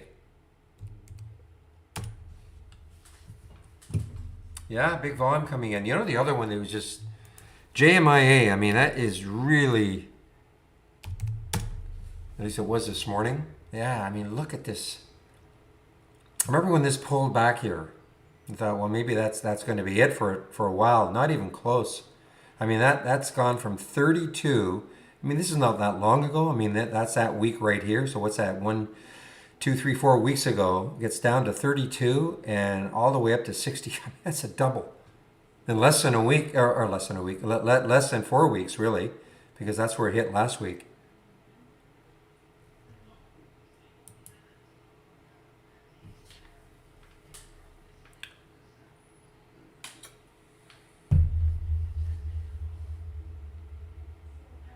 Well, earnings are in a month, March the 2nd.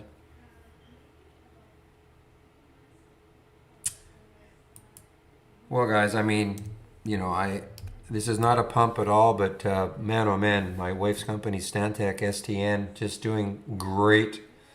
They actually had some news today. top company in North America for environmental, etc., and 5th in the world. It doesn't trade very much, but wow.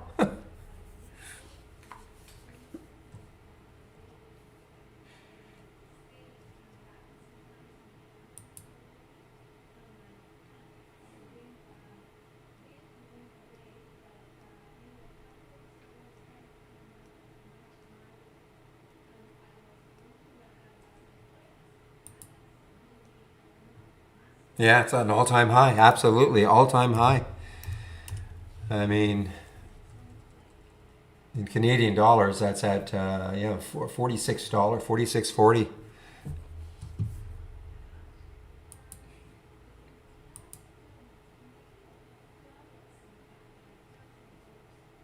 Look at it from the lows. Pandemic low, $21. No, not as dramatic as some of the ones, but still. Yeah, it always is low cam. I mean, it's just not widely followed. Doesn't trade that much on, I mean, it is dual listed. I don't even know what the volume is on Toronto. That's good volume for it on the US exchange, on New York, but it just says, this is not a day trading stock.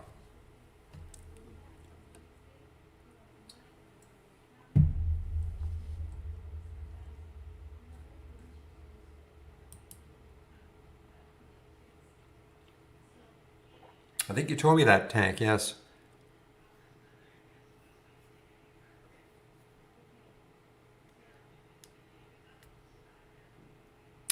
How do I change the number of shares when entering a trade on a chart? Okay, so what's happened, Alan, if you're talking about using the buy button on the chart?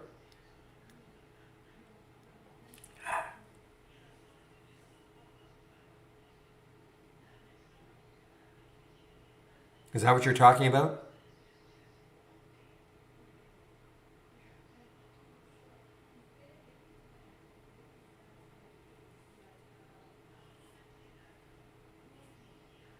Just waiting for an answer. You're talking about using the buy button on the chart?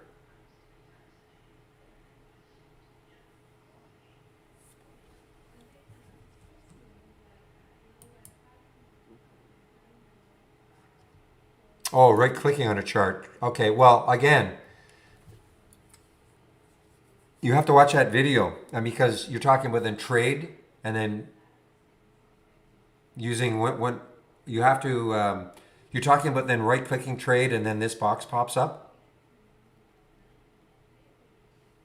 Or no?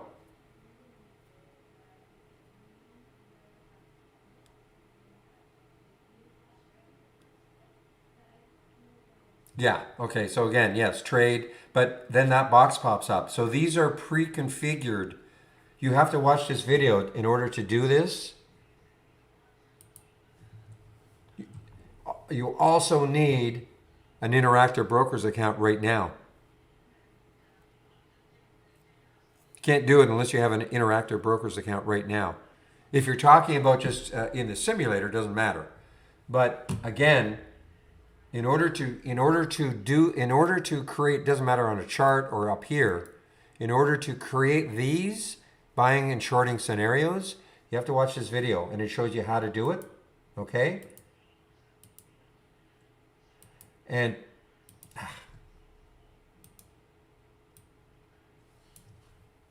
okay, so if you haven't watched this video, then please do, because that's going to show you how to do it.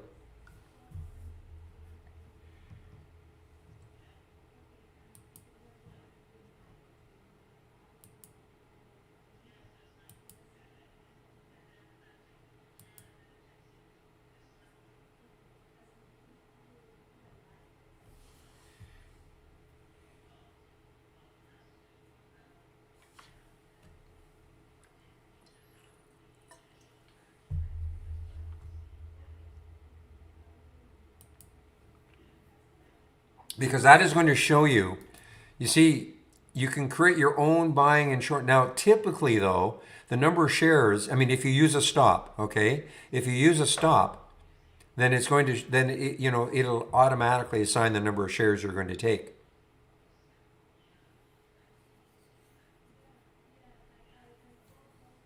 Because what happens is,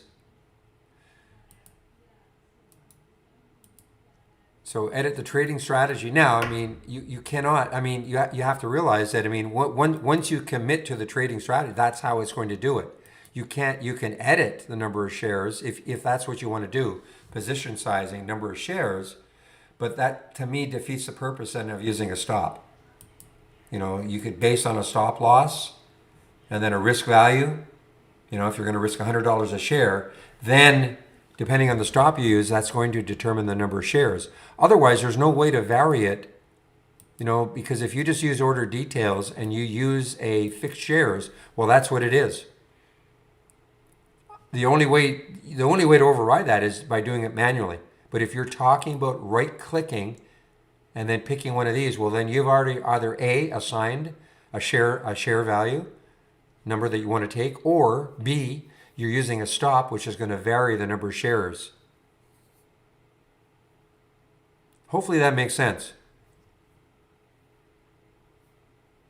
But if you watch that video, it goes into all of that, all right? It's a long video, but I mean, you know, it's worthwhile to take a look at it because, you know, if you're going to do this, if you really are going to do this using your IB account with your real money, you know, first of all, I would never do that. I would practice first with the simulator before you commit money. Even if you're an experienced trader.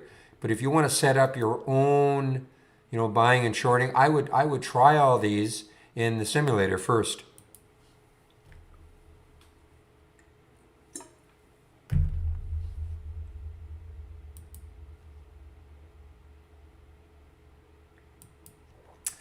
So Evan, we don't talk about, we don't answer questions like that in this room. What stock should I invest in? I mean, you know, it depends on your investing style. What are you looking for? I mean, in terms, are you looking swing trading? Are you looking for intraday trading? Investing sounds like you're more looking for longer term trades, but that's, you know, that's a very general question. And plus, I'm not an investment advisor, so I cannot recommend stocks like that. Now, you might have other people in the room that might, you know, if you go to the swing trading, if you go to the swing trading tab, you might get some ideas of people, what they're looking for swing trades, because that's what it sounds like you're looking for. So if you, not the room, but the swing, just click on the swing trading tab.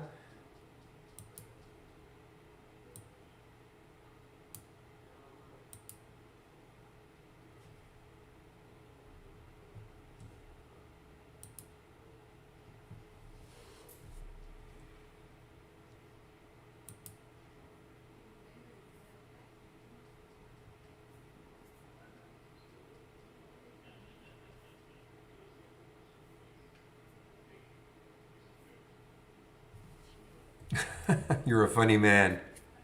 Real. Our old friend, yeah.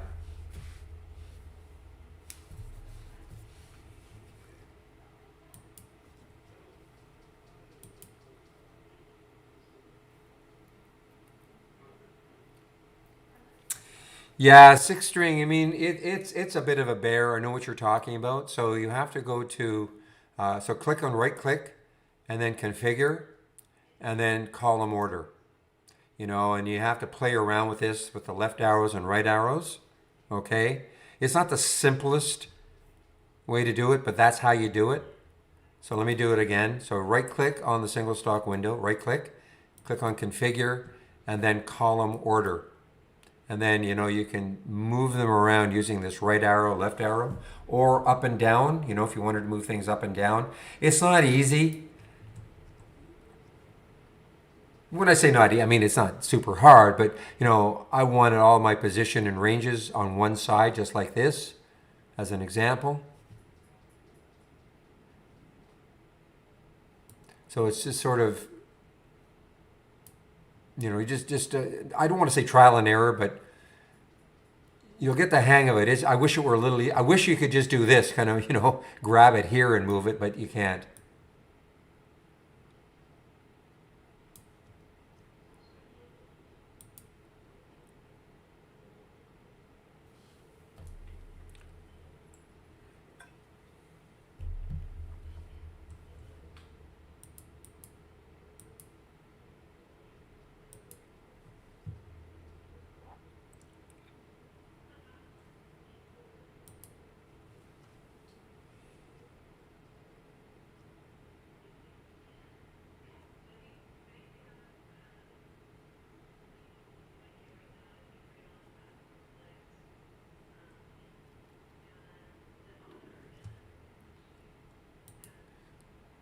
All right, guys. Well, the SPY just took out Friday's high, or it's at Friday's high now. Okay, so this is a nice strong day. Took out, it's right at Friday's high.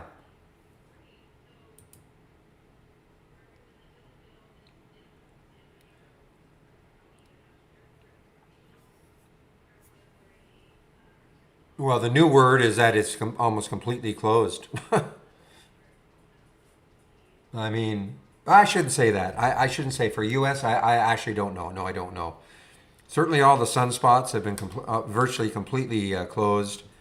It'd be crazy to go because if you come back, you're gonna have to go to a hotel for 3 days and then maybe longer. So, but I don't know about the U.S. Canadian border. No, no time soon.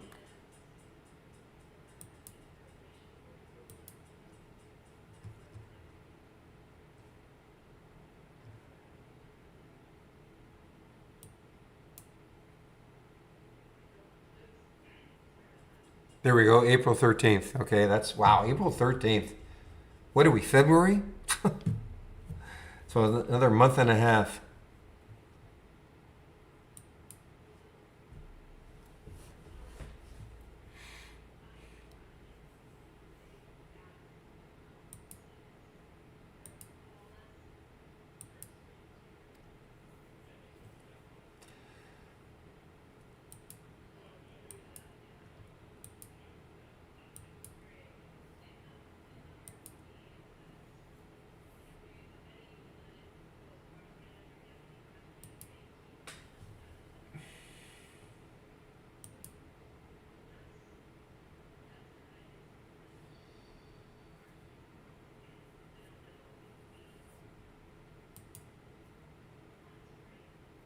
All right, guys. I'm just. I have a meeting at 1 o'clock. It's a monthly development meeting. So that's at 1 o'clock.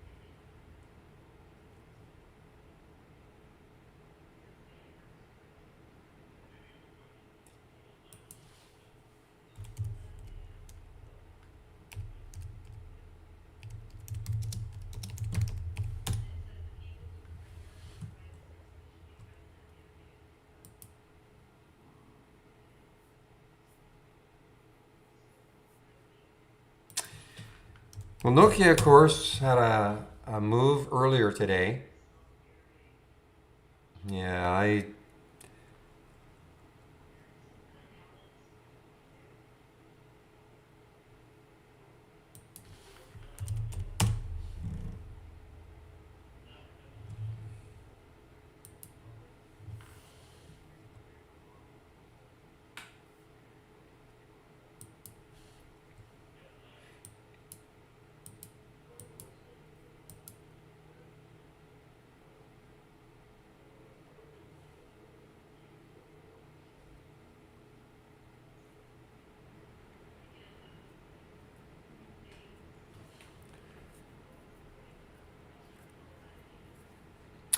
but want to keep an eye on GVO, guys. It is now, it popped over 11, pulled back quite a bit actually, all the way down, well, not quite a bit, I guess, down to 1083. It is over.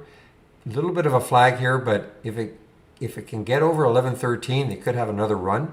So I'm just going to stick an alert up here. It's a big float, 118 million in the float.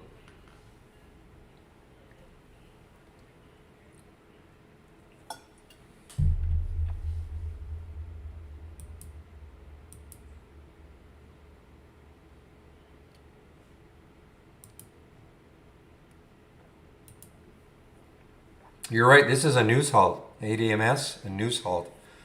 On the way up, kind of. Kind of.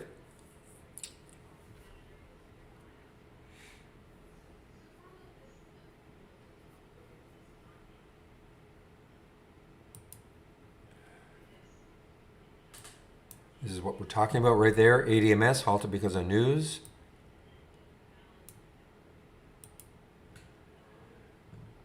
I read all your news. Zach, I read everything. Yeah, don't stop. I read everything. Don't let... Yeah. Always interesting.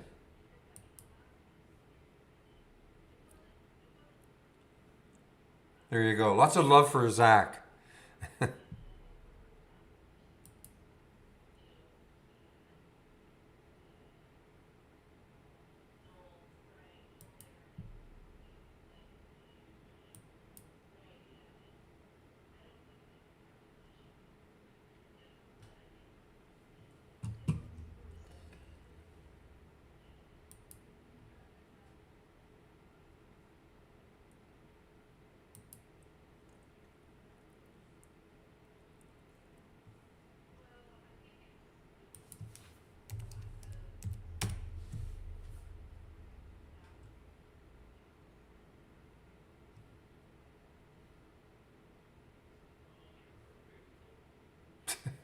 All right, all right. We can stop the love fest. I think Zach gets the point. Keep him coming.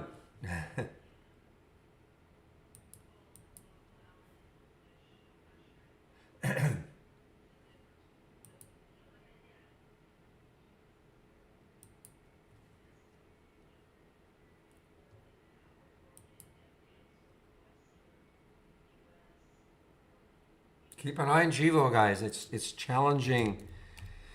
Excuse me. It is challenging 11 again. Ooh, KIQ. Who are you? KIQ. KIQ, Canadian company out of sort of near where I live. KIQ. Never heard of them. Never heard of them. Look at the volume coming in. Obviously trades in. Well, I'm not saying obviously. It probably is co-listed, but a lot of volume. Maybe it isn't. I mean, maybe it only trades on the U.S. exchange. 13 million shares. Wow. KIQ. Boy, this has some room too. 104. 104 looking left is the next high on that monthly chart.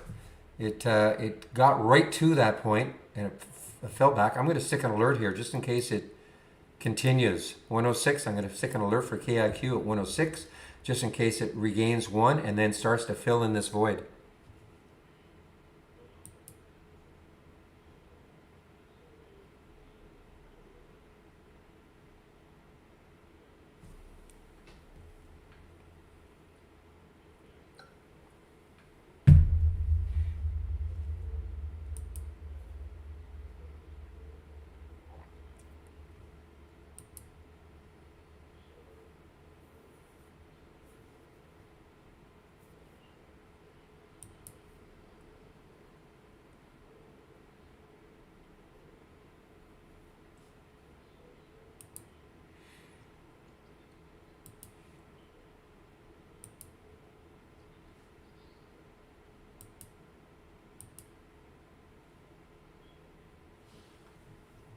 KIQ guys, getting interesting.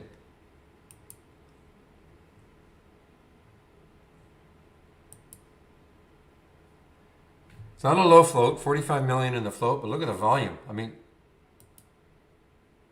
look at the volume, but it is still pretty whippy, right around that $1 mark. Look at the volume though, 130 times, 132 times normal.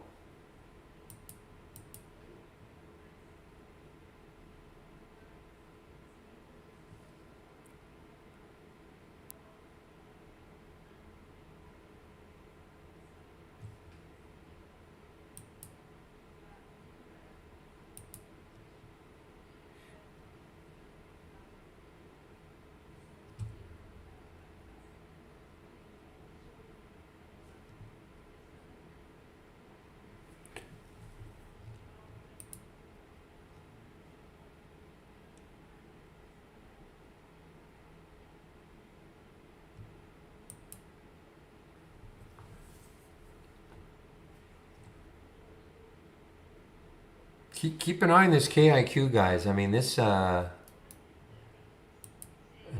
room to run. It's huge, huge volume for it. Huge volume for it.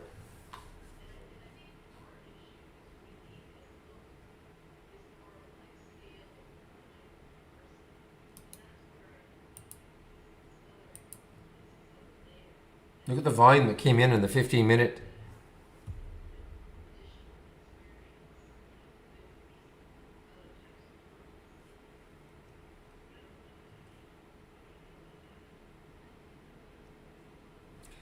Okay, guys, Gevo back over 11 and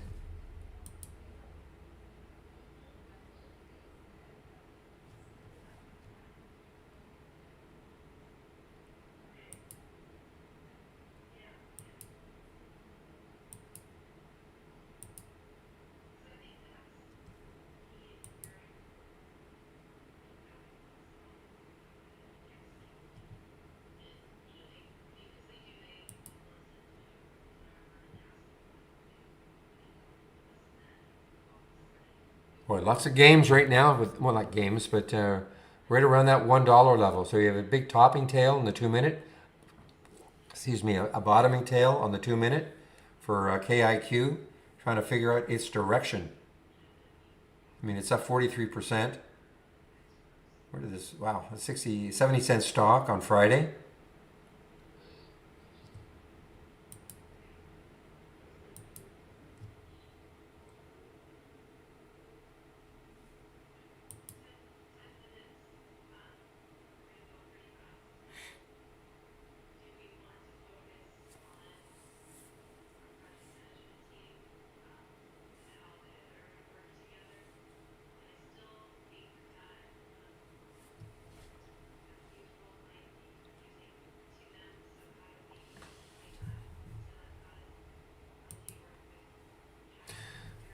Okay, guys, Gevo over 11, GEVO over 11 has room to the 125 mark. Takes that out though, and 1140 is the next high looking left on the daily chart, and then you've got all this area way up here.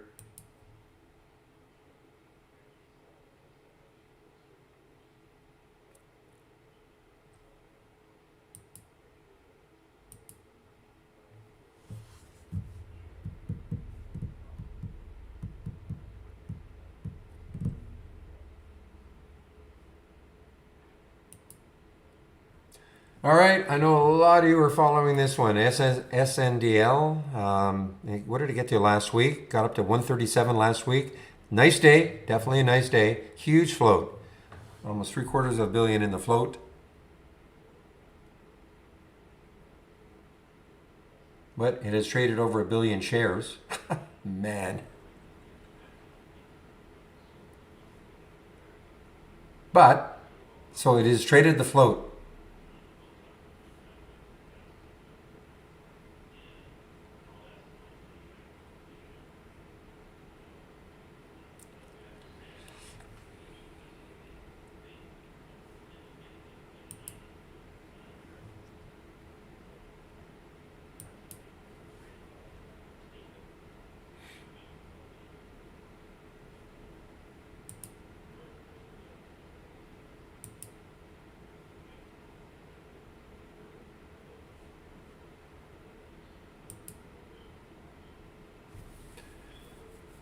Well, that's why we wait. I have to, I'm still interested in the KIQ. See if it takes another shot getting over $1. KIQ. Just have to look at that volume. Unbelievable volume for it. 147 times normal right now for it.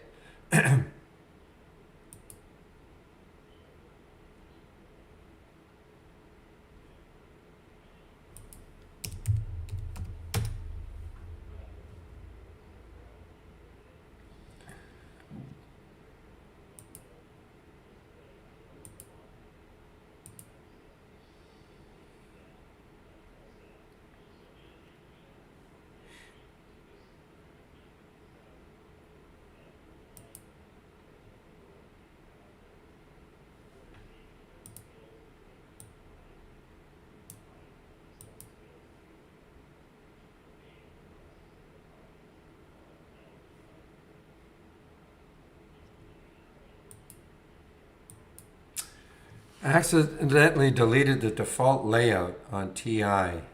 I'm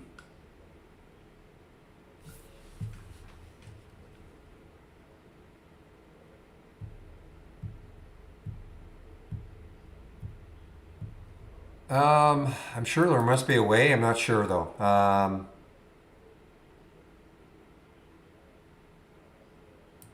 When you go file load layout, is there nothing? I think the default layout. I'm not sure what the default. I mean, I wouldn't be so worried about the default layout. You can have any layout from the channel bar, new channel bar, and then any one of these layouts. You could use them as the default. I don't even know what the default layout was. But for a question like that, you might have to ask. You can go to our home page and ask that question. I'm just not sure. I don't even know what the default layout was, to be honest. I'm just going to put the link in for the home page. And just, okay, there might be a way, but I don't know what the default layout was.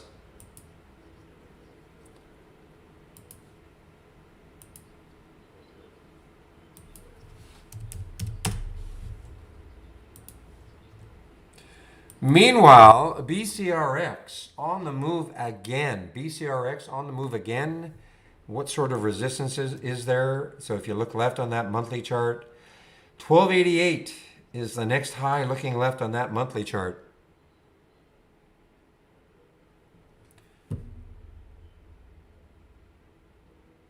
When you say preset scan, so if you click on new and then channel bar and then all the channels, is that what you mean by preset scans, John? I mean, these are I don't understand when you say you don't have any. So if you click on new from our toolbar and then click on channel bar, here are all the layouts that we've got. They're all themed layouts.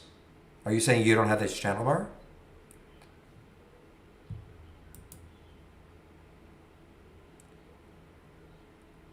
Do you have a green ball? Are you connected for sure? Are you using the app or the web-based version, Don?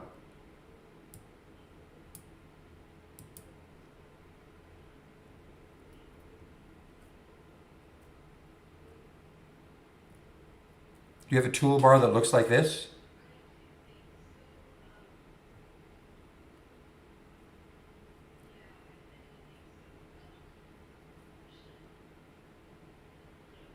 Ah, okay, good. Good. Ah, he's got it. Thank you, Coption K.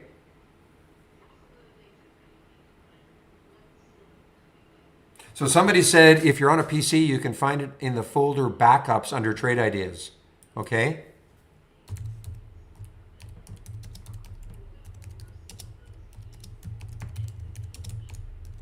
Okay, on a PC. Thank you for that.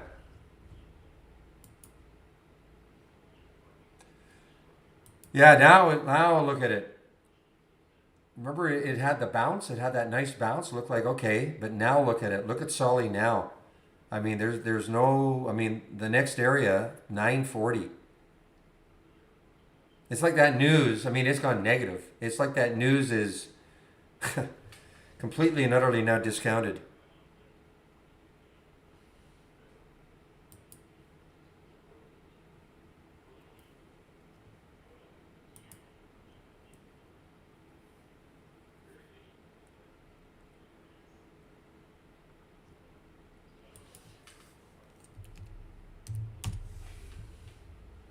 Well, then it might be something to watch tomorrow, KIQ. I mean, it has room. Has room to about $1.50 without too many obstacles, I guess. And then if it can take out, I mean, you can just see if it can take out this $1.50. Look left. Look how much room it's got.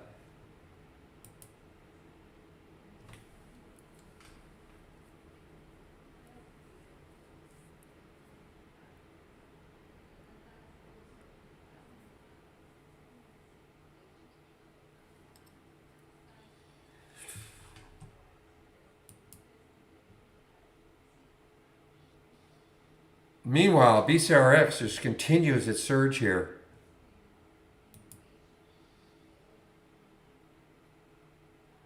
Oh, okay. Sorry. I see now, Brian. So are you talking about the tabs? Are you talking about the columns that I got, these filters that I've got, Brian? You're talking about, are you talking about these columns here? These are just filters. Okay? So you can add add as many as you want. These are, all you have to do is right click on your single stock window, configure, and then you can search. You know, these are just filters. You can search for the filters you want and then add them. Does that make sense?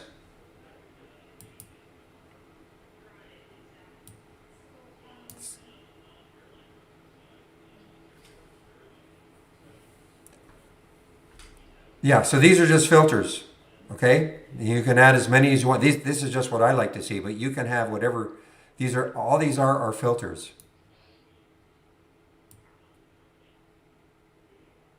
So again, right click, configure, and then you can search. If you have a filter that you want, you just search for it. Let's just say you wanted, I don't know, float.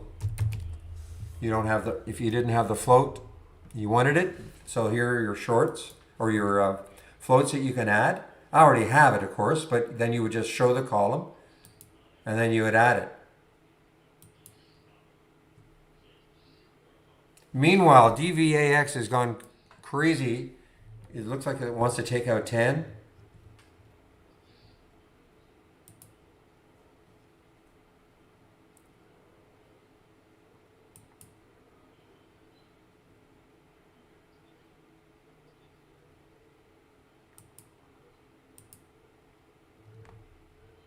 I was really thinking this one would go now. KIQ. Still have an alert set right up here. It may happen later.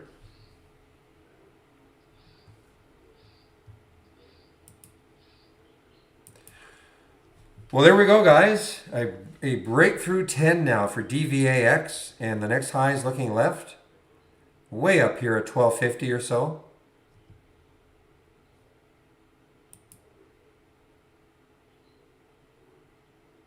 Yeah, we've seen a lot of those real.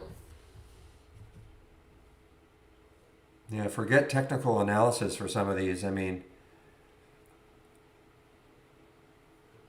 this is not shortable. I wonder if it's, I don't know if this is one of the WSB guys, or trades, but I don't think so.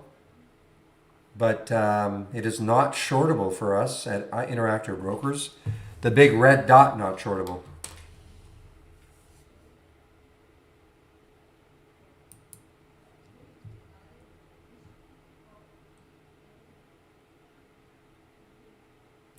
All right, guys, so this monthly meeting is going to start in a bit, so I'm going to put myself on mute. I'm going to put the announcement in.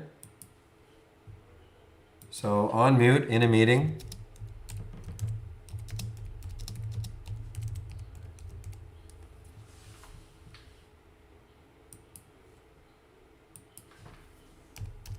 Now I can still answer questions text-wise if I have a moment.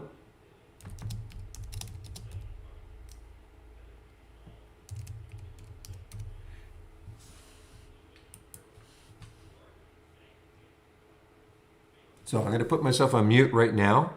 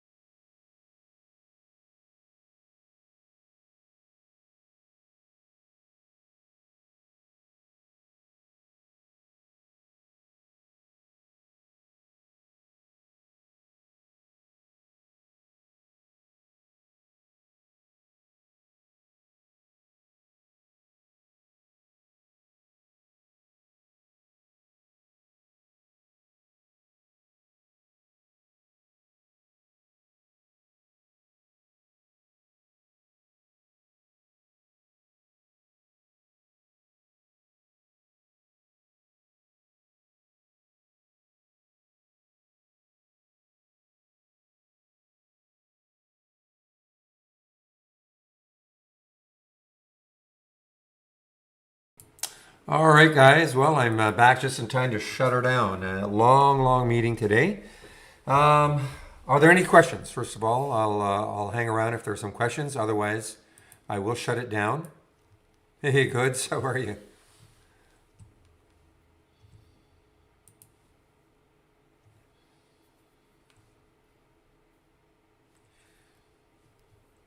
Any input on ADMS? Okay, let's take a look at ADMS.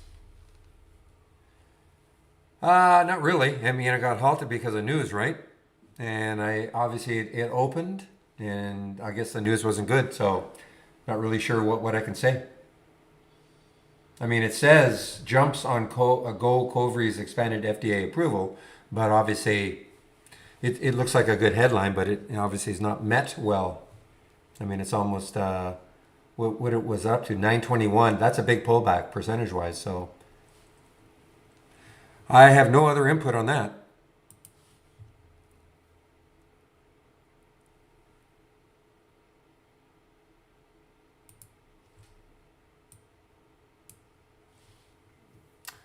Okay, input on Givo.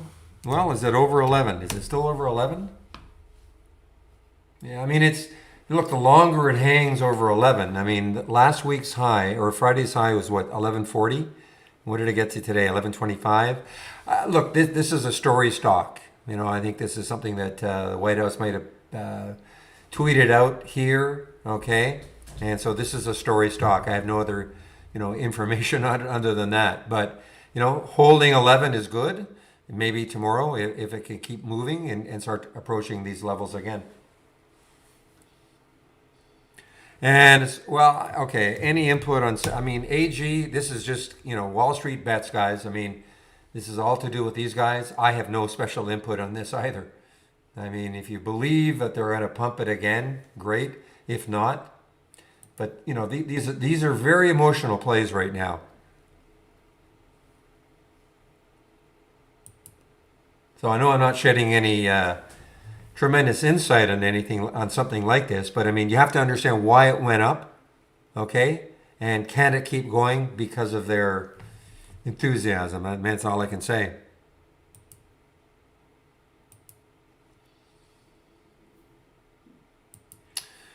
All right, guys, I don't see anything else. So thanks for all the help. I will open the room tomorrow at 9 o'clock Eastern Time. Have a great evening, everybody, and we'll see you then. Bye-bye.